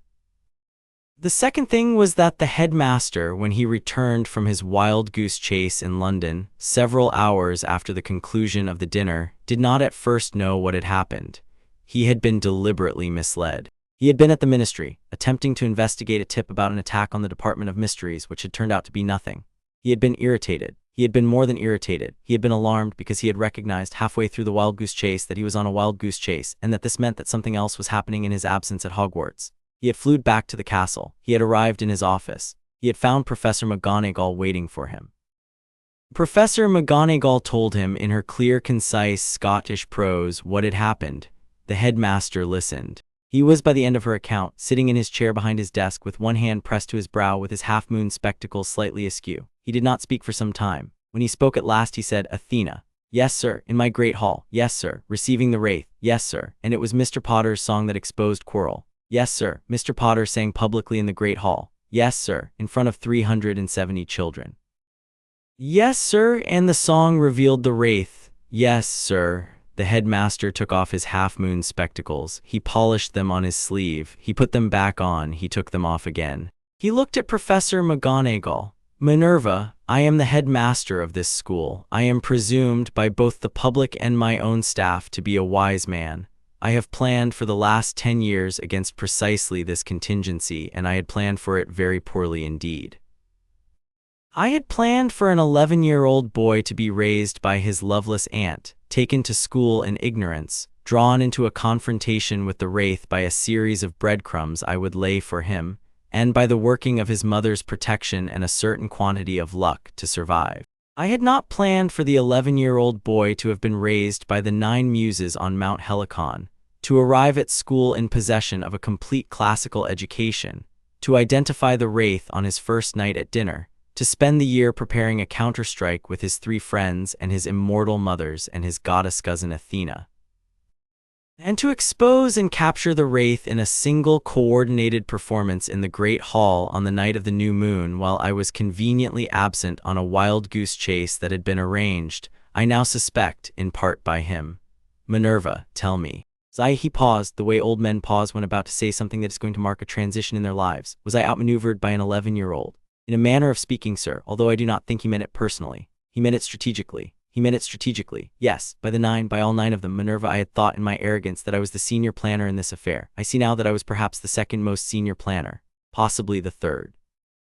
Possibly the 10th. Possibly the 10th, sir. Was I helpful at all? Sir, you were helpful. You were the foil. You played your part well. The boy needed you to be where you were and to behave as you behaved in order for his own plan to succeed. He used you, sir, with," she paused, "with great respect." The headmaster sighed. He stood up. He walked over to Fawkes' perch. He scratched the phoenix between its bright red feathers. Fawkes made a small approving trill. "Minerva, I am going to be a different headmaster starting tomorrow. Sir, I am going to be a headmaster who listens rather than plans. The boy has made it clear to me that the situation does not require my planning. It requires my support. He will plan. I will support. We will, between us, in the years he is at this school, do whatever further work the situation requires. I will not, however, presume to lead. The 9 have already raised him. He does not require my further direction. He requires only my house and my respect. Sir, yes, sir, I think that is wise. Thank you, Minerva. I am going to take some tea. Will you join me? I will, sir. They had tea. The headmaster, with his hand still slightly trembling, poured for both of them. They sat in the headmaster's office, which was full of small whirring instruments that the headmaster had collected over a long career, none of which had yet been used to detect anything as substantial as what had just happened in his great hall. They drank their tea. They spoke quietly. The headmaster, after the second cup, smiled for the first time in some hours. He said, "Minerva, I had thought my career was a long succession of saving the world. I see now that the world saves itself sometimes in ways I did not anticipate. It is a humbling realization. It is, on the whole, a relief. Sir, the world has not yet entirely saved itself. There are still pieces." Yes, I had heard. Mr. Potter informed me of the inventory in our last conversation. We will assist with the pieces, Minerva. We will, between us, give the boy what room he needs to do his work. Then we will go quietly into our retirements, and he will become in due course the kind of wizard the wizarding world has not seen in some centuries, and the wizarding world will be better for it. Sir, that is a generous prophecy. It is not a prophecy, Minerva. It is an observation. They are different categories. I have studied both. They drank their tea, Luna and Harry. In the days that followed the Song of True Sight, the boy from Helicon found that he had become, to most of the school, an object of speechless wonder. He was stared at in corridors. He was waited for in classrooms. He was approached by small clusters of younger students who wanted only to be near him, as one wishes only to be near a particularly fine waterfall or a particularly tall tree. He bore it patiently. He bowed to those who bowed to him. He answered respectfully such questions as he could answer. He did not allow himself to be made into a celebrity. He had been instructed by Polyhymnia never to receive admiration that he had not in some manner returned. He returned, accordingly, as much of the admiration as he was able. He thanked. He acknowledged. He greeted. He learned the first names of a great many younger students. He gave each, on first meeting, a small particular smile of recognition, the kind of smile a child should have once a day from someone older, the kind of smile that costs the older one nothing and means everything to the younger. It was, in part, this discipline of returned attention that drew Luna Lovegood to him further. Luna had, from the first dinner, recognized in him a person of unusually wide reception. She had been waiting all her short life to be looked at by someone who actually looked, and she had found him, and she would not let him go. They were friends. They became, in the year that followed and in the years after, more than friends. They became, in some sense, two members of a very small private order that contained, by membership, themselves and his 9 mothers and the White Nightingale, and at a slight remove, Hermione and Ron and Ginny and Neville and Sirius and somewhat unwillingly Professor Snape, although Snape did not himself know that he was a member. In the months following the Song of True Sight, Luna sat with him often in the Ravenclaw common room in the evenings. She did not always speak. She read her father's magazine, sometimes upside down. He read his textbooks. They sat together. The room around them gradually came to recognize that the two of them were a small unit and granted them space. Other Ravenclaws, when they came over to ask him questions, would sometimes ask Luna a question also. She would answer, often eccentrically, but the answer would, on examination, usually contain a small, particular, accurate piece of insight that the questioner had not been looking for. Luna had, in her odd way, a great deal of insight. It was simply distributed unevenly. One had to look for it. The boy from Helicon had been trained to look for it. He found it. One evening late in the year, when the Song of True Sight was 3 weeks past and the term was nearly ended, Luna said to him in her quiet conversational way, "Your mothers are very happy with you, you know." "I know, Luna. They have been singing your name into the upper grove every evening for the last 3 weeks. "Yes. Are you happy with yourself?" He considered. "I am not unhappy. I do not know that happy with myself is the right shape. I am satisfied. The first piece is done. There are 6 more pieces. There is much work." "Yes, Luna. Yes, Harry. How do you know what my mothers are doing?" She looked at him. She had her wide pale eyes very fully on him, the way she had had them on him the first night at dinner. She said, "My own mother died when I was 9. She was an inventor. She was the best person I had ever known. When she died, I was very angry for a while, and then I was very sad for a while, and then I stopped being either. I was just empty. And then one evening I was lying on the grass in our garden looking up at the sky, and I heard, I heard a sort of singing, far away, very faint. It was the sort of singing my mother used to do when she was working in her workshop. It was not my mother, but it was a singing of the same kind, you understand? Yes, I followed the singing inside me. I followed it for a long time. It turned out to lead, in some way I do not understand, to your mountain. It was in some sense your mother singing through the air to children who had lost their own. I do not know if they know they were doing this, but I heard them. I have heard them ever since. They are why I am no longer empty. So when I say I can hear them, I mean it. They have been singing to me in some manner since I was 9. He looked at her. Luna, yes, I have not told my mothers this. I will the next time I am home. They will want to know. I would like to meet them. Someday, you will come home with me. I will arrange it. They will love you. They have in some sense already adopted you. That would be lovely. She turned a page of her magazine. It was on this occasion right side up. He took her hand. She let him. They sat that way for a while in the Ravenclaw common room, the boy who had been raised by the 9 Muses and the girl who had heard the 9 Muses singing without knowing whose voices they were, the two of them in a small private quiet. Outside, the lake was the color of polished iron under a low moon. The Ravenclaw Tower hummed faintly in its old stones. It had been, all things considered, a successful first year. The wraith had been jarred, the school was safe, the friends had been made, the mothers had been pleased, the plan was on schedule. And on a small couch in the common room, very late in the evening, two children sat hand in hand and did not speak, and the night was kind to them, and the year ended. Chapter 6, Years 2 through 4, with songs throughout the years between his first and his fifth at Hogwarts, compose, in their structure, a kind of long middle book. There is an epic tradition and name for this kind of middle book. It is the book in which the protagonist is no longer being introduced and is not yet being concluded, and is doing instead the great patient work of becoming what he is going to be. The Iliad has such books in its middle stretches. The Odyssey has them, even the long-lost epic of Memnon, the parts that Calliope still remembered, had them. The boy from Helicon spent his second, third, and fourth years of school in the manner of such a middle book, and an account of them follows. The second year, the diary, it came in autumn.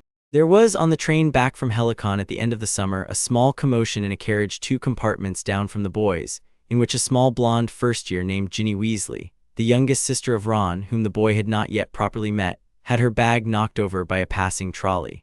Among the spilled contents was a small black book that ought not to have been in her possession. The boy from Helicon, who passed by the carriage on his way back from the prefect's compartment, he was not yet a prefect, but he had been visiting Penelope Clearwater on Ron's behalf, saw the small black book on the carriage floor and went very still. He could hear it humming. The humming was wrong. It was not the humming of an ordinary book. It was the kind of humming that came out of an ordinary book only if there were something deeply unordinary inside it. He bent to help pick up Ginny's spilled possessions. He retrieved the black book among other items. He held it for 1 second longer than strictly necessary. Yes, there was a wraith scrap inside, a piece of the same wraith Athena had jarred a year before, a piece that had been hidden in this book for 50 years and was now waking up. He gave the book back to Ginny along with the rest. He said, "Excuse me, are you Ron's sister?" "Yes," she said, going extremely red. "I am Harry. I have heard a great deal about you. Ron has been longing for you to start at Hogwarts. You will be welcome at the Ravenclaw table any time." Oh, allow me," he said, a small piece of older brother advice. Why, yes, that black book, it is, I think, dangerous. I do not know how you came by it, but I am Polyhymnia's student and I can hear it from here. May I ask, would you trust me to take it from you?" She looked at him with her eyes very round. It spoke to me," she said in a small voice. "It said its name was Tom. It said it was lonely. I have been writing to it." "How long?" 3 weeks, he nodded slowly. He sat down opposite her in the compartment. He did not take the book from her yet. He spoke gently. "Ginny, the book is not Tom. The book is using a piece of itself that calls itself Tom in order to talk to you. The piece is bad. It is the same piece that killed my mother. It is hiding here. It is feeding on what you write to it. Has it been asking you for things?" She nodded mutely. Her lower lip trembled. "Do not blame yourself. It is older than you and it is very clever, and it is in some sense my problem rather than yours." "May I take it now?" "Why, yes." She held the book out to him. He took it. He stood. He thanked her. He said, "Find Ron at the feast tonight and have him come and find me." She nodded. He left the compartment with the book between 2 careful fingers, holding it as he had once held on Helicon, a small adder that had wandered into the grove and that he had needed to put back into the underbrush without harming. He took the book to Erido. He did not, of course, have Erido with him on the Hogwarts Express, but he had in his trunk a small portrait of her that she had given him for emergencies, and he could speak to her through it, and she could speak back. He went to a quiet compartment. He set the portrait against the window. He explained. Erido listened. She was, at this hour, on Helicon. She was lounging on the polished stone in the upper grove, and behind her in the portrait one could see in the corner a small bowl of figs and Thalia's foot. She listened with great seriousness despite the figs.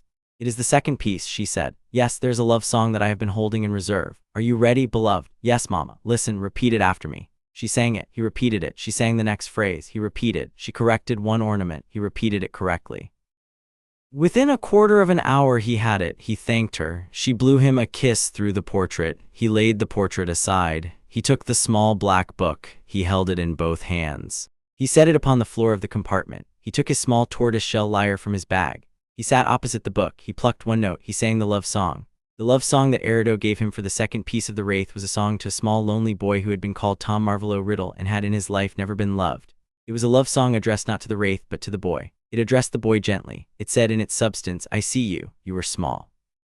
You were left in a place that was cold. You were not loved. I am sorry. I am sorry. I would have loved you if I had been there. I would have rocked you. I would have given you a name to keep.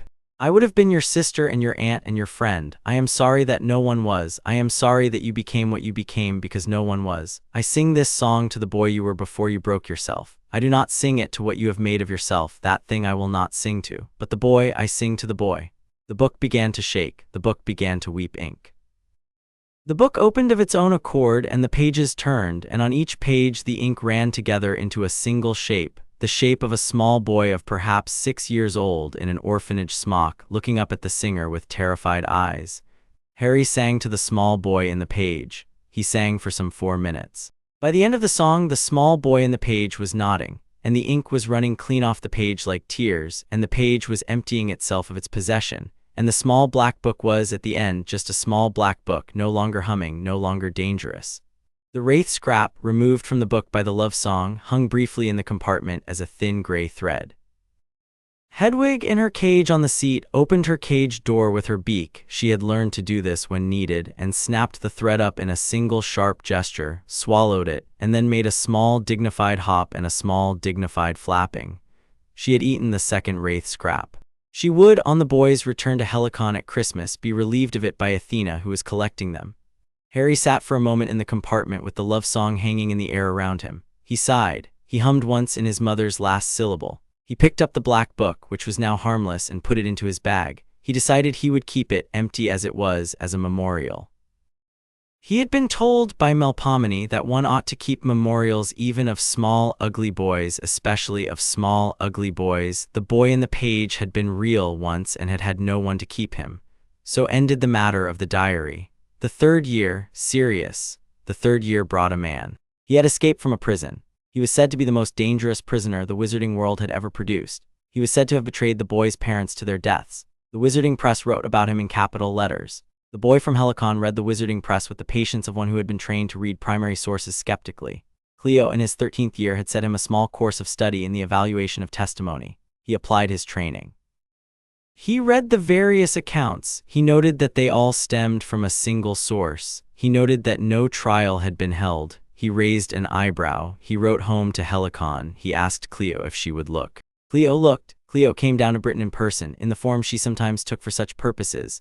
A woman of indeterminate middle age in a dark traveling cloak who could be mistaken by casual passers-by for any of several Hogwarts mothers come to visit a child for a Hogsmeade weekend, and she met the boy and the 3 broomsticks on the first Hogsmeade Saturday of October.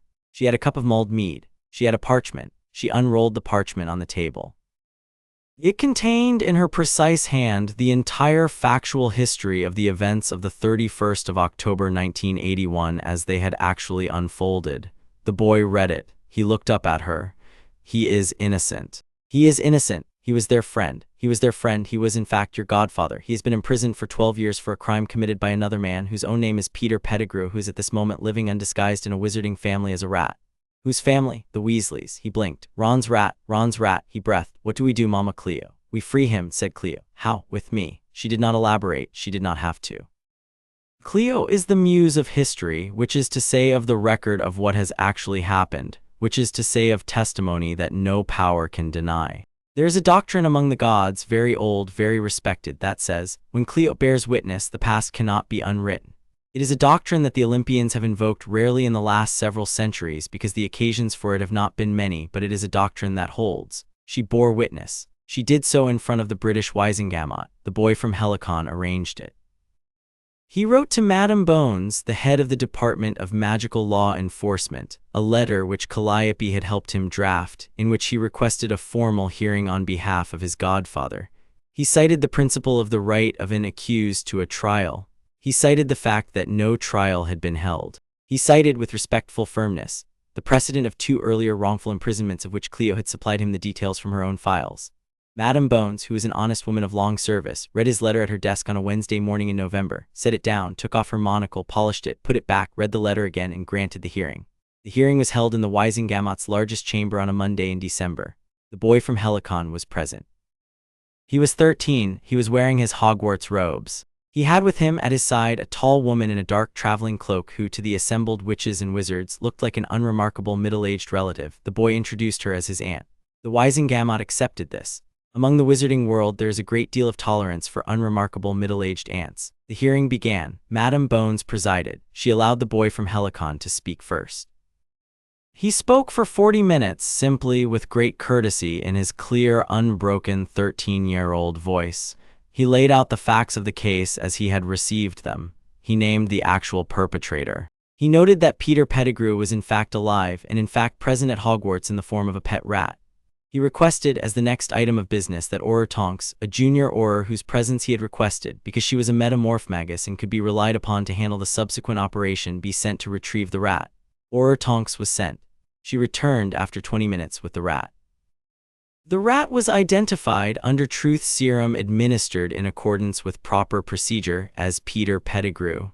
There was a small commotion in the Wizengamot. Madame Bones banged her gavel. The boy from Helicon's aunt then stood up. "Members of the Wizengamot," she said in her plain, clear voice. "I am Cleo. I am one of the 9 Muses, daughters of Zeus by Mnemosyne. I am the muse of history. I bear witness to what has happened. I bear witness to the record of the 31st of October 1981 and to all the days of Sirius Orion Black's imprisonment thereafter. I bear witness that he is innocent of the charges that were never tried against him. I bear witness that he was the loyal godfather of this child here present. I bear witness in the form required by the doctrine. When Cleo bears witness, the past cannot be unwritten. Hear me." She did not raise her voice. She did not need to. The chamber went absolutely silent. A small woman in a pink cardigan in the second row of seats fainted. This is sometimes what happens at hearings when a goddess introduces herself. Madame Bones, who was tougher than the pink cardigan, said only, "Madame Cleo, welcome to my court. Please present your testimony." Cleo presented it. She had the relevant parchment. She read it aloud. She named the date and the hour. She named the persons present. She named the words spoken. She named with terrible precision what Peter Pettigrew had done, including the particular bargain Pettigrew had made with his master, and the particular gesture by which Pettigrew had cut off his own finger to fake his death and frame his friend. The chamber listened. The chamber's collective skin crawled. The chamber, by the end of the testimony, was unanimously persuaded. They had been a chamber of practiced lawyers and senior wizards a quarter of an hour ago, and they were now, having heard a muse, simply listeners. Madame Bones banged her gavel. She said, "Mr. Black is hereby exonerated. The warrant for his arrest is rescinded. His sentence is overturned. He is to be apprehended, debriefed, and released to his godson. Mr. Pettigrew will be held under maximum security conditions pending trial." The boy from Helicon bowed. Cleo inclined her head. Pettigrew in his human form now sagged between two Aurors. The hearing was adjourned. Sirius Orion Black was found 3 weeks later in a cave above Hogsmeade. He came down at the urging of an owl, Hedwig, who had been sent to fetch him with a note in the boy's hand. He came down very thin, very pale, very hollow-eyed. He had not eaten well in years. He had been a dog more than a man for some months.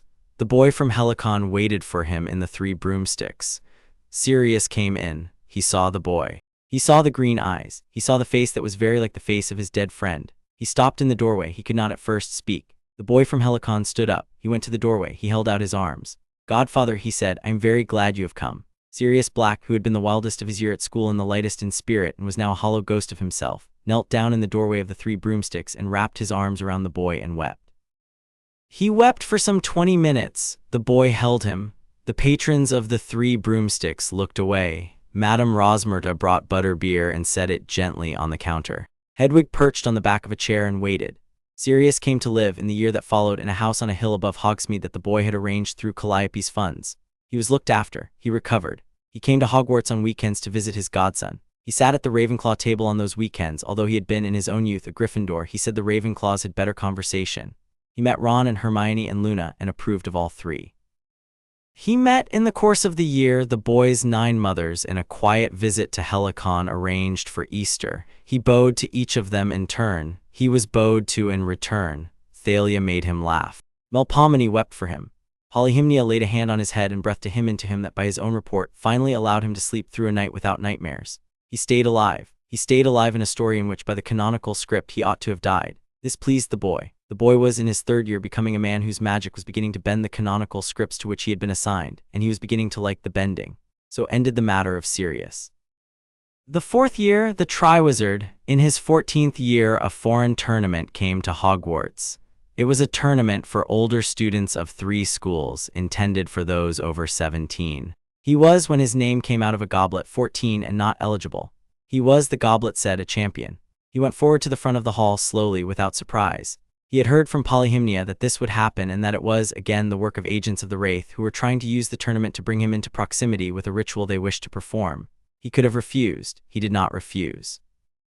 He had decided in consultation with Calliope that the situation was best handled by his participation. Refusal would have left the agents of the Wraith free to find a different vector, and by entering the tournament, he made the situation legible. He bowed to the headmaster, who looked at him with that opaque expression which was by now familiar. He bowed to the foreign judges. He took his place beside the older champions. He went to bed thoughtful but not afraid. There were 3 tasks. He solved them in 3 ways with 3 of his mother's arts, 1 apiece.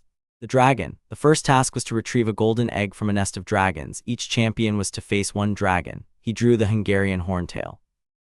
The other champions had prepared elaborate plans involving spells and conjurations and broomsticks.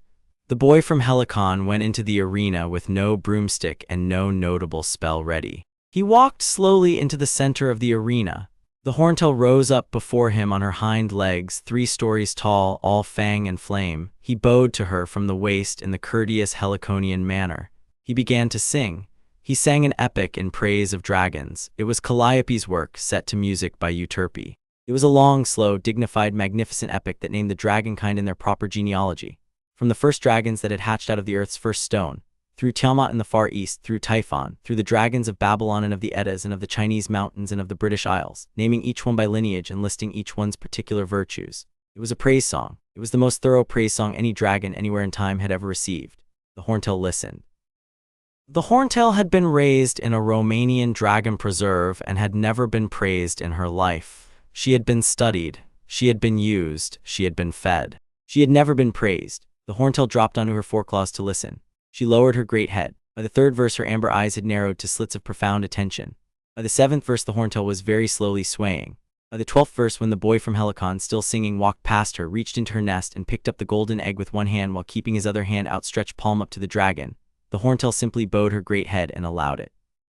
He thanked her in the last verse. She lifted her head a fraction in acknowledgement. He walked out of the arena with the golden egg in his hand and the horntail's eyes upon his back, and the horntail did not flame him, did not lunge at him, did not even hiss. She watched him go with what looked to the trainers in the stands very much like sorrow at his leaving. The judges, after a long stunned pause, awarded him a perfect score. The lake. The second task was an underwater rescue. Each champion was to retrieve a hostage, someone they would, in their absence, miss most, from the bottom of the Black Lake in less than 1 hour. The boy from Helicon's hostage proved to be Ron Weasley. He approached this task with Euterpe's gift. He had brought with him into the lake a special instrument, a small reed pipe of his own making which he had soaked in honey and wax to make it waterproof. He waded into the lake. He submerged. He had cast on himself a charm of bubblehead which was easy, and he had cast on the reed pipe a charm of sustaining tone which was difficult but which Flitwick had been delighted to teach him for the occasion.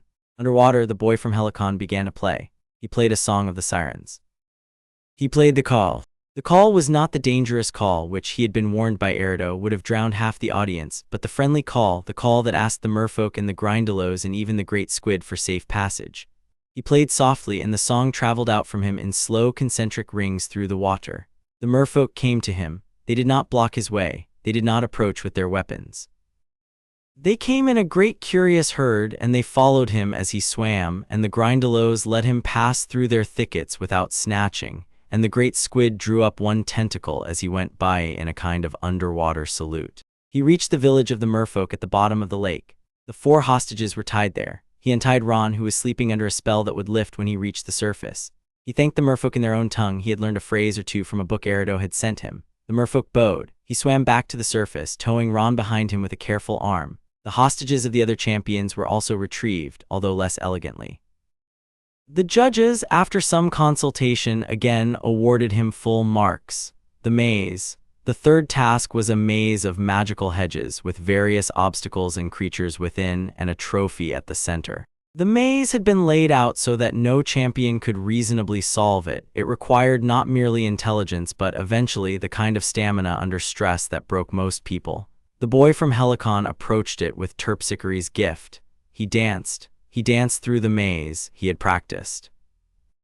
Terpsichore had spent the previous month with him in the upper grove on Helicon, between the 3rd task's announcement and its execution, teaching him a complete sequence of figures called the labyrinth steps, which was a very old set of dance steps developed for navigating mazes that did not wish to be navigated. The labyrinth steps had been used by Theseus. In his time in Crete, he had been taught them by his sister Ariadne, who had been taught them by Terpsichore. The steps were in essence a way of moving through a hostile geometry by being so musical in one's motion that the geometry could not find a place to put a hostile turn. The boy from Helicon danced into the maze. He danced past a blast-ended scroot. He danced past a boggart that took the shape of Calliope, which, instead of frightening him, made him smile. You cannot frighten a child with a fake of his most beloved mother. He saw through it instantly, made a small step of acknowledgement to it, and danced on. He danced past a sphinx, to whom he answered the riddle correctly because he had heard it before from Polyhymnia. He danced through a section of corridor that was actively trying to fold itself into a wrong angle, and the dance carried him through it without his feet ever quite touching the wrong angle. He reached the trophy. So did almost simultaneously Cedric Diggory, the Hogwarts senior champion who had been navigating his way through the maze by his own competence and was now standing breathing hard before the trophy. The boy from Helicon arrived. The two of them looked at each other. "After you, Diggory," said the boy from Helicon. "No, Harry, after you. Together, together." They reached for the trophy. They had been warned of nothing. Neither of them had been warned that the trophy was a portkey, except that in this version of the story, the boy from Helicon had been warned. Polyhymnia on the previous evening had warned him. He had agreed with her on a course of action. He grabbed the trophy. He also, with his other hand, grabbed the back of Cedric's collar. The portkey activated. He felt the familiar hook behind his navel. They landed in a graveyard. But the boy from Helicon had prepared. He had a small silver tuning fork in his pocket, the one Euterpe had given him on the night before he had first left for Hogwarts. He struck it on his own thumb. It rang in his mother's last syllable's note. The note traveled out from the graveyard in a small clear circle. The note reached Hogwarts. The note reached at a great distance Helicon. The muses who had been waiting for the note sang back, all nine in chorus. The note returned to the graveyard reinforced. The wraith was already there. He was in the form of a small, ugly homunculus being readied for a ritual. The small, ugly wormtail was preparing the cauldron. The wraith had been planning a ritual that would have used the blood of the boy to restore the wraith to a full body. The wraith was in this moment weaker than he had been even in the diary without his other horcruxes, which were being collected by the boy from Helicon's mothers, one by one in a careful campaign of which the wraith was not yet aware. He was thin, fragmentary, low on options. He was relying on this one ritual. The ritual did not happen. The boy from Helicon thrust Cedric behind him. He drew his wand, the laurelwood wand with the swan feather core, which had been waiting 117 years for this day. He pointed it at the cauldron. He spoke one word in the old language, a word Polyhymnia had given him, a word that does not survive translation, a word that means roughly stop. The cauldron did not stop exactly. The cauldron's contents simply ceased to be a ritual. They became ordinary water. The wraith's plan ceased to be a plan. The wraith, who had been being lifted into the cauldron in his homunculus form by Wormtail, fell instead into a puddle of harmless water and lay there shrieking like a stuck pig. The boy from Helicon picked up the Triwizard Cup with his free hand. He kept his wand on Wormtail, who had collapsed onto his knees. He looked at Cedric. "Hold on, Cedric," he said. They held on. The portkey took them back to Hogwarts. The Aurors took Wormtail. The body of the wraith in homunculus form was retrieved by Athena, who had felt the forenote ringing from her vault under Olympus and had come at once. She added the homunculus to her glass jar, which now contained 2 of the 7 pieces. The others were still scattered. She inclined her head to the boy and was gone again. Cedric Diggory lived. This was, all things considered, the most important non-statistic of the year. Cedric lived. His parents kept him, his girlfriend kept him, the Hufflepuff house kept him, Hogwarts kept him, the wraith did not get him. The boy from Helicon had told Polyhymnia in their conversation the night before that if there was one thing he wished to be sure of in the 3rd task, it was that Cedric would not die, and Polyhymnia had said, "Then we will be sure of it, beloved." And they had been. So ended the 4th year. Through the middle 3 years of his Hogwarts career, the boy from Helicon also did other things. He took his owls early and excelled. He helped Hermione establish a small dueling club in which he taught the principles of musical casting. He kept up his epic about his mother. It was at 5 books by the end of the 4th year. He composed a love song for Cho Chang in his 4th year, which he never delivered, because by the time he had finished it, he had realized he was no longer in love with Cho Chang and was, somewhat to his own surprise, in love with Ginny Weasley, who had grown out of the diary incident into a fierce, funny girl who was in his books in many of the same ways his mother had presumably been in his father's books. He kept the love song in his trunk, along with the unopened folded square of paper Erido had given him before his first year, which was waiting for the right moment. He went home to Helicon every long vacation. He gave lessons to the fond children. He recited new books of his epic to his mothers. He sat with Polyhymnia in her dim alcove. He danced new figures with Terpsichore. He helped Calliope with revisions to her own work in progress, the Iliad about the towers that drank the dawn. He drank twice more from the spring Hippocrene, and the second drink gave him a power he was still learning to carry, which was the power to bring a song into the physical world for a short while as a kind of weather. A song could now in his mouth become a brief mist, a brief warmth, a brief frost, a brief wind. He used this power sparingly. He used it especially in the 7th task of his 4th year, when he had not used it at all because the moment had not required it. He saved it. He grew in his 14th year 4 inches in height, his shoulders broadened. His voice did not break. Apollo, far from Olympus, had ensured this. An unbroken singing voice was Apollo's small private gift to his cousin by courtesy on Helicon, made on the night the boy had first sung Calliope's Iliad in full. He became recognizably a young man. He had begun in the spring of his 4th year to grow a small dark beard, which Thalia teased him about mercilessly on his summer return. Calliope ordered the beard kept on the grounds that you have earned it, beloved, and you are a poet, and poets keep beards. The beard remained. In the last weeks of his 4th year after the triwizard, he had a long conversation with the headmaster. The headmaster, Albus Dumbledore, summoned him to his office. He went. The headmaster sat behind his desk. The phoenix fox was on its perch beside him. The office was full of the small whirring instruments that the headmaster collected. The headmaster offered him a lemon drop. The boy from Helicon, who had been warned about lemon drops by Cleo, accepted one. He liked them, and Cleo's warning had been mostly historical. Mr. Potter, the headmaster said slowly, I have a great many questions about your education. Yes, sir, you are not as I had expected you to be. No, sir, you were not when I sought you on the night of Halloween 1981 where I had expected you to be. No, sir. Mr. Potter, forgive me, is it correct that you were raised until age 11 by the 9 Muses on Mount Helicon? Yes, sir. The headmaster looked at him for a long, quiet moment. Mr. Potter, I owe you an apology. Sir, I had made arrangements for you to be raised by your aunt. Those arrangements assumed certain protections that depended upon her blood. I had thought those arrangements to be the best I could do for you. They would, I now perceive, have been deeply painful for you. The arrangements that were made instead were, he paused, were better, considerably better. Sir, I bear no grudge. They were the best you could have done at the time. You were not equipped, sir, to make the arrangements I needed. My mother's were. That is generous of you, Mr. Potter. Sir, may I ask you a question? Of course. Sir, do you know about all the pieces? The headmaster's expression shifted very slightly. Mr. Potter, what do you know about the pieces? I know of 7, the wraith who is currently in Athena's jar, the diary which I dealt with on the train at the start of my 2nd year, the homunculus which Athena collected in the graveyard at the end of the triwizard, the ring which my mother Cleo tells me is in a small ruined house in Little Hangleton and which I will retrieve this summer. It has been there for 50 years and a few months. The locket which is currently in the possession of a black family house elf named Creature, my godfather Sirius can ask Creature for it. The cup which is in a Lestrange family vault at Gringotts. My mother Cleo has been negotiating with the goblins about an arrangement that would let me retrieve it without illegal entry.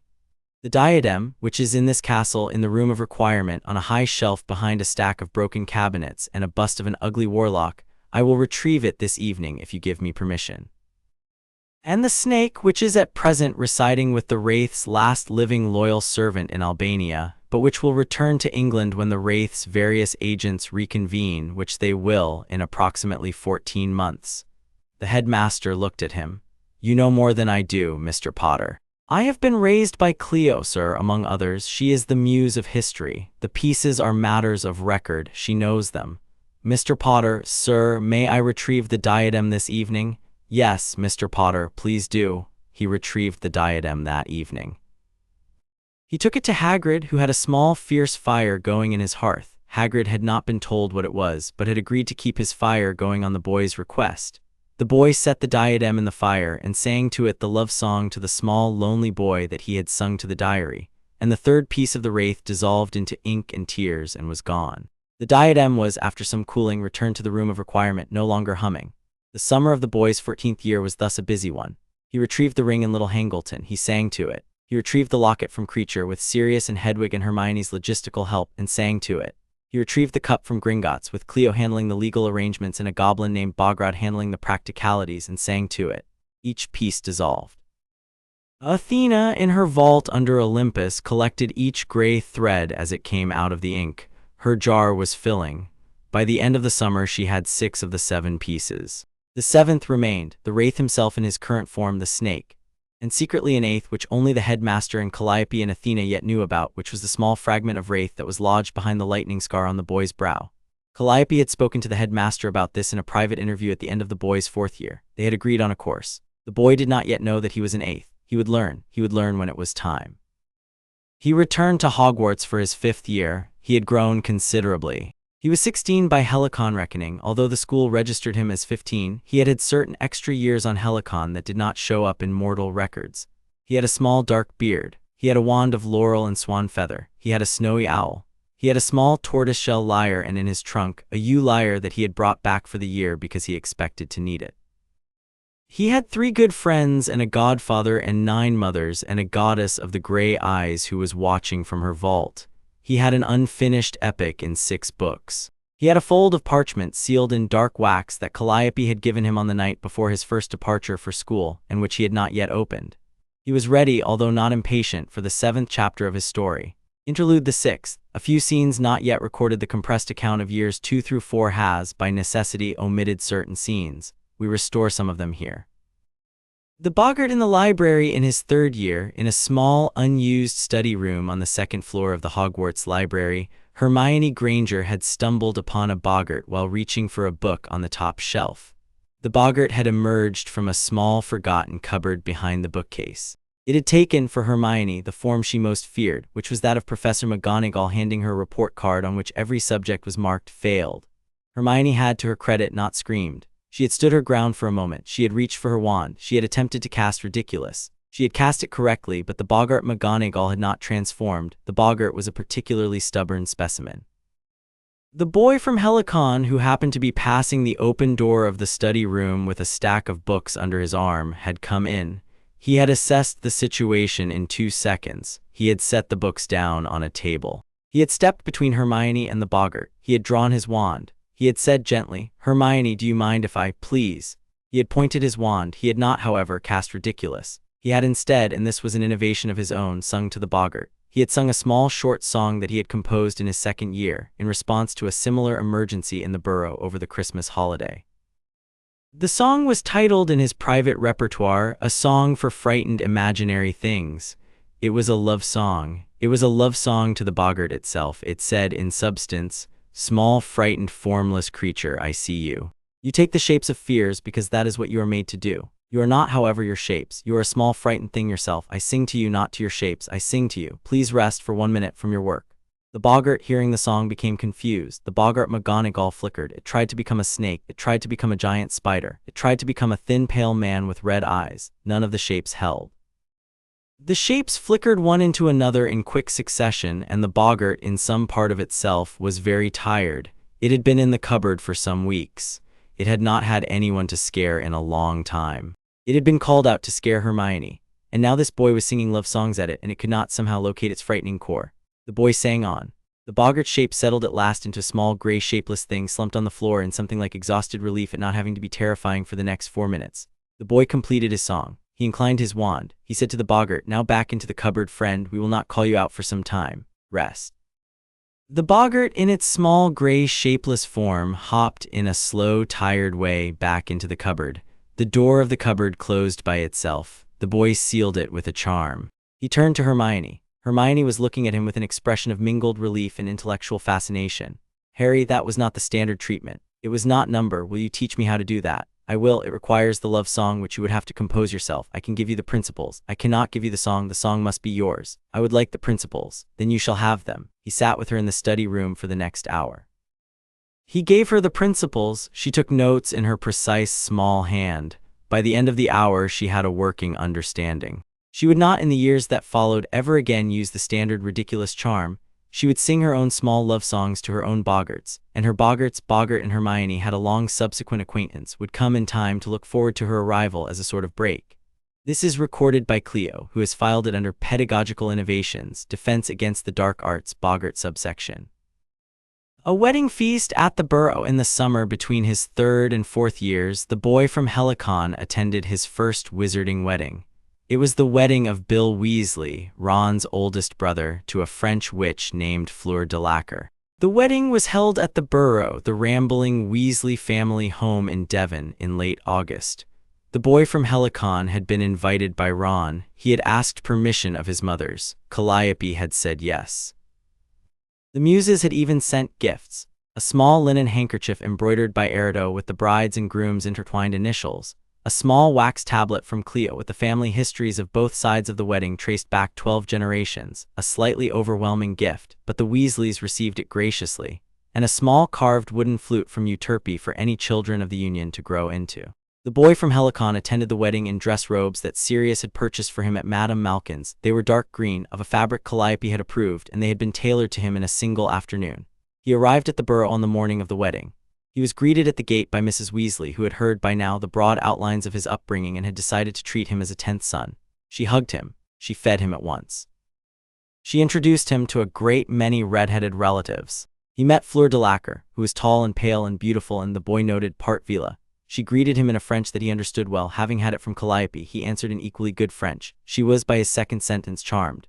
He met Fleur's small sister Gabrielle. He met Charlie Weasley, who had wanted since Harry's recital with the Hungarian hornbill in the first task of the Triwizard to ask the boy how he had managed it, and now at the wedding finally got his chance. The boy told him. Charlie listened with great seriousness.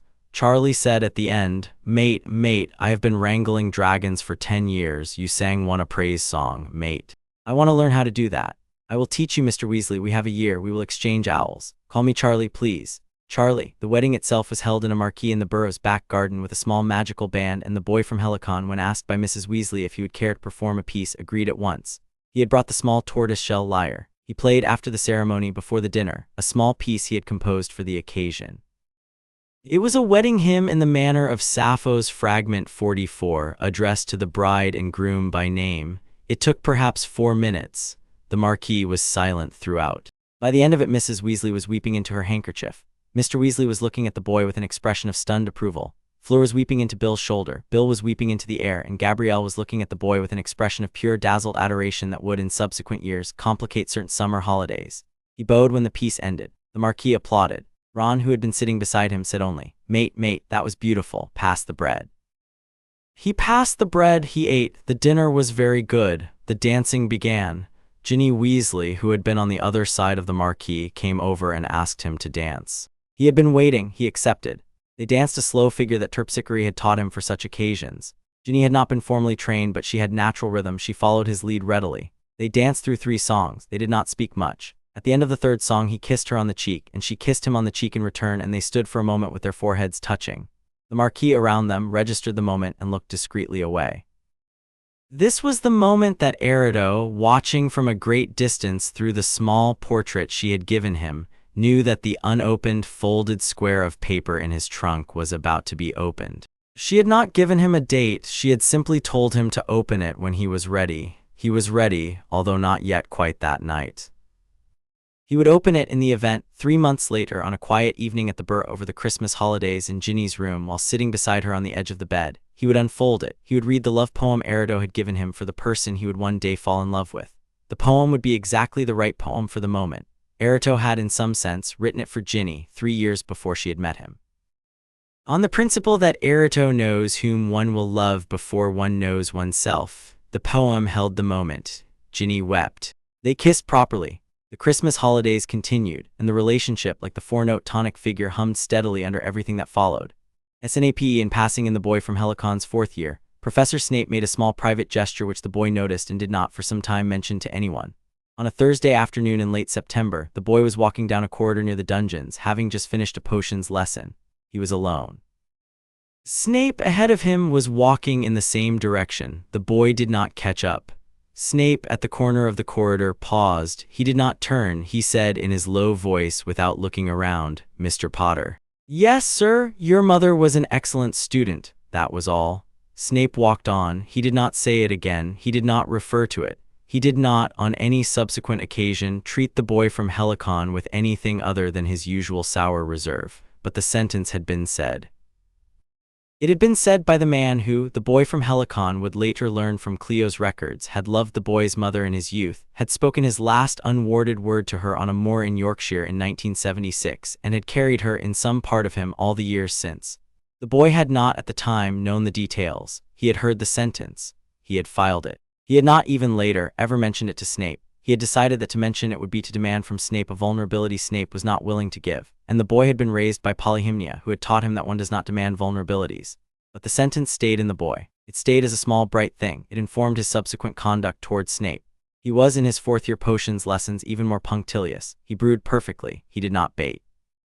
He did not retaliate when baited. He, in some sense, treated Snape with the courtesy of one who had received a single sentence that mattered. Snape, on his side, noticed. He never spoke of having noticed, but the boy from Helicon, by his 5th year, was Snape's best potion student, and Snape, while never warm, was no longer actively hostile. By the time of the Wraith's final unmaking, Snape would be standing with the staff in the entrance hall behind the boy, his wand raised in defense of the school, and his thin sour mouth would, in the moment after the Wraith's last word, twitch very slightly in the smallest possible expression that could be called approval. This is also recorded by Cleo.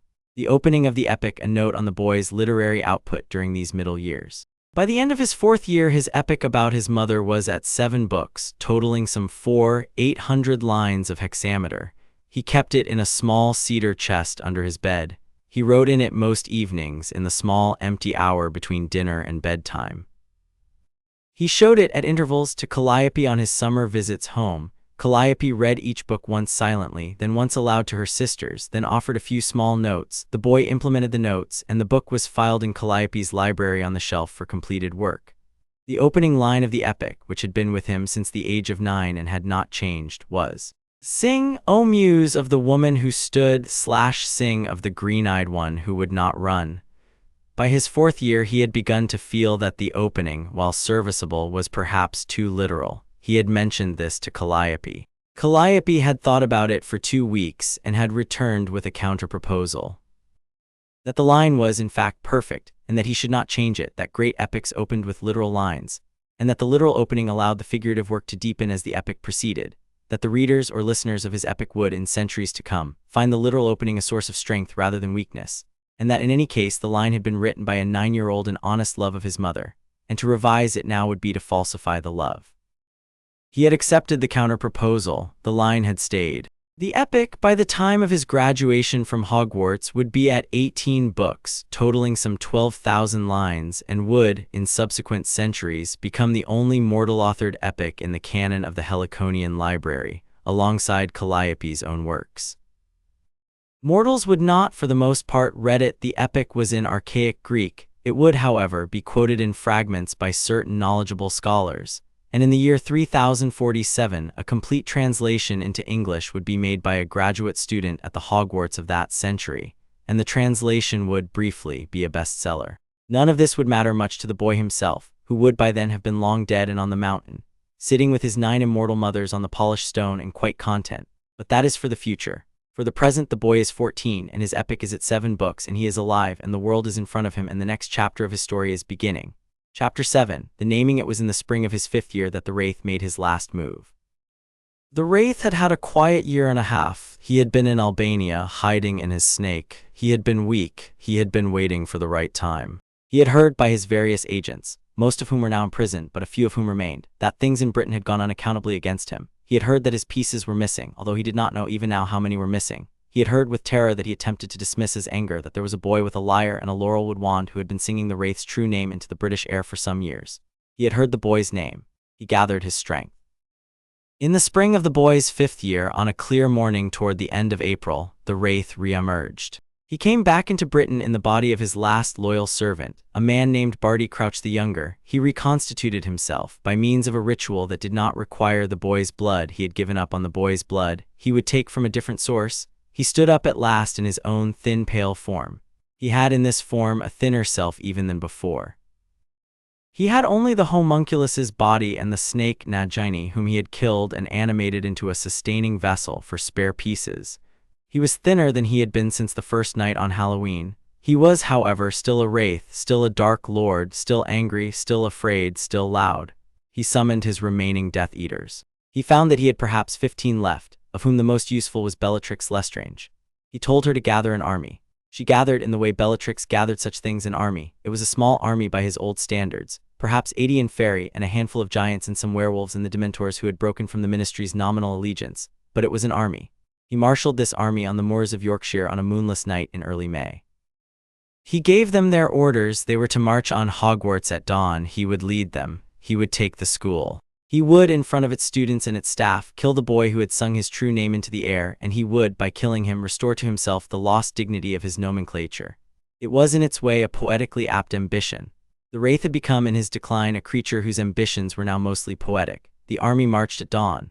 At Hogwarts, the boy from Helicon had woken several hours before dawn. He had been woken by his white nightingale, who had come down out of the rafters of the Ravenclaw dormitory and had perched on the headboard of his bed, and had sung the four-note tonic figure of his mother's last syllable 3 times in a row, which was the signal she and he had agreed upon for the moment as now. He had risen quietly. He had dressed. He had taken from his trunk the laurel wand and the yew lyre and the small silver tuning fork and the folded sealed parchment Calliope had given him on the night before his first departure. He had put the parchment into the breast pocket of his school robes over his heart. He had gone down to the entrance hall. The headmaster was waiting. So were Professor McGonagall, Professor Flitwick, Professor Sprout, Madame Pomfrey, Hagrid, and a small contingent of Aurors led by Madame Bones. So was Sirius, who had come down from the cave above Hogsmeade 2 days before in anticipation. So were Ron and Hermione and Luna and Ginny and Neville, and a number of other students who had also been woken and had come down on their own initiative in their school robes. So were the rest of the staff who had been summoned by quiet messages during the night. The entrance hall was full of people, quietly arming themselves, quietly speaking, quietly readying for what they had all of them, by now, understood was coming. The boy from Helicon stood at the great doors. He looked around the hall. He raised one hand. The hall went quiet. "Friends," he said in his clear young voice, which by the 5th year had become a young man's voice, the one that still retained by Apollo's gift its singing range.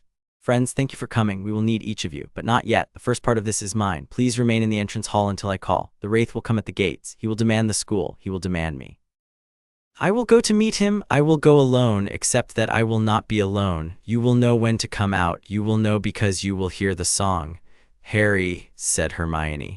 "Hermione, be careful. I will be. Take this." She pressed into his hand a small bundle, a flask of pepper-up potion, a packet of chocolate biscuits, a clean handkerchief, and a folded note. He smiled at her. He pocketed the bundle. "Ginny," "Yes, Harry. I have written you a song. It is in the top drawer of my bedside table in the dormitory. It is folded in a square of paper that has been with me since I was 11. If it goes wrong, please go and read it. It won't go wrong." "All the same, all right." He kissed her very lightly on the forehead. He turned to the doors. He glanced once back at the headmaster, who inclined his head. The headmaster's eyes were very wet. The headmaster had perhaps spent the last 2 days of his life understanding, finally and without resistance, that the prophecy was being fulfilled by a different child than he had reckoned, and was being fulfilled differently than he had reckoned, and was nevertheless being fulfilled. The boy from Helicon pushed open the great doors. He went out into the morning. It was a pale, clear May morning, the kind in which Scotland is briefly beautiful. The grass on the lawn was still wet with dew. The lake far below was the color of polished iron. The boy walked across the lawn in his school robes. He carried the yew lyre by its strap. The wand was in the holster at his wrist. The tuning fork was in his pocket. The parchment was over his heart. He walked at a slow, steady pace, the pace Terpsichore had taught him for entering an audience, 3 counts per step, 4 steps per phrase. At the gates of Hogwarts, the Wraith was waiting. He was tall in his thin, pale form, taller than the boy. He had red eyes and slit nostrils and a thin, lipless mouth. He was dressed in black robes that hung loosely on his thin frame. Behind him, ranged along the road from the gates back into the forest, his small army stood waiting. The Inferi Grey, the giants huge, the werewolves growling, the Dementors hovering, Bellatrix Lestrange at the Wraith's right hand, her wand already out. The Wraith looked at the boy through the gates. The boy looked at the Wraith. "Harry Potter," said the Wraith. "Tom Riddle," said the boy. The Wraith's lipless mouth twitched. He did not like the use of the name. He had spent 40 years trying to bury that name. He had heard the boy use it in song before, several times, but never to his face. He took a small breath through his slit nostrils. "You have been busy," he said, slowly. "I have. You have taken from me pieces. I have. You will return them. I will not. They are no longer pieces. They have been unmade. The ink ran. The boy you were has been mourned. Each of those pieces is now nothing. It has been sung off." The Wraith did not at first speak. "You," he said, "you have unmade them." "Yes, then you are still myself. In part, there's a fragment of you behind my scar. I have known of it since I was 14. I have not yet unmade it." I had wanted to give you a chance to come to your own unmaking in your own person before I dealt with that fragment.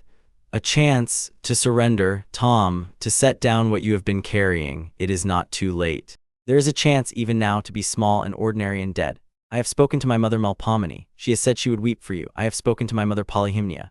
She has said she would invoke peace upon your passing. I have spoken to my mother Erido. She has said she would, if you wished it, sing once to the boy you were. There is a chance, Tom. Will you take it? The wraith looked at him. For a single long moment something happened in the wraith's eyes that had not happened in many years. It was the small thing that had been small Tom Riddle in his orphanage smock looking out through the lipless face. The small thing looked out. The small thing considered. The small thing had been miserable for 40 years and had not in all that time ever been asked by anyone whether he might prefer to set down what he was carrying.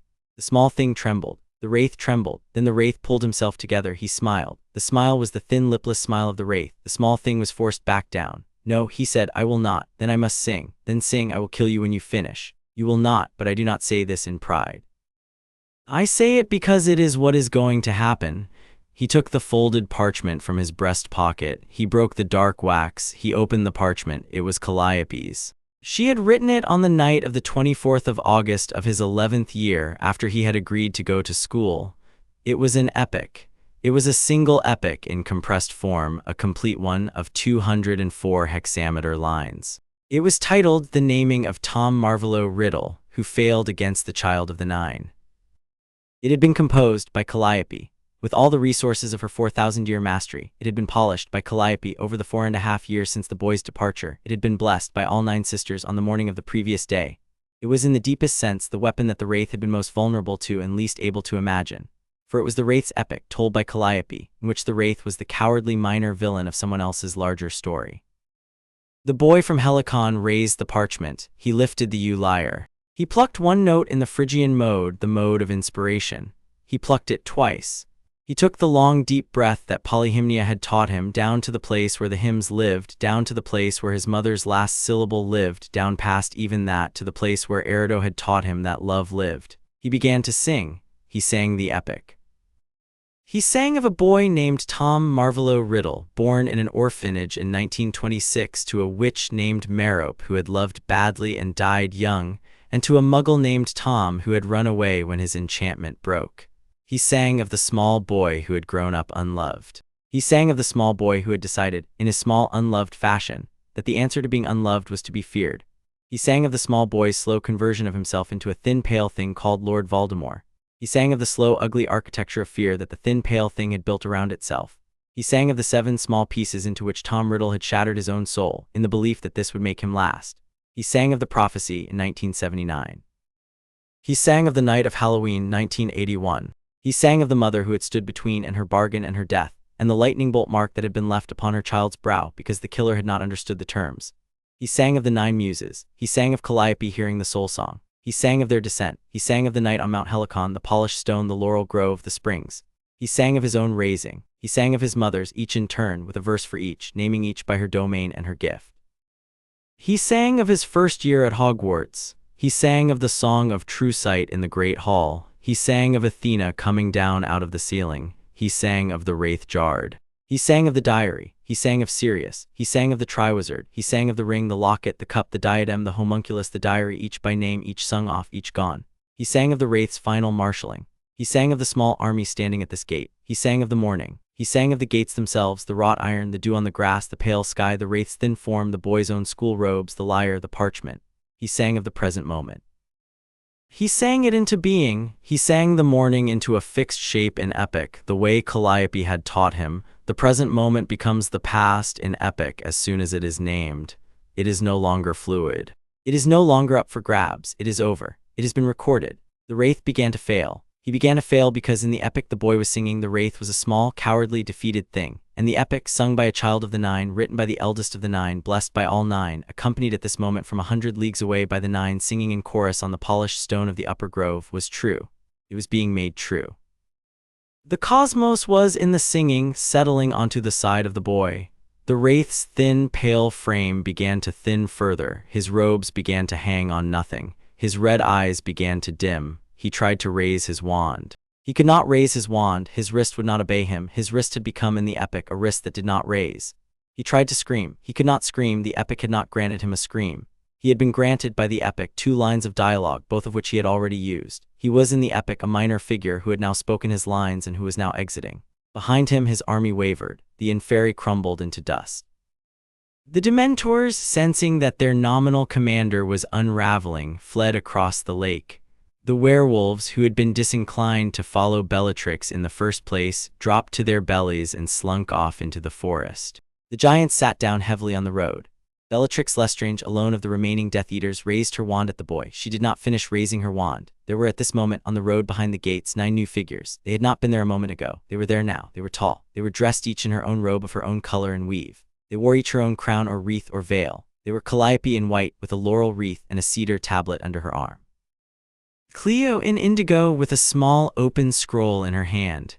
Erido in rose with a kithara across her back. Euterpe in pale gold with the double aloes at her belt.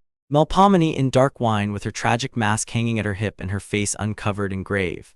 Polyhymnia in deep gray with her veil drawn up so that her face was visible, which it almost never was.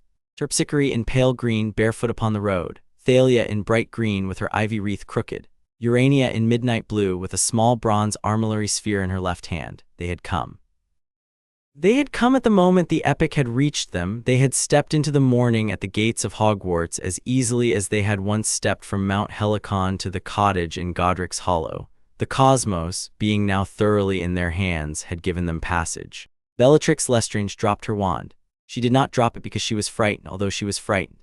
She dropped it because the wand had decided in the presence of these 9 that it would no longer be held by her. The wand fell on the road and rolled. The boy from Helicon went on singing. He had reached the final stanza of the epic. He had reached the part Calliope had written last in the small hours of the morning of the previous day, after she had been told by Urania what hour the Wraith would come.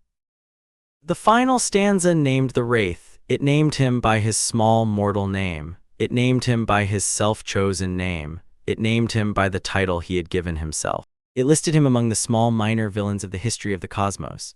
It set him in the long catalogue of those whom the Muses had chosen to record in his proper rank. He was a minor villain. He had thought himself a major one. He had not been. He had been small. He had been afraid. He had failed. He had lost a child raised by song. The boy sang the final word. The Wraith collapsed. He did not collapse in a body. He had no body left to collapse.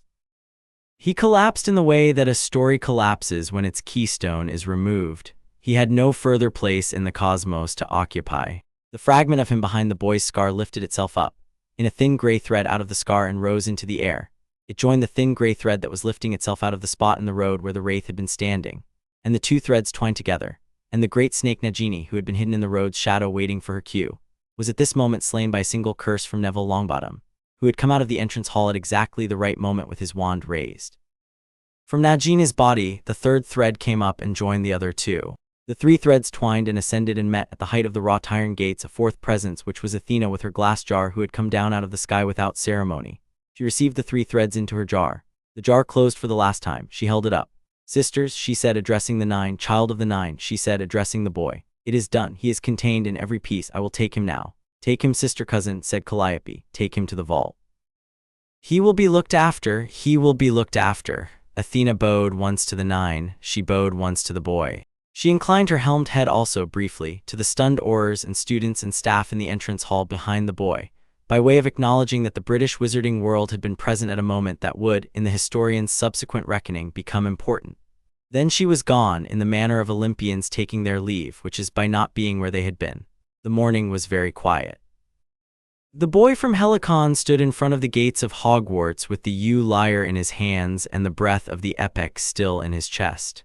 The 9 stood on the road. Bellatrix Lestrange was on her knees in the dust, weeping in a way Bellatrix Lestrange had not wept since she had been small. She had been entirely undone by the naming. She would in the months to come be tried and sentenced under proper procedure. With a muse not present at her trial because no muse was required for her, she had been an instrument of the Wraith. She had been a thin extension of his ambition. She would with the Wraith's removal have to learn slowly who she was apart from him. She would weep a great deal in the years to come and would eventually be tended to by people who did this sort of work. The boy turned. He looked through the great gates at his mother's. They looked back. Calliope stepped forward. She came up to the bars of the gate. She put her white hand through the bars. The boy stepped forward. He put his hand into hers. "Beloved," she said, "Mama, you sang it, you did not stumble. Mama Calliope, I did not stumble because you wrote it without stumbles. You sang it, the voice was yours, the breath was yours, the body was yours, the boy in the song was yours. We are very, very proud of you, beloved. Mama, yes, may I come home?" She looked at him, she looked at the long line of him, the slender young man who had grown into the lyre and the wand and the four-note tonic figure that had been humming inside him since infancy. She looked at his green eyes. She looked at the lightning bolt scar on his brow, which had in the last several seconds finally closed. The scar was now a pale silver line, no longer red, no longer weeping. The inscription had been completed, the story had been finished. The scar was a small, honorable record of a thing that had been and was over. "You may come home, beloved. You always could, but your work here is not yet done. There is a school behind you, there are friends in it. There is a goblin economy that will benefit from your attention to its negotiations over the coming decades. There is a wraith jar that you will visit every year on the anniversary, to sing a small love song to the boy in it for the rest of his containment. There is a young woman in that entrance hall who is looking out at this gate with her heart in her throat. There is an epic still in progress about a woman who stood between her child and a murderer. You have written 6 books of it, and there are perhaps another 12 to go. There are children to be raised one day by yourself. There are songs in you that you have not yet found. But yes, beloved, you may come home whenever you wish. The mountain is open, the grove is open, the polished stone is open, the springs are open. The white nightingale is open. We are open. We will always be open. You will come home in vacations and in long weekends and in the kind of evenings when one cannot bear a mortal kitchen any longer and needs an immortal one. You will come home to us in your old age. You will come home to us when you die. We will receive you. We are receiving you now." She squeezed his hand through the bars. Behind her, the other muses came up. They put their hands through the bars also. 8 more hands. The boy from Helicon took each of them in turn. Thalia made him laugh, Melpomene made him cry, Erato made him sigh, Polyhymnia made him still. Euterpe made him hum the 4-note tonic figure of his mother's last syllable. Terpsichore made his free hand do a small private step on the dewy grass. Cleo made him recite, for the historical record, the date and hour of the wraith's final unmaking. Urania made him look up at the morning sky, in which a single white point of star was, for a moment, briefly visible, before going out as the morning bright. The boy from Helicon at last embraced each of his mothers through the bars of the gates of Hogwarts. In the awkward way one embraces through bars, and then the gates opened, by some quiet act of one of the muses, perhaps Polyhymnia, perhaps the gates themselves, and he came out onto the road, and he embraced each of his mothers without the bars between properly, and he held each of them for a long minute and did not let go quickly. The muses in turn held him. "Come home, brother son," they said, all 9 at once in their 9 voices, in chorus that was not a chorus because each voice retained its own particular character even as it lay perfectly in tune with the others. "Come home, brother son, there are epics still to write." He nodded against Calliope's shoulder, he nodded against Melpomene's, he nodded against Thalia's, he nodded against each of them in turn. "I will come home, mothers," he said, "I will come home this evening for supper. There are some matters to wrap up here first. May I come home this evening?" "You may come home this evening," said Calliope. "There will be cakes," said Thalia. "There will be cakes," confirmed Polyhymnia gravely. The muses, after some further small ceremonies of farewell, took their leave, as Athena had taken hers, by being elsewhere. The morning closed around the place where they had been.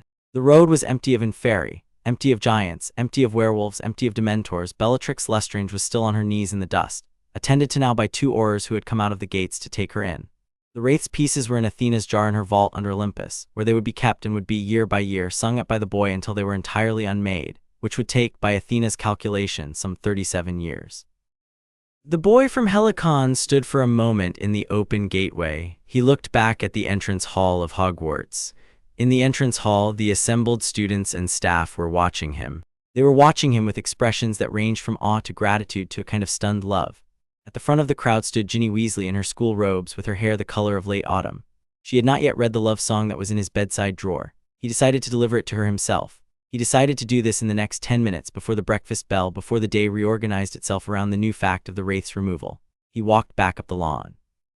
He came into the entrance hall. He set the lyre carefully against the wall. He held out his hand to Ginny. She came to him. He kissed her properly this time on the mouth, and the entrance hall, which had been about to applaud, applauded. The headmaster came up to them. He laid his hand briefly on the boy's shoulder. He said quietly, "Mr. Potter, the school is as ever in your debt. Please go to breakfast. You will, I think, find the kitchens have prepared something unusual for the occasion." "Thank you, sir." "Mr. Potter, yes, sir." "For what it is worth, your mother and your father would, in my judgment, have been astonished and proud of what you have become." "Thank you, sir. I think so too." The headmaster smiled. He went slowly up the marble stairs to his office, where he would write a great many letters and would, by lunchtime, have several rather difficult conversations with the Minister for Magic and with the editor of the Daily Prophet and with the head of the International Confederation of Wizards. He had work to do.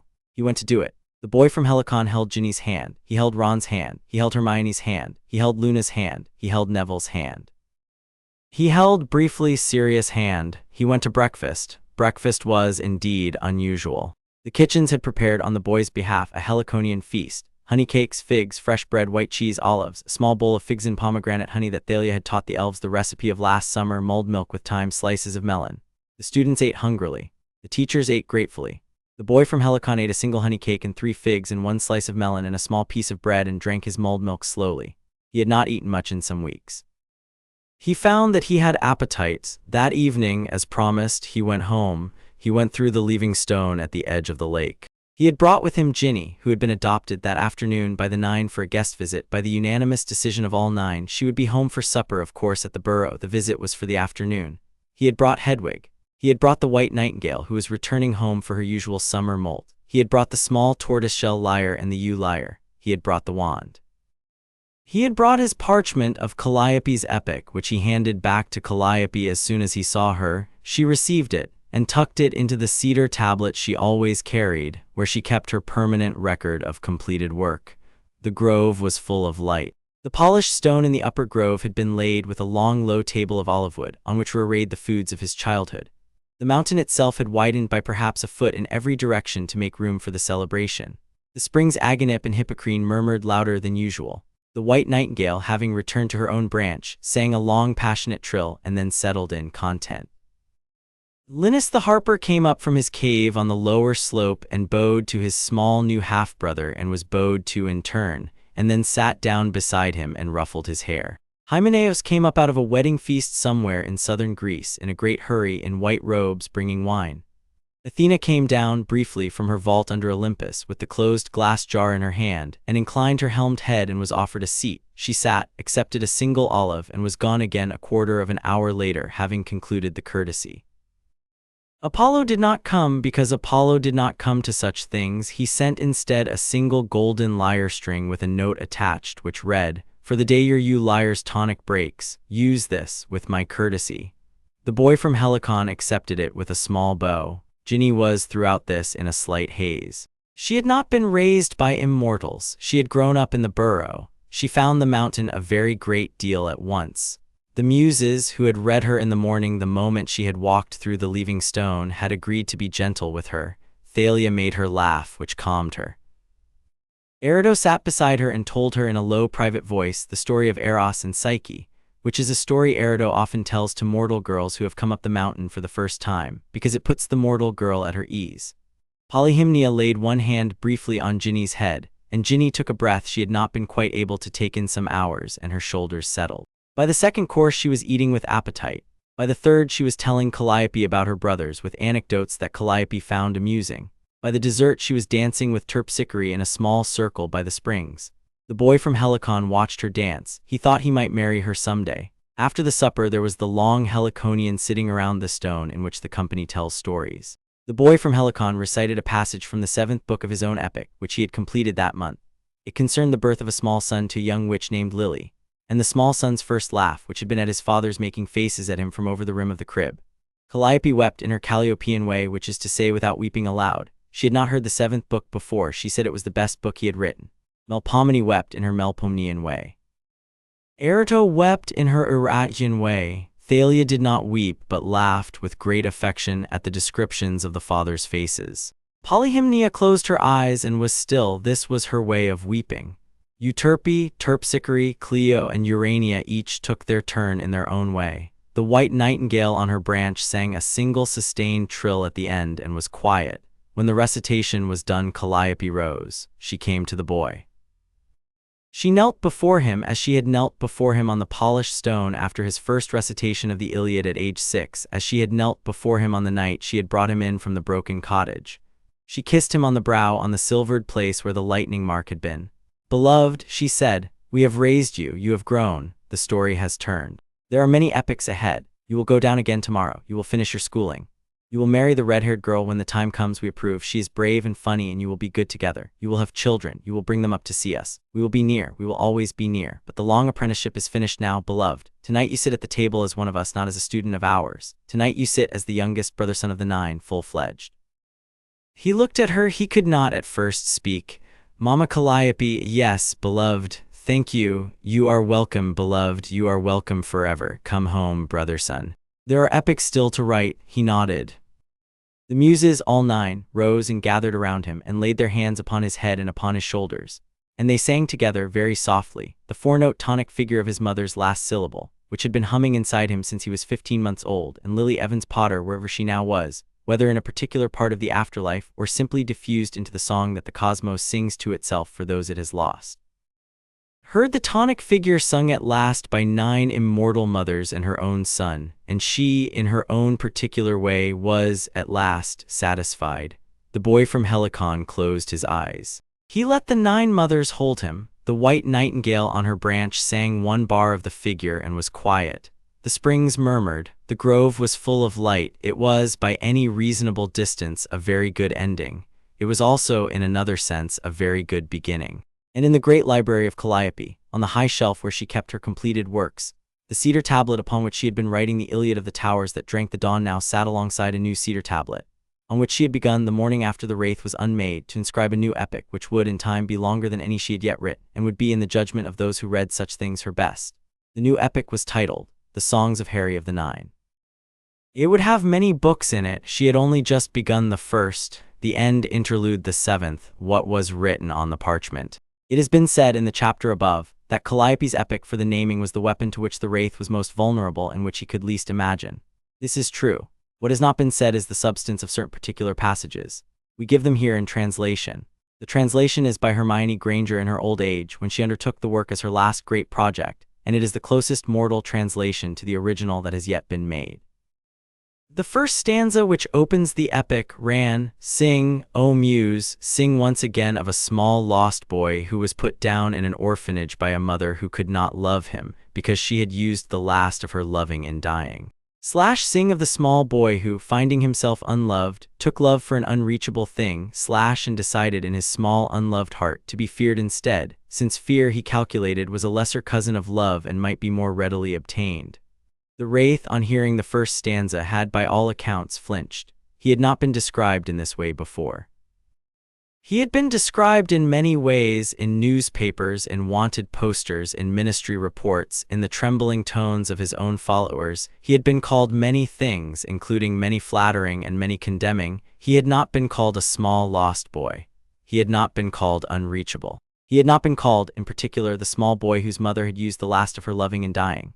Calliope's prose had reached, in the first stanza, the part of him that no other prose had reached. The fourth stanza, which named his self-invention, ran, "Sing of his secret naming. Sing of how he made of his own name an anagram, since his name was Tom Marvolo Riddle, son of a muggle and a poor witch, and the name carried in it the small weights of his orphanage and his abandonment. He hated those weights. He rearranged the letters of his name into a name that had no weights. He called the new name, I am Lord Voldemort. He thought this was a triumph. It was not. The new name had no weights because the new name had no mother. A name without a mother is a thin breath, it will not hold. The wraith, on hearing this, had, by the account of Bellatrix Lestrange, the only Death Eater present who had survived in any state to be debriefed afterward, begun to weep. He had not wept in some 40 years. He had thought himself incapable. The fourth stanza had reached down into the small dry place where once weeping had lived, and had drawn up a thin trickle of it. The wraith had, in the moment, hated this. He had wished to stop. He had wished to silence the singer. He had been unable. The epic was, by then, in full song. The cosmos was settling on the side of the singer. He had no power to interrupt. The seventh stanza, which named his pieces, ran, "Sing of his 7 small thefts from his own soul. He cut himself that he might live forever. He took a small piece of himself and he hid it in a ring, and he hid another piece in a diary, and another in a locket, and another in a cup, and another in a diadem, and another in a great snake, and he reserved the last and final piece for his own thin, pale body. He thought by this thieving to outlive death. He did not. He had merely scattered his cowardice across 7 small objects that any child might one by one retrieve them and sing them off." The 11th stanza, which described his final marshalling, ran, "Sing of his last march upon the school. He came within fairy and giants and werewolves and dementors, and one loyal mad witch and a snake that was not a snake. He came at dawn on a moonless May morning, to a school where a child waited with a lyre and a wand of laurelwood, and the child waited alone. Except that he was not alone, because he had 9 mothers, and a goddess of the gray eyes, and a white nightingale, and a school behind him, and a girl with red hair who loved him, and a godfather and 3 friends, and the cosmos itself was on his side. And the wraith did not know any of this, and the wraith was small. And the wraith was about to be named. The 14th stanza, which was the last and which named him explicitly, ran, "Therefore I name him. I name him Tom Marvolo Riddle, son of Merope Gaunt and Tom Riddle the Elder. I name him by his small, his proper, his unflattering mortal name. I name him a coward. I name him a small, ugly, fearful thing. I name him a minor villain of the long catalogue of villains. I name him a footnote. I name him a thing the cosmos has finished with. Hear me, O cosmos. I have named him. The naming is done. The muse has spoken. Calliope has spoken. The wraith has no further place in the story. Take him, receive him, unmake him. He is small. He was always small. He is over." And then the boy from Helicon had sung the final word, which Calliope had given him. It was a single long syllable in the old language, the language that does not survive translation. It meant, "So it is, and so it shall be," and the wraith had collapsed. The full epic in its entirety has been preserved in the library of Mount Helicon. It is not by the policy of the 9 distributed to mortals. It is considered by them too potent to be placed in unprepared hands. A small number of approved scholars have, over the centuries, been permitted to read it under supervision.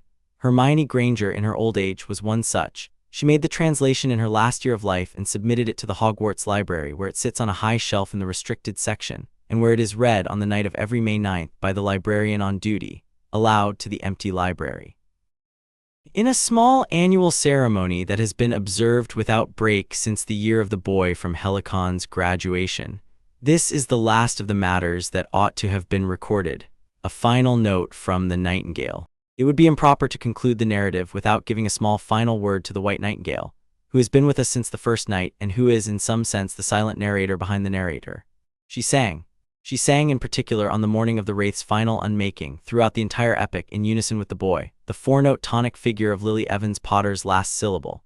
She had been singing it for 15 years and 4 months. She had memorized it in the first hour of his arrival on the mountain. She had sung it back to him in his first cradle. She had sung it in his lessons. She had sung it in his sleep. She had sung it in his recitals. She had sung it on his Hogwarts windowsill. She had sung it very softly in the entrance hall on the night of the Song of True Sight. She had sung it on the morning of the wraith's final unmaking in the open air above the gates of Hogwarts as the epic poured out of the boy and the wraith collapsed. She would sing it for the rest of her life, which would be the rest of the boy's life, because she was Helicon's nightingale and her lifespan had been pinned to his.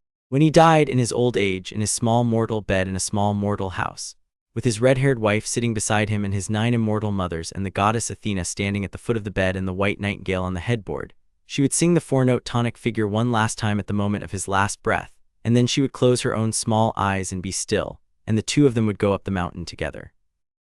And the boy would take his place at last among the brother sons of the 9, and the nightingale would take her place on the laurel branch above his usual stone, where she would sing for the rest of the cosmos, in his memory, the song that his mother had sung over him on the night of Halloween 1981. The cosmos has many small mercies. The fact that a frightened mother's last syllable can be picked up in the right ears by the right muse and preserved in the right child for the right years and finally sung into a permanent shape on the right morning is among them. A small coda, a note of practical reassurance to the reader. In the world in which this story took place, Cedric Diggory lived. So did Sirius Black. So did Remus Lupin, who has not figured much in this narrative but who was a quiet friend of the boy's during his 3rd year, and who, with Sirius, attended the wraith's unmaking, and who, with Sirius and with Tonks, formed a small advisory council to the boy in subsequent years. So did Fred Weasley, who would have died in another version of the story at the battle that did not occur. So did Severus Snape, who lived to old age in his potions laboratory, polite to the boy from Helicon and to his eventual wife and to their children, never warm but never again actively hostile. So did Albus Dumbledore, who lived to attend the boy's wedding, to Ginny Weasley in the summer after their school years ended, and to dance in his old age, a slow dignified figure with Calliope at the reception in the marquee on the lawn of the Burrow, while the small private band Euterpe had organized played a piece composed by the groom for the occasion. The cost of the wraith's final unmaking was, by all measures, smaller than anyone had any reason to expect. This was the result of long preparation, of 9 immortal mothers working steadily for 10 years, of a boy who had been raised to do precisely the thing he was raised to do, and of a goddess of gray eyes who had taken an interest. It is rare, it is not the standard outcome of such confrontations. It happened in this case because the singer was in the end very good. The mountain still stands, the grove still grows, the springs Agonip and Hippocrene still run, the white nightingales still sing, the nine still sit on the polished stone, Calliope still writes her epics, Thalia still laughs, Melpomene still weeps, Polyhymnia still invokes, Euterpe still plays, Terpsichore still dances, Clio still records, Erido still loves. Urania still names the stars. And in the high library, on the shelf for completed work, beside the Iliad of the towers that drank the dawn and beside the 18 books of Harry of the Nine's epic about his mother, there sits a third cedar tablet, on which Calliope has, in the years since the Wraith's unmaking, been steadily inscribing a long new work titled The Songs of Harry of the Nine. The work is in many books. It will, by Calliope's estimate, take her another 400 years to complete. She is in no hurry. The subject is a good one. The mountain is patient. The reader is welcome to come up when the reader's time comes and to read a passage. Calliope will not mind. The end, truly, this time.